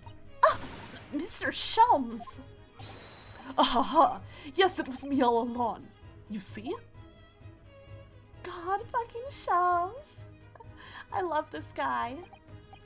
I'd assumed you'd been taken back to the hospital, to be honest. Indeed I was. But I managed to escape again. Oh. I happen to be aware of 1 or 2 foibles of the doctor who was tending to me. I merely made my knowledge of them known to the man, and he happily issued me with a leave of absence. How very above board. But enough of my adventures. That was a fine victory, Mr. Naruhodo. Your tireless efforts justly rewarded, I feel. Congratulations are in order. As a close friend, I tip my hat at you, m'lady. Oh, thank you. Some great detective you are. Great at being cold as ice, maybe. Have I irked you in some way, Miss Lestrade? While you've been having a snooze in your nice soft bed, some of us have been fighting for our lives. Oh, well, that bullet did cause me to lose a substantial amount of blood, it's true. So I have indeed been feeling somewhat cold. Not perhaps as cold as ice, but, well, have a feel. Could you take your hands off my neck, please, Mr. Shums? What the fuck?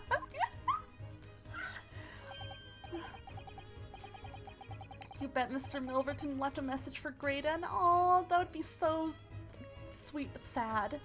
And in some way, I suppose, congratulations are in order for you too, Miss Lestrade. What's that supposed to mean? Why so half-hearted? Well, naturally, it isn't my intention to alarm you, but... an acquittal in a trial with that particular prosecutor is perhaps a little precarious. Well done, Mr. Shums. Not alarming in the slightest. Oh, the Reaper, you mean? Because anyone who's found not guilty in a trial he was working on winds up dead anyway? Is that it? The very point I was trying to make. as exemplified by the fate of Mr. McGilded, in fact. Ah, but of course, I pay no attention to such irrational drivel myself. Yeah, well, it don't bother me. Oh no, it's back! Oh my god! Oh my god! Oh my god! My ears! Oh my god!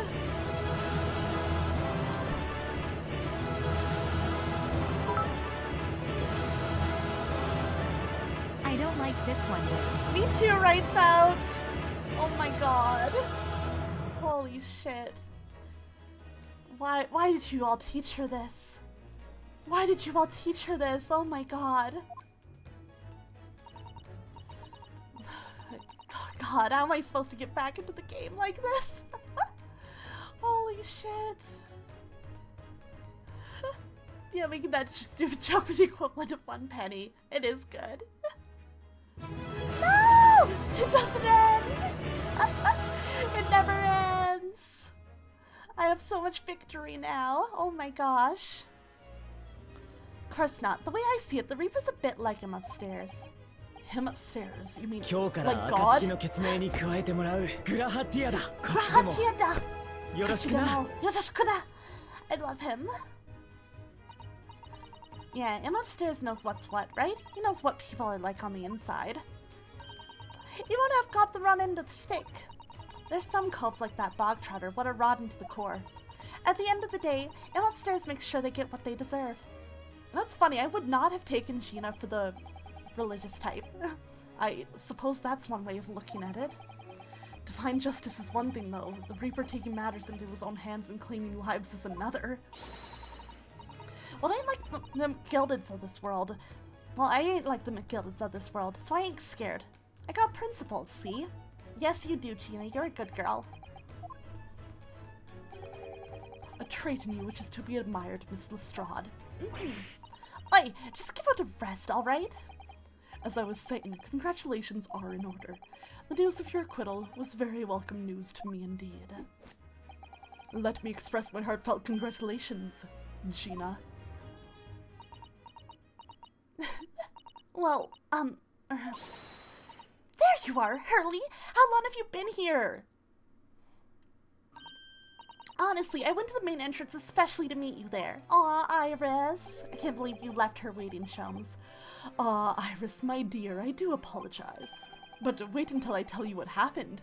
This pair made utter fools of themselves. What happened? As you know, I have a penchant for disguise. I was hiding in this room dressed as a bailiff. But these adults didn't notice my presence at all. They had no idea. Can you imagine, Iris? Would you credit it? I'm not sure, really. I beg your pardon. I'm sorry, Hurley, but you just don't have the weighty presence you seem to think you have. In fact, you really ought to be careful about that. It's going to land you in trouble one day. I'll be careful. Ouch. Roast him, Iris. Do it, girl. Anyway, it's such a shame. I was so hoping to throw a party for Ginny tonight, but you won't be able to come, will you? I don't look like I'm gonna be going over for a while. You were the judge's patter. I got stuff to make amends for, apparently. All them offenses. What was it again? Breaking and entering, taking the bog charter stuff, what was in lug, blah, blah, blah. Yeah, I think you'll find that basically being a pickpocket is the main offense. But diving ain't an offense. It's a job, innit? I don't think so. Let her do what she wants. Still, it has got me thinking all this. Maybe I should start looking for another line of work. I mean, you didn't start off as a lawyer, did ya, Odo? Well, no, but I was never a pickpocket. You were a stowaway, though. Well, anyway, I reckon I can make a change. I'm gonna do something for all them lot like me from the slums. Something that makes a difference for them. Oh, Gina, you're such a good girl. I love her. That's a wonderful idea, Ginny, and I'm sure you can do it.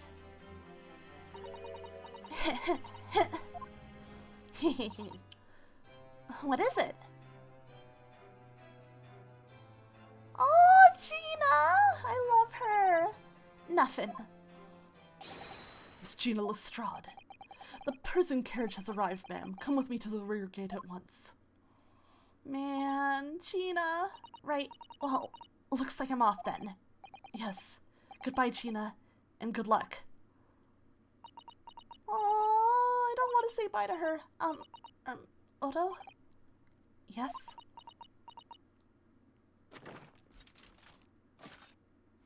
Uh-oh, she's too embarrassed to say goodbye normally. She has to shoot you to deal with it. Ugh! What was that for? I don't know. I mean, I don't know what to say, so... I love her. Ah, indeed.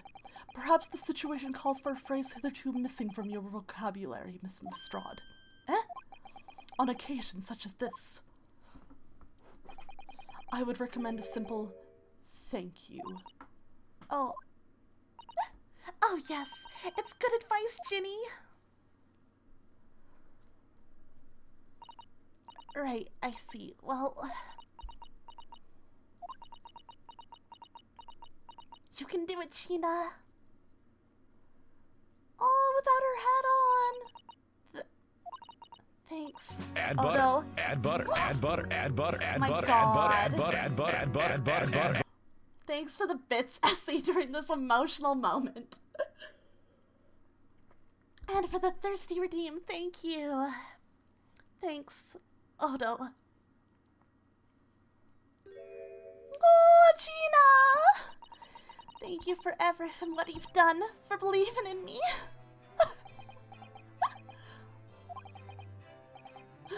You just saw add butter and you were like, yes. But oh, Gina's smile, it's so precious. I love her. Not at all. In fact, that should be my line. Thank you, Gina. Oh, that was so nice. That was so good. Well, there she goes. I wonder if I'll ever see her again. I hope so. Well, quite the indomitable pick purse. Oh, I nearly forgot. I bought a paper outside. It's a special edition and this trial's all over the front page. Pickpocket's innocence proven. Isn't it wonderful? You should have shown it to Gina, Iris. She would have been thrilled. Oh no, how silly of me. Aw, it's okay, Iris. But anyway, would you like the good news or the bad news? Oh, not again. Oh no, emotional moment over. What's Essie about to bring out? What's Essie about to bring out? Well, what do you say, Bruno? Hurley? As usual, I think I'd rather get the bad news out of the way first. Sloppy! Sloppy. Sloppy! Sloppy. Sloppy! Sloppy. Sloppy! Sloppy. Sloppy! Sloppy. Sloppy! Sloppy! Sloppy. Sloppy! Sloppy. Sloppy! Sloppy. Sloppy! Sloppy! Sloppy. Sloppy! Oh my god. Sloppy! Absolutely not. I have no intention of listening to anything but good news. And there you have it. Sloppy. Sloppy. How people answer that question says a lot about them, doesn't it?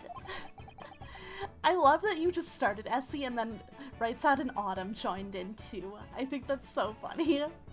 You just recruited people to your cause. No words needed. Let's not go there. Alright then, maybe let's start with the good news this time. The rain has finally stopped. It was a record level of rainfall apparently. Well, that is good news indeed. Sloppy! We can journey back together in greater comfort. Alright then, what's the bad news? Sloppy. Sloppy! The huge storm has left the seas very choppy. The channel in particular is awful, so sailings Sloppy. Sloppy! So sailings out of the Dover have been delayed by a day or more. Wait, Dover. Susanoo! That's right, we need to head to the station immediately. We may still make it in time to wave Susie off. Oh my gosh, but there won't be a train, surely. We couldn't be that lucky. Who do you think I am, Mr. Naruhodo?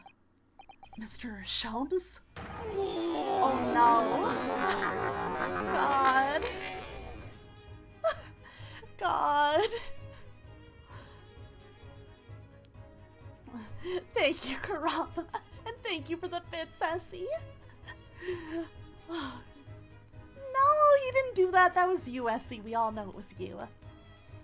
I rushed to Victoria Station earlier and made arrangements for a special express. No, it was you, Essie. If anybody farts here, it's Essie. If you smelt it, you dealt it. If we hurry now, we shall be there in time for dinner. And I know of a fine restaurant that serves the most delicious baked sole. The great detective does it again! Indeed he does. I happen to be aware of a number of the rail transport director's foibles. What? I merely made my knowledge of them known to the man, and he happily laid on the locomotive. Elementary. Shums, are you just blackmailing men? Just an idea, but it might be wise to stop manipulating people that way. What are we waiting for then? To London, Victoria. Oh man, we get to go see Susato off. Oh, it's kind of like the ending of Ace Attorney 1. Oh my god, it's gonna make me emotional. The ending of Ace Attorney 1. No, Essie farted. Essie's the farter. That took somewhat longer than I had anticipated. Susie's must be about to leave now.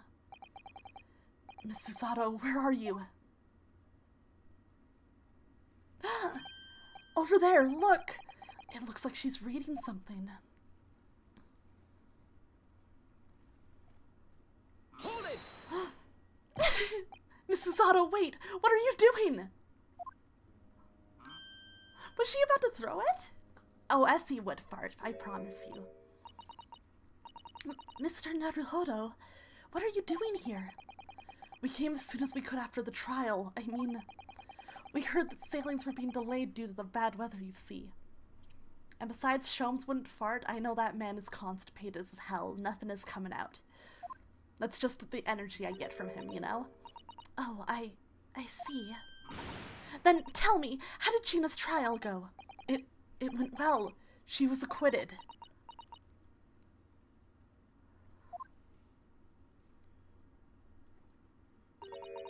That's wonderful. Really wonderful news. Aw, her smile's precious too. I love Susato too. The book you were about to throw into the sea.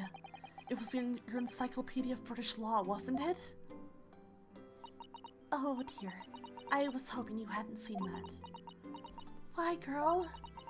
I'm not worthy of practicing law in any way now.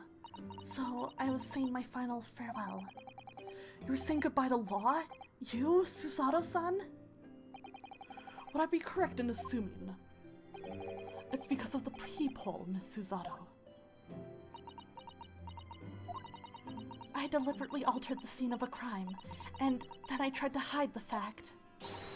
What I did is utterly unforgivable. That reminds me. How did you even come to have this, Susie? On the evening of the incident, Mr. Sholmes had invited Gina to dinner, if you remember. Oh yes, we had a wonderful time. Well, Gina gave us a little introductory lesson, didn't she? To the art of pickpocketing, I mean. Oh, that was so much fun! I stole Bruno's armband. Yes, please don't do that again, Iris. The band's very important to me. Well, if it's so important, you should pay more attention to it. You didn't notice for ages. Aw, on a whim, I thought it would be fun to see if I could take the cat flapomat, so I put it up my sleeve. Oh, I mean the stuff with Mia, when you're, or no, not Mia, Maya, when you're about to see Maya off at the very end. Really? And then I rather forgot about it until I found myself in Mr. Windibank's shop with it later that night. I see. And then...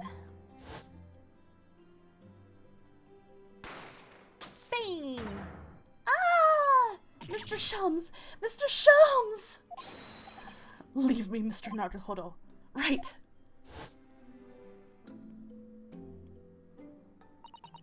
After Mr. Naruhodo had left the shop, I started to think. That door started to play on my mind. The storeroom door, you mean? Yes, if Chino was anywhere in the shop, I realized it could only be behind that door. It was an insane trial. Man, so much happened.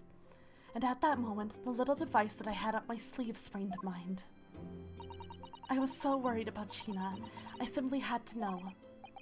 So you used the cat flop-o-mat to make the peephole in the door.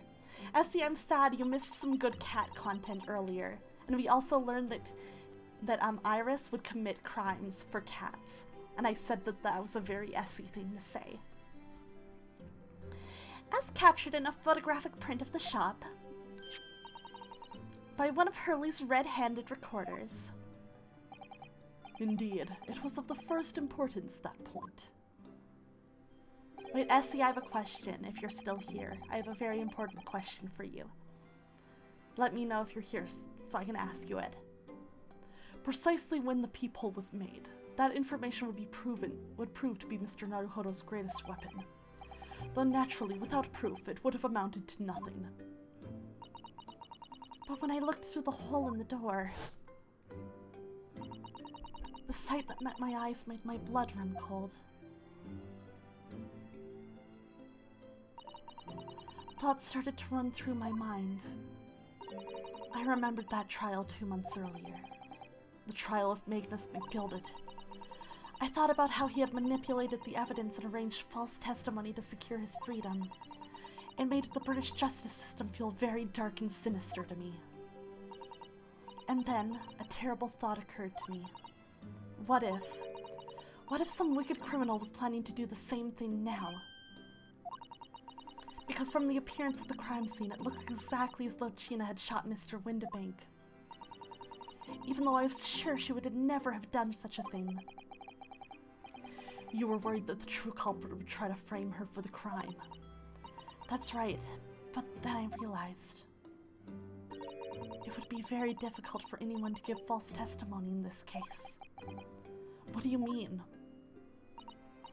Well, the crime appeared to have happened behind the door of a locked room. For someone to claim falsely to have witnessed it, there would have to be a way to see beyond the door.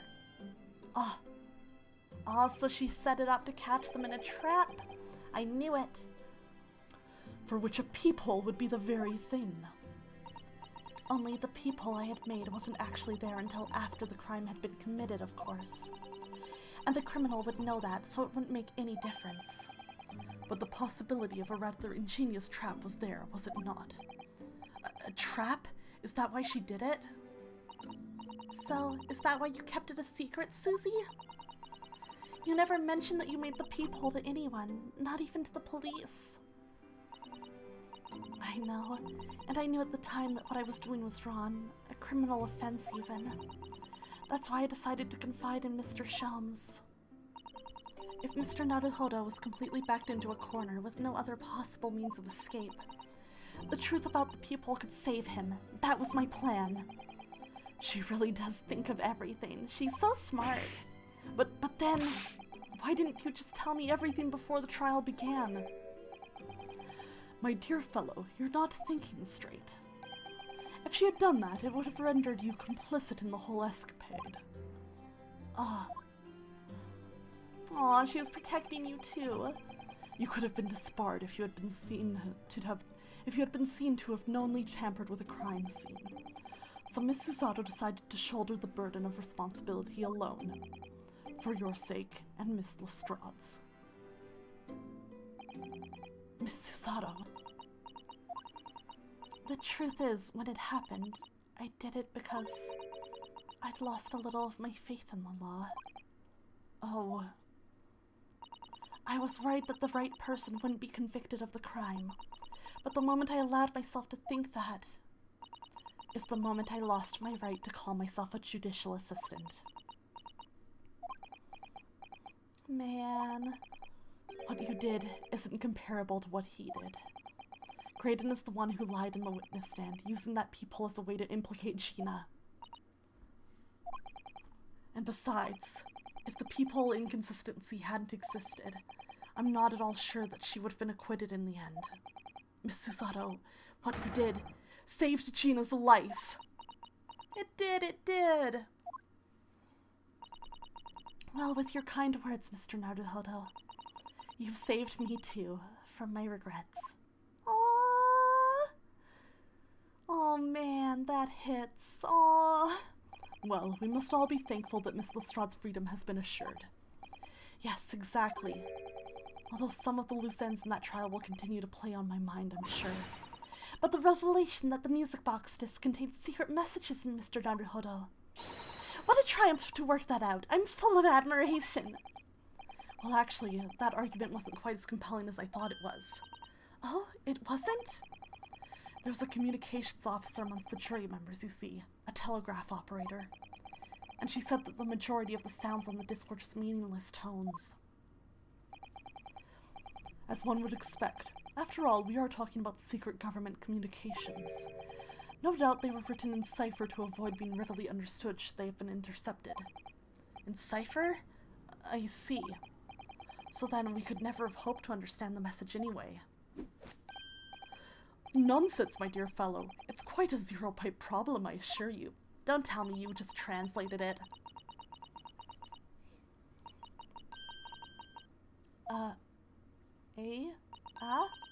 So, Asugi? What? Well, that can't be a real word, can it? How funny. Wait, Iris, what did you just say? Oh, I just said Asugi. Does that word mean something to you? Mean something? Asugi was the name of my best friend. What? But how? How do you know that name, Iris? I wrote it down during the trial before, when the message was playing on the music box. She transcribed it on the fly? She really is a genius. I thought the message probably wouldn't be written out in plain Morse code, so I tried various ways to interpret it. But whenever I tried, the words just didn't seem to make any sense. That is, in English, at least. It was in Japanese. Oh! It suddenly occurred to me, you see. There's more than one Morse code. It's not just the English variety. Various countries around the world have altered and added Morse code to use in their own languages. I don't believe it. Are you saying... That's right. I've only actually seen a chart of Japanese Morse code once before. But I think it's based on the Iroha pentagram, isn't it? And you mean to say that in Japanese Morse code the message says Asugi? Yes, I think so. Sorry, but I don't remember all of the Japanese Morse code. Iris, would you let me see that? Miss Susato, do you know it? Do you know Japanese Morse code? Yes, I spent some time studying it. Because I'm quite sure Morse code will become ever more important for international communications. Oh my god. Then might I recommend, my dear madam, that you focus your efforts on the English version. Be that as it may, Iris, show me the message, please. Of course.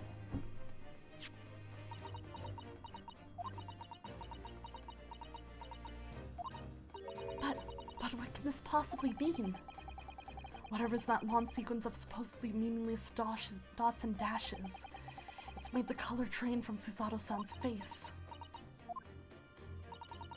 There's no doubt that this message is written in Japanese Morse code. So the British Empire has been using Japanese for its secret communications? I don't understand the reason why, but the message appears to be a list of 4 people's names. 4 names? Whose? The first is Kei Asumi, Kazuma Asugi. Kazuma Asugi, why? Why was his name on that disc? The second is A Shin. Shin, I don't recognize that name. The third is T Gregson. Gregson! Gregson! Ah, it would seem Tobias Gregson is the 3rd man on the list. And what's his name doing in a secret government communication as well? And the last name... What's the matter, Miss Susato? It's just so strange, so unexpected. What is it? Is it Renowski's name? Oh, what is it, Susie? Don't keep us in suspense. The last name is J. Wilson. What? Wilson? John H. Wilson? You mean Daddy? Oh my god. It says only J. Wilson, so I'm afraid I can't be sure. Then after the 4 names it reads, if I translate from Japanese, that is all 4. And that's the end of the message, or rather, the end of what you noted down, Iris. Oh my god, what does it mean? I just can't believe it. Who would have ever thought that those discs contain Japanese Morse code? Not to mention a strange list of some disturbingly familiar names. It would appear that this particular message is a communication of some kind between Great Britain and the Empire of Japan. So, Daddy could be in Japan then, where Susie and Runo come from. About that, oh well.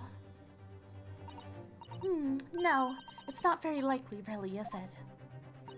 I mean, there are thousands of people with the surname Wilson, and there must be lots of J's among them.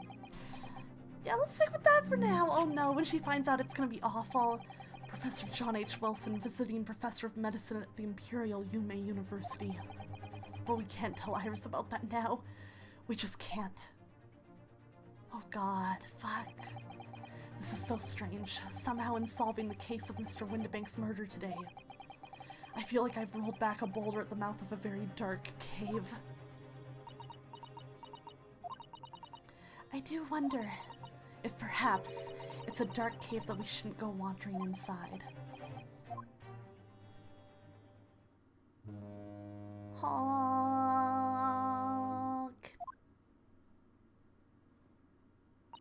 Oh dear, the ship is going to set sail soon. Yes, it seems so. I'll sail on that steamship first to the port of Dunkirk in France. Then I'll change onto a larger passenger vessel bound for Japan. You're really going then, Susie? We wish you a safe passage, Miss Susato. Thank you so much. I wish all of you the very best. Have a safe trip, Susato. Miss Susato, I had hoped to have you always at my side, to guide me and support me. Mr. Naruhodo, please come back soon. As far as I'm concerned, you really are the very best judicial assistant in the world.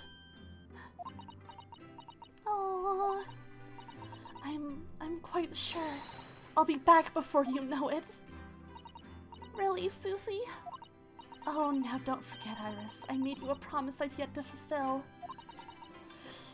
Yeah, maybe we should tell Gregson. Oh man. A promise?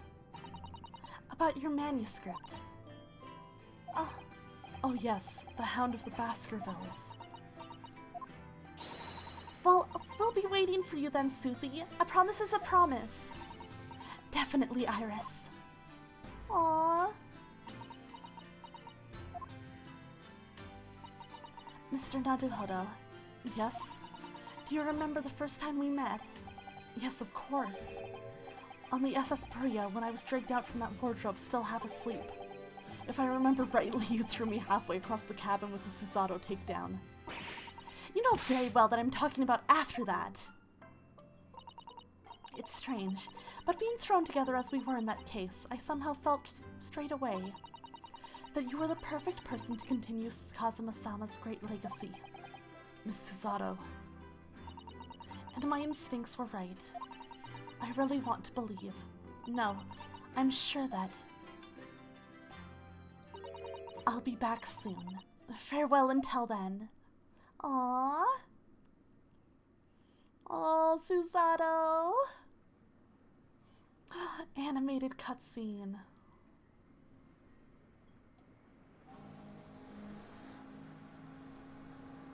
Somehow we seem to have come to the end of the adventures of Ryunosuke Naruhodo. Or the first volume, at least. Aww. Aww. Looking back now, it feels as though fate has led me on Leave this it Waga journey. High's there! Oh my gosh!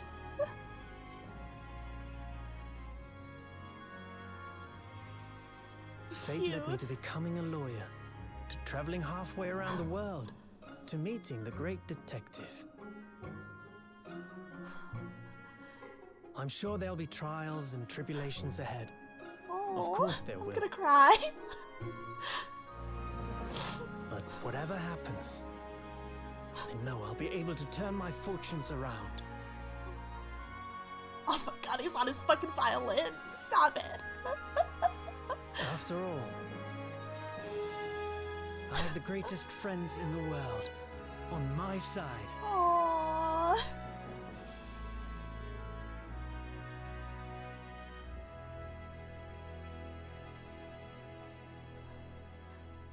Oh, that was so nice.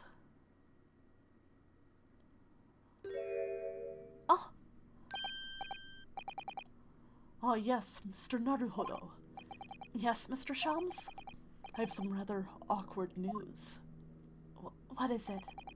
The railway company has decided to sue over the special express train apparently... Huh? It caused such a commotion on the line, all the other trains had to wait at stations. But really, we would never have made it to Dover in time otherwise. Shams! Anyway, I explained everything, and how it was all your fault. Jesus Christ, Shams. Huh? Huh? I believe a formal complaint should be delivered to your office tomorrow. But not to worry, my dear fellow. According to Miss Susato, you love defending yourself in court. No! Huh? Huh? Huh? It's alright, I'm perfectly happy to testify. He really didn't look like the sort of man who'd do something so outrageous. See? I love Iris. Mr. Sholmes? Yes? A word, if you don't mind?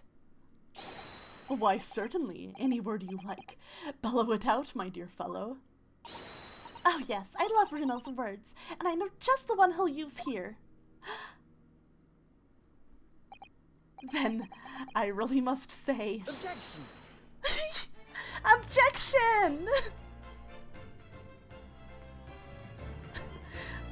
We did it, you guys! Oh my god! Oh. Oh my god, I'm crying.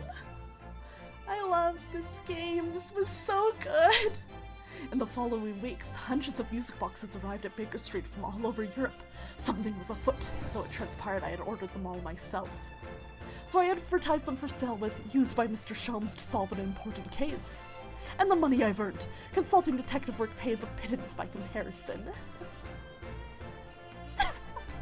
God, fucking Sholmes. He's do got drip. I haven't slept a wink. This manuscript is due tomorrow now.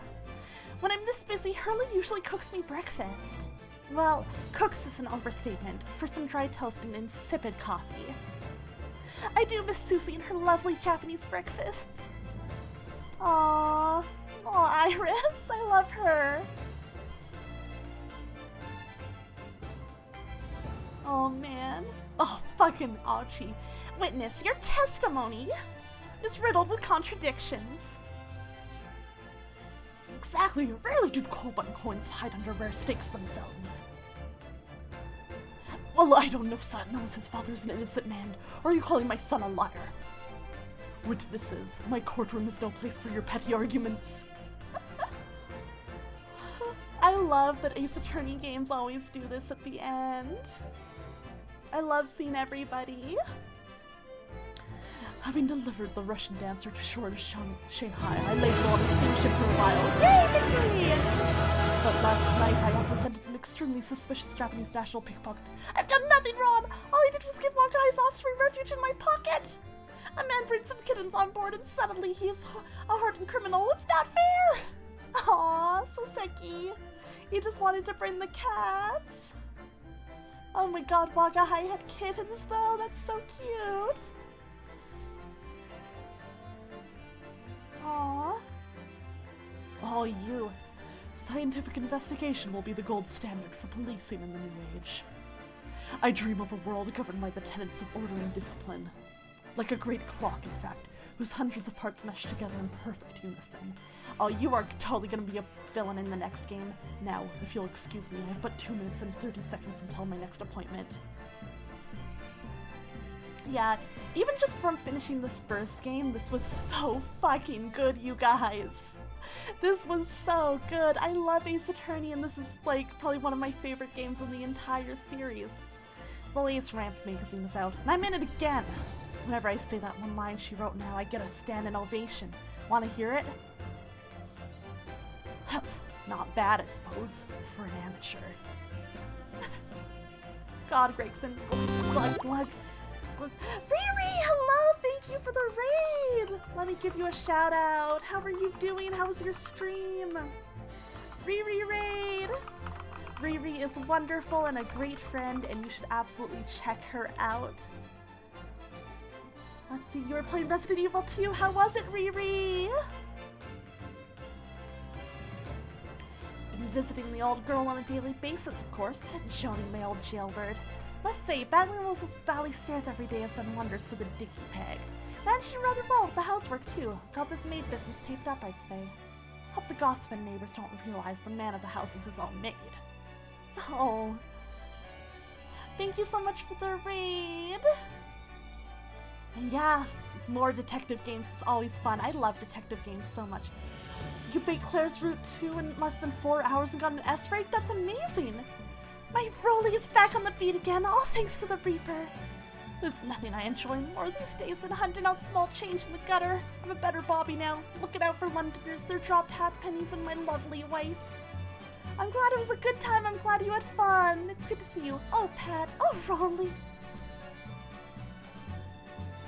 Yeah! Good job on both of us for making good gaming progress. Yay!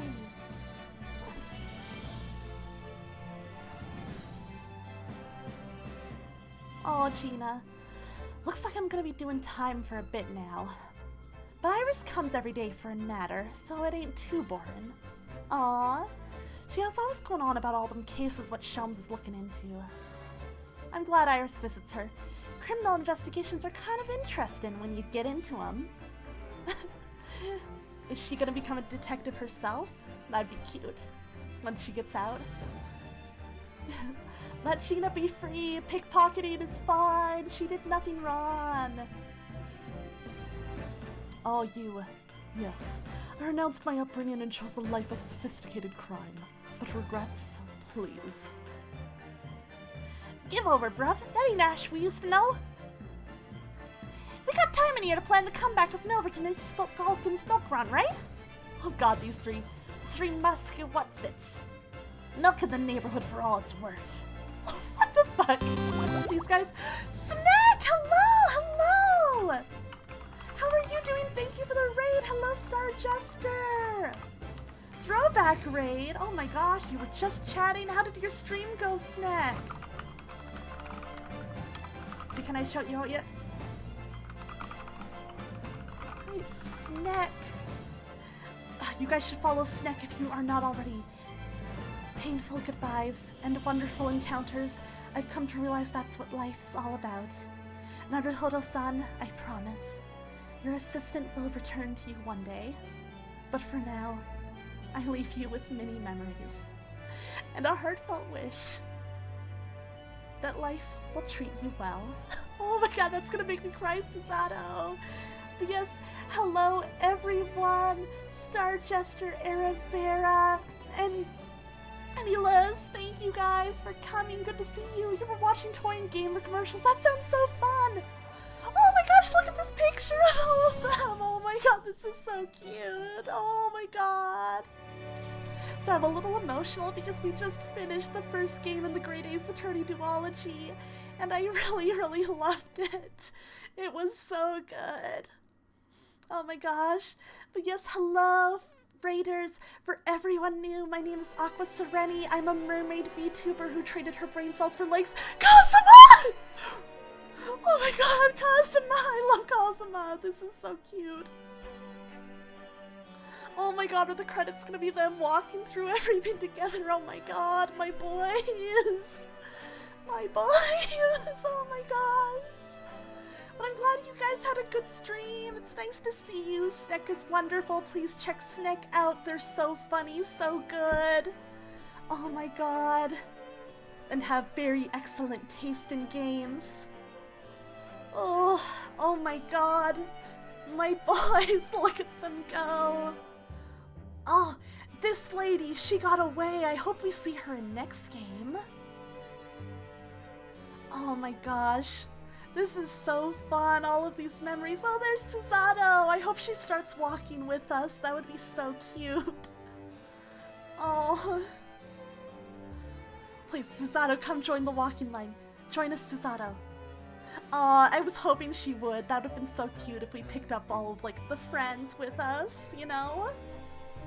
Oh my gosh. Oh, the second case on the boat. That was so fun.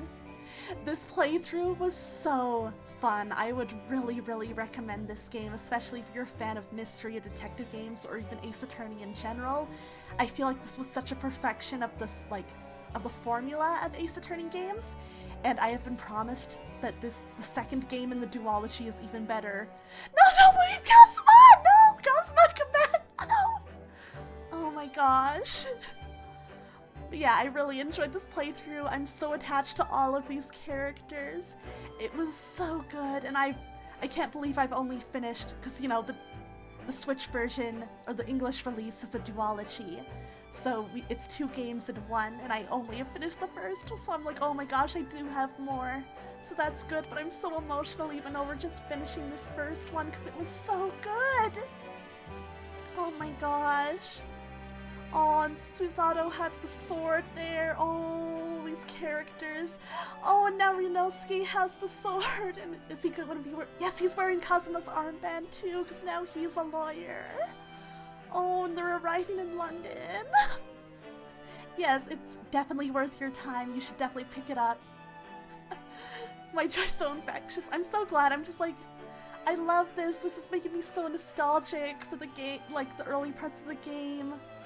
Oh man, this case was wild. This was such a wild case and trial. But it was so fun, and just, I had such a strong reaction to it, you know? It was really, really good. It was so good. It was so great. I loved it. All of the cases in this game were really good, and I really enjoyed them, you know? Oh. Let's see. It's hard to say because I kept having to take breaks while I was sick and stuff, but I want to say this was like maybe my 12th or 13th stream of it, and I usually streamed for about 2.5-ish hours, maybe 3 hours sometimes. Tonight just went long because I was very determined to finish this game. Oh, and Sholmes is walking with us too now. Oh my gosh, Kitty Wakahai's here! I love Wakahai, he's such a good cat. Oh, and there's Iris! My daughter, she's so cute. I love her so much. Oh my god. Yay, good, Iris is walking with us too. The whole team's here. Oh, and there's Von Speaks with his fucking leg up on the table, god.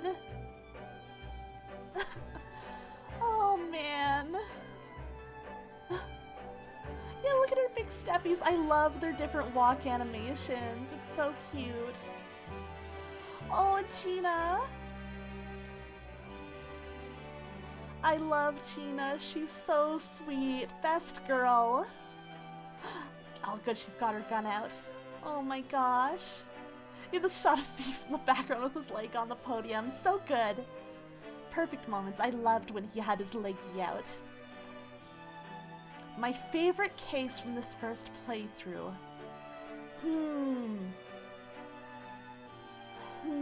That's a tough one. I liked all of them. I think if I had to pick...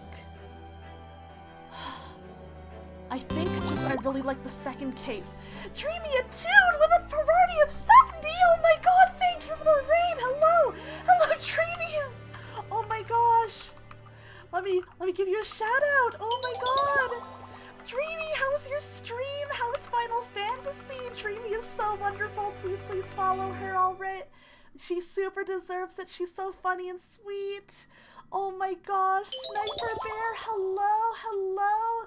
Oh my gosh, Dreamy, hi. Captain Roy, thank you so much. Oh my god, this art's beautiful. I need a screen cap of it. I need my voice, Cosmo Bruneski. Oh my god, oh my god. Ah! Oh my god, I love them. I love them. Nanamo, hello, Dowager, hello, Samuel, and Imagon, thank you so much for the follows. I'm sorry that I fucking screamed there. I love those poems so much. Captain Roy, thank you for the follow. One second, I need to look at my voice. Holy shit, let me... Special contents, let's see if I unlocked any special contents. Cypher Caliban, hello. Hello, thank you for the follow. Audia, hello. Everybody, hello, thank you. How was your stream, Dreamy? Did you have fun playing Final Fantasy? I hope you did. It was so good. Game was so good. I loved it so much. This is a duology bundle, so I have a second game to go through, but I just finished the first game and I'm very emotional over it. I love the characters. That's why I'm seeing credits and screaming over the art of my boys. Oh my gosh. So yeah, thank you for dropping by and thank you for raiding. I really appreciate that. I have played so much later than I meant to, but I'm happy I got to see you. I'm basically just I'm gonna go through the special content now and see what I got for finishing the first game. Oh man. So yeah. Presented evidence during the first cross-examination. Oh my gosh. Cute. The accolades are very cute. What about the gallery? Portraits? Oh, it's concept art! This is so cute! Oh my god, and it even has like the character designer's commentary. This is so good. I love stuff like this. Oh my god, he's so cute. He's so cute. This is so cool. And thank you for the clip snack. Oh my god, I love this outfit. This outfit was so cute. He wears it when he's first coming to Britain, and he looks incredible. Oh, look at all of these concept sketches. This is so cute. Oh my god, he had glasses at one point. That's adorable. Oh, this is so good. Oh, his accessories. Oh, Susato, I love her. She's such a good girl. Susato, oh look at her. Oh my gosh, her traveling clothes are so cute. I love the shawl. She's adorable. God. Oh my gosh, I love this. Yes, this is perfect for cosplayers. Oh my god. Oh, and look at these concept ones. Oh, these are so good. These are so good. Oh, and look at these from this animated cutscenes. Oh my god, this is so cute. Shelves, I love Warlock shelves. I'm sorry, y'all caught me in my fangirling. I'm like, oh my god, this is so good. I love Herlock Sholmes. He's so stupid. He's such a good man. Oh my god, all these details of his bake and stuff.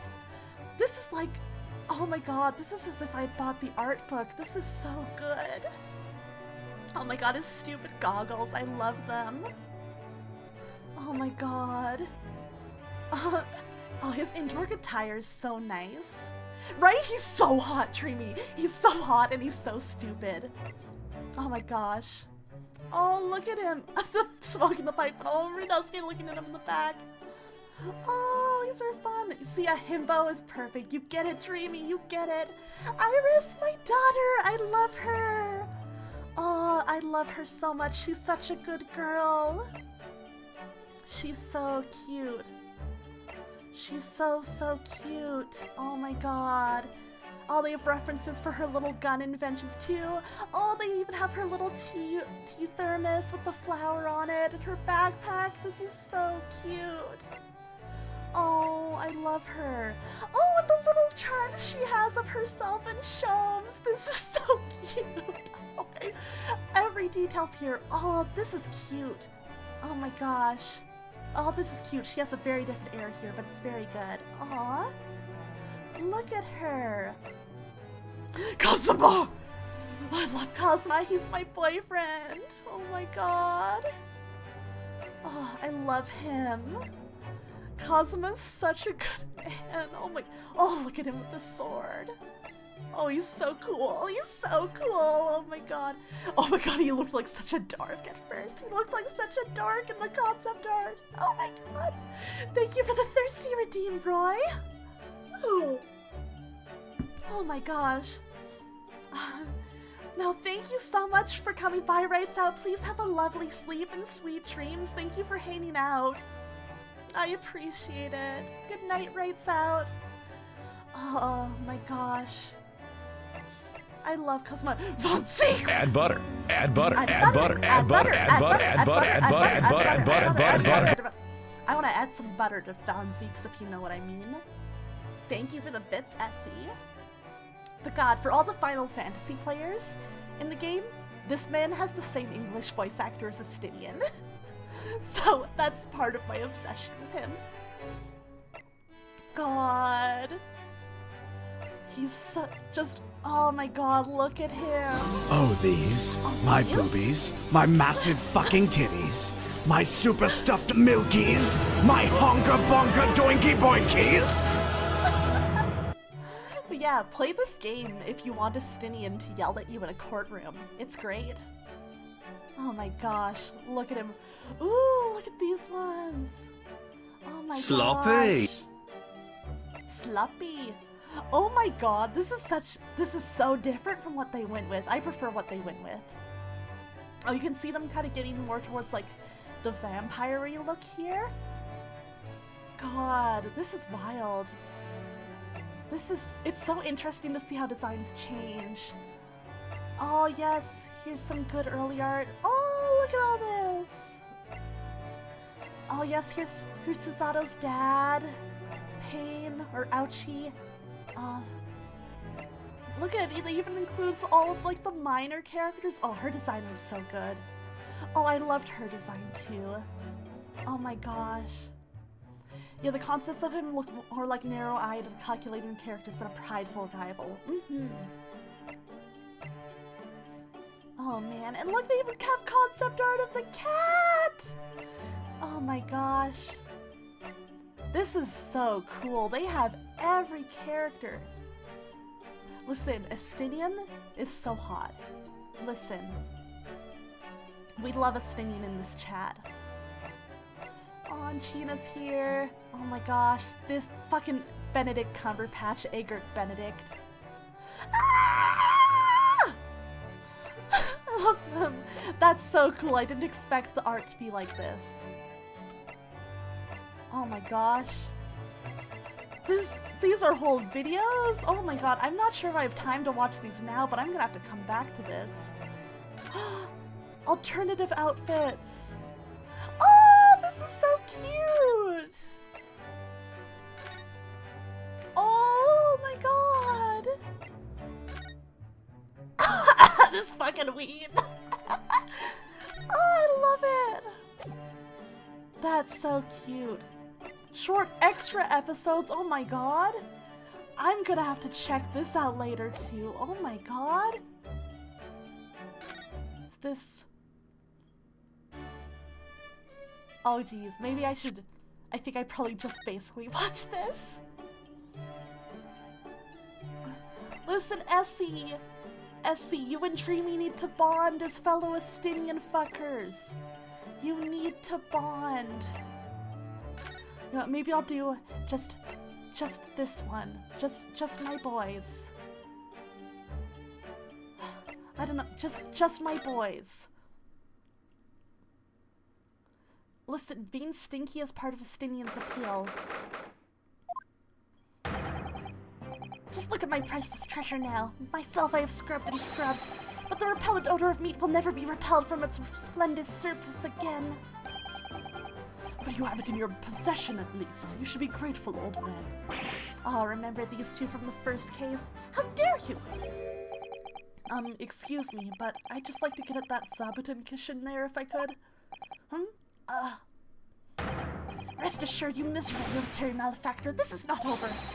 Incarceration awaits those who would defraud a senior citizen for his precious treasures. Watch your tongue, old man. Mark my words, I won't. Sorry, Sergeant, but could I just get at that Zabuton cushion there as well? Oh. This is so awkward. Rinosuke's so awkward. I love him. I won't go to jail. Never. Imagine if I did. The very next day, my boy would starve without the chain of command in place to provide for him. Using the child to protect yourself. Myself, I call that an absolute cowardice. Oh, really? And who employed the poor defenseless senior citizen tactic? Babby. Remember when we were sure that Babby did this? Was the culprit of that case? Avenal, hello! Good to see you. Good to meet you. Why are all Senpai Estinian fuckers like this? Because we understand his appeal. His appeal is that he's gross. The only way to fight an enemy who's using underhand tactics is with a tit-for-tat strategy. Sorry to interrupt again, but I just need to get at that Western-style cushion there on the sofa. Enough of this insubordination. What do you want, man? Oh, you felt nothing for him until he saved your lives and then you fell hard? God. Oh, Estinian. Oh, Estinian. Oh, what's he so dreamy for, even though he stinks? Essie? Listen, I could share all of Essie's secrets right now. I could. I'm tempted. Oh, please don't mind me. Aha! Do my eyes deceive me, or is this the wide-eyed criminal from the trial before? Wide-eyed, perhaps, but criminal, no. Admit it, Essie. Admit it, live on stream. What is this unhealthy fascination you exhibit with the seating arrangements of others, huh? Why were you peering under the cushion of this upholstered seat? Oh, well, the thing is... Any luck? Did you find it? Cosmo!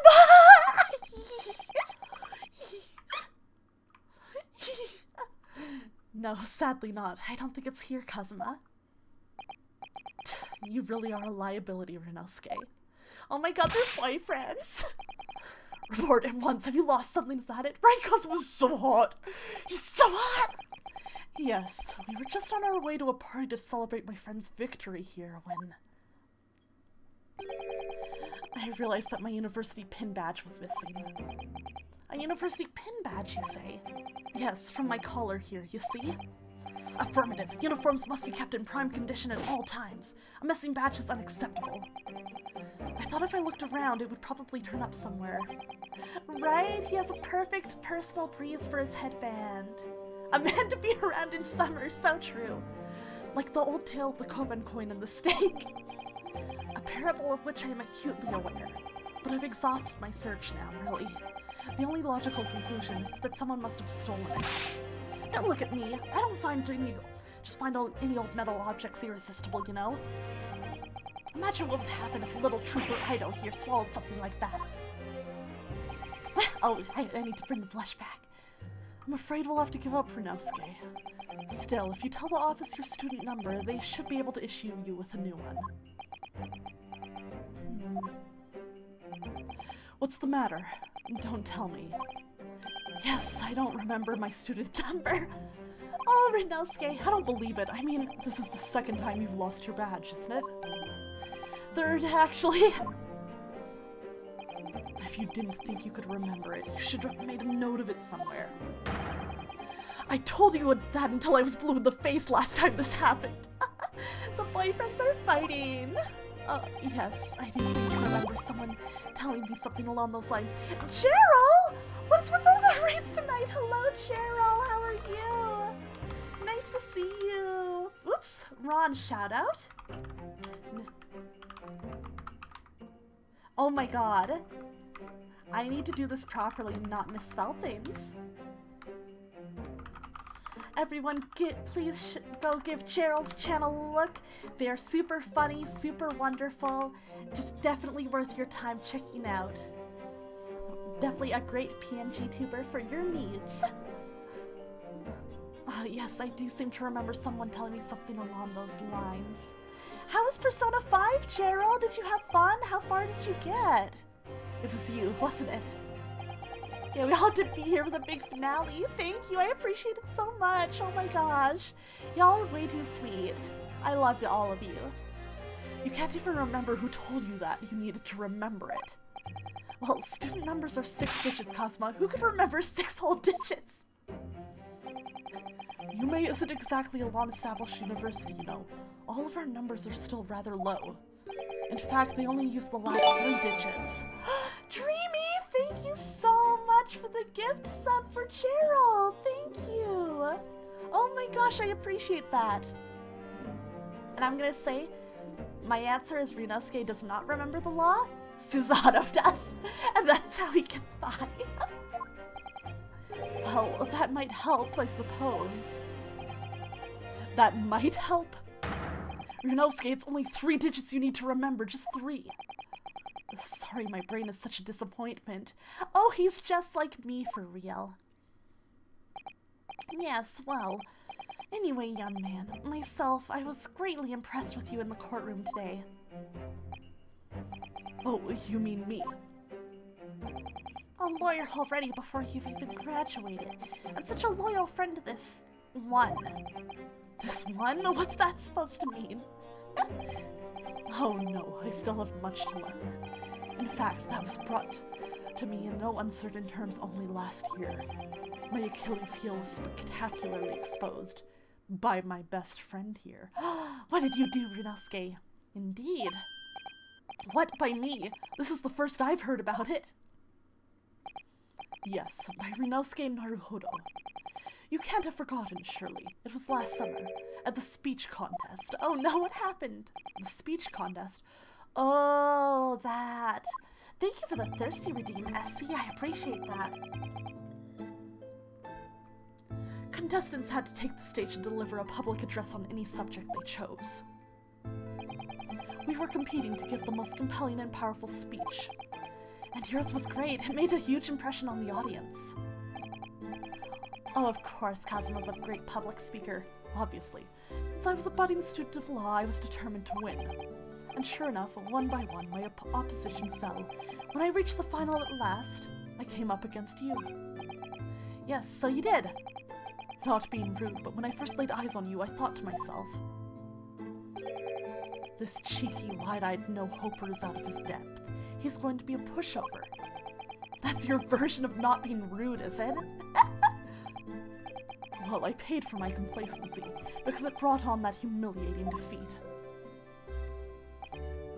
Defeat? How are your ranks compromised? My speech was going very well. I had the audience in the palm of my hand. They hung on my every word. And then, when I came to the very last line... Yes? What happened at the very last line? It was supposed to be a climactic end. Unfortunately, I completely fouled it up. Never! Enemies to lovers! So true! Rivals to lovers! Oh my god! Their relationship goals. You mean you stumbled on your words? Spectacularly. Even now, I can't believe I've ruined it. Well, what on earth did you say, man? Ryunosuke, you'd better say it. I still can't get my tongue around it. What did you say, Kazuma? Sure, of course, I can still recall it perfectly. What you said at the end of your speech, or rather, what you intended to say at the end of your speech, was this. Oh shit, I went 6 hours! Oh my god. So arise, ladies and gentlemen, and applaud our forefathers' plight in the fight for our filial piety. I've been going so long, oh my god. I've been having too much fun. Clearly, I like this game a lot. And what went wrong? What indeed? Myself, I see no problem with the pronunciation of these paltry words. In that case, old man, I invite you to say it yourself. Very well then, I shall. Ahem. So rise, ladies and gentlemen, and applaud our forefathers' plight in the flight. The flight for filial piety. It's impossible! The arise, ladies and gentlemen part I delivered perfectly. Aw, even his Tawny can't do tongue twisters. That's moe of him. I think that's very moe, Cosma. But the next part had me floundering for a whole 5 minutes. Bro, for that long? By the end of it, I was on my knees in front of the podium, a blabbering mess. Cosma, no! And that's when the audience started to heckle you. Oh no! Arise, arise! They were shouting. Oh no, Cosma! Hell on earth. Oh no! But then, of course, this man went and delivered his word-perfect speech with a perfect ending. How did it go again? Yeah, he took critical damage. Let me see. So, my dear fellows, the message is simple. Treat your father and mother with respect. Something like that? I mean, talk about stating the obvious. But the fact is, I lost that speech. Tongue-tied is the only way to describe it. Well, it is quite tricky to say, I agree. That final fight for filial piety especially. And ever since that day, I've had this question rolling around in my head. Why did our forefathers choose such an awkward phrase? Was it to mock their children? I mean, it should never have been called filial piety in the first place. Arrgh! At least you're going to Great Britain soon. It might not come up much there. They're so cute. I love them. They're so cute. Well, anyway, having lost that accursed contest, I came after you to ask you a question.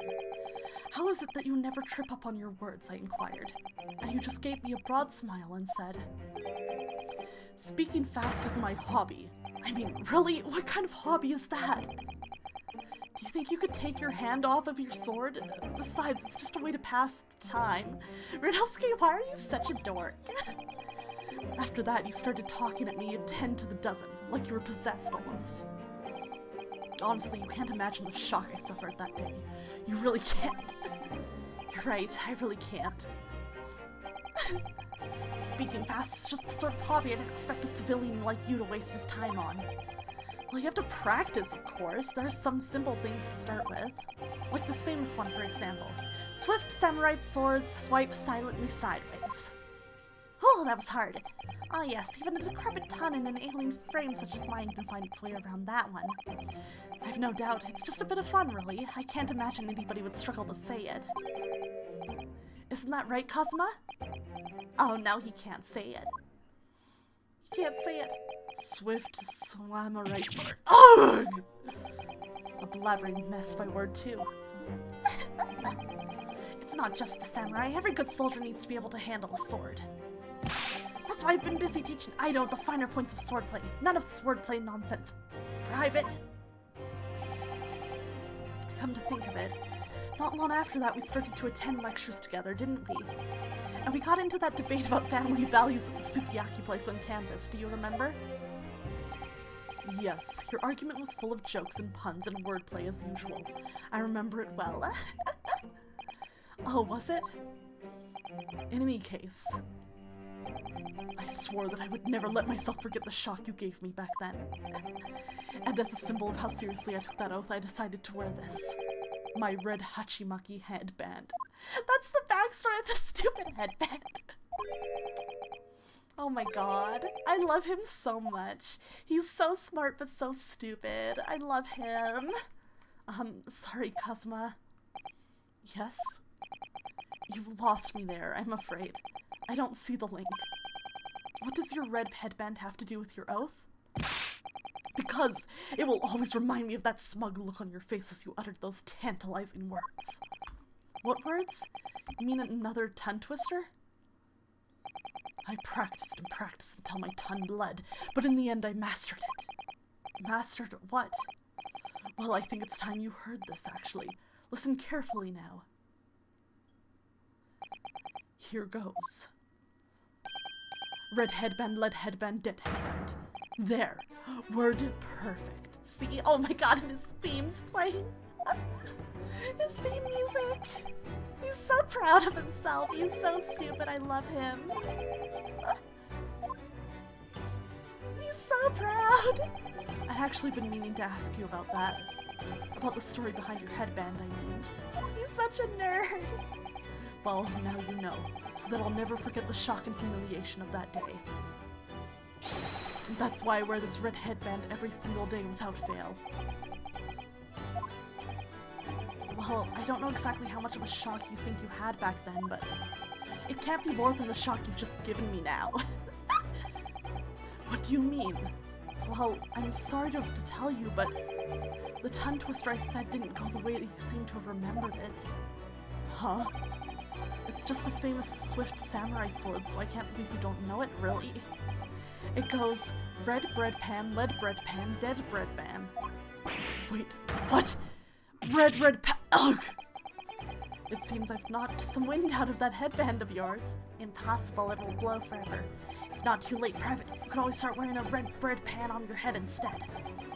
You're a youthful, vigorous, manifest young man. Your cheeks are glowing redder than your hachimaki.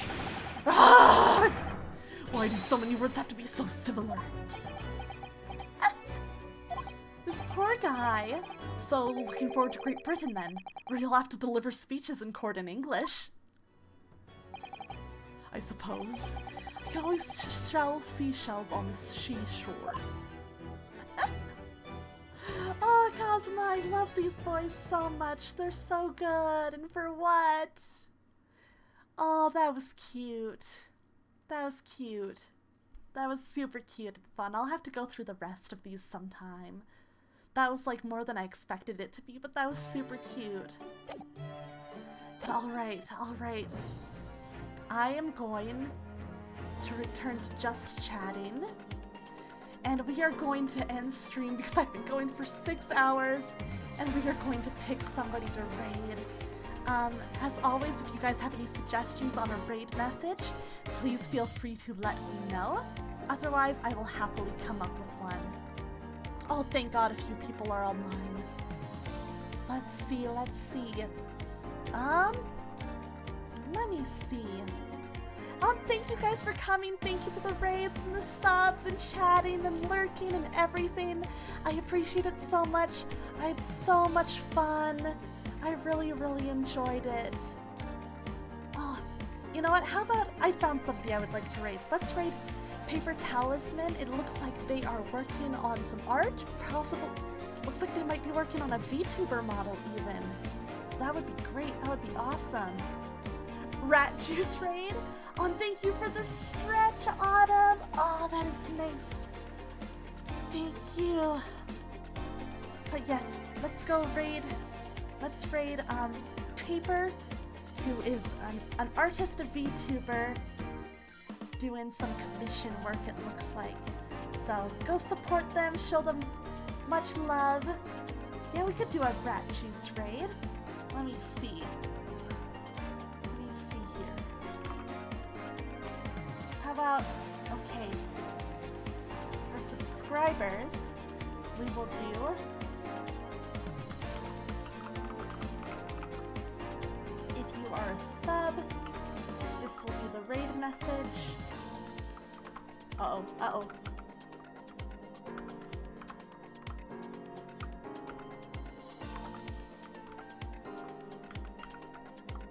Okay, here we go. Let me do this properly.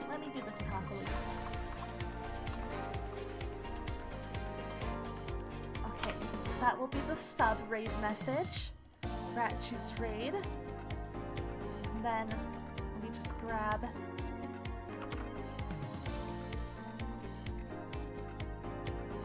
for non-subs, we can do a little bit of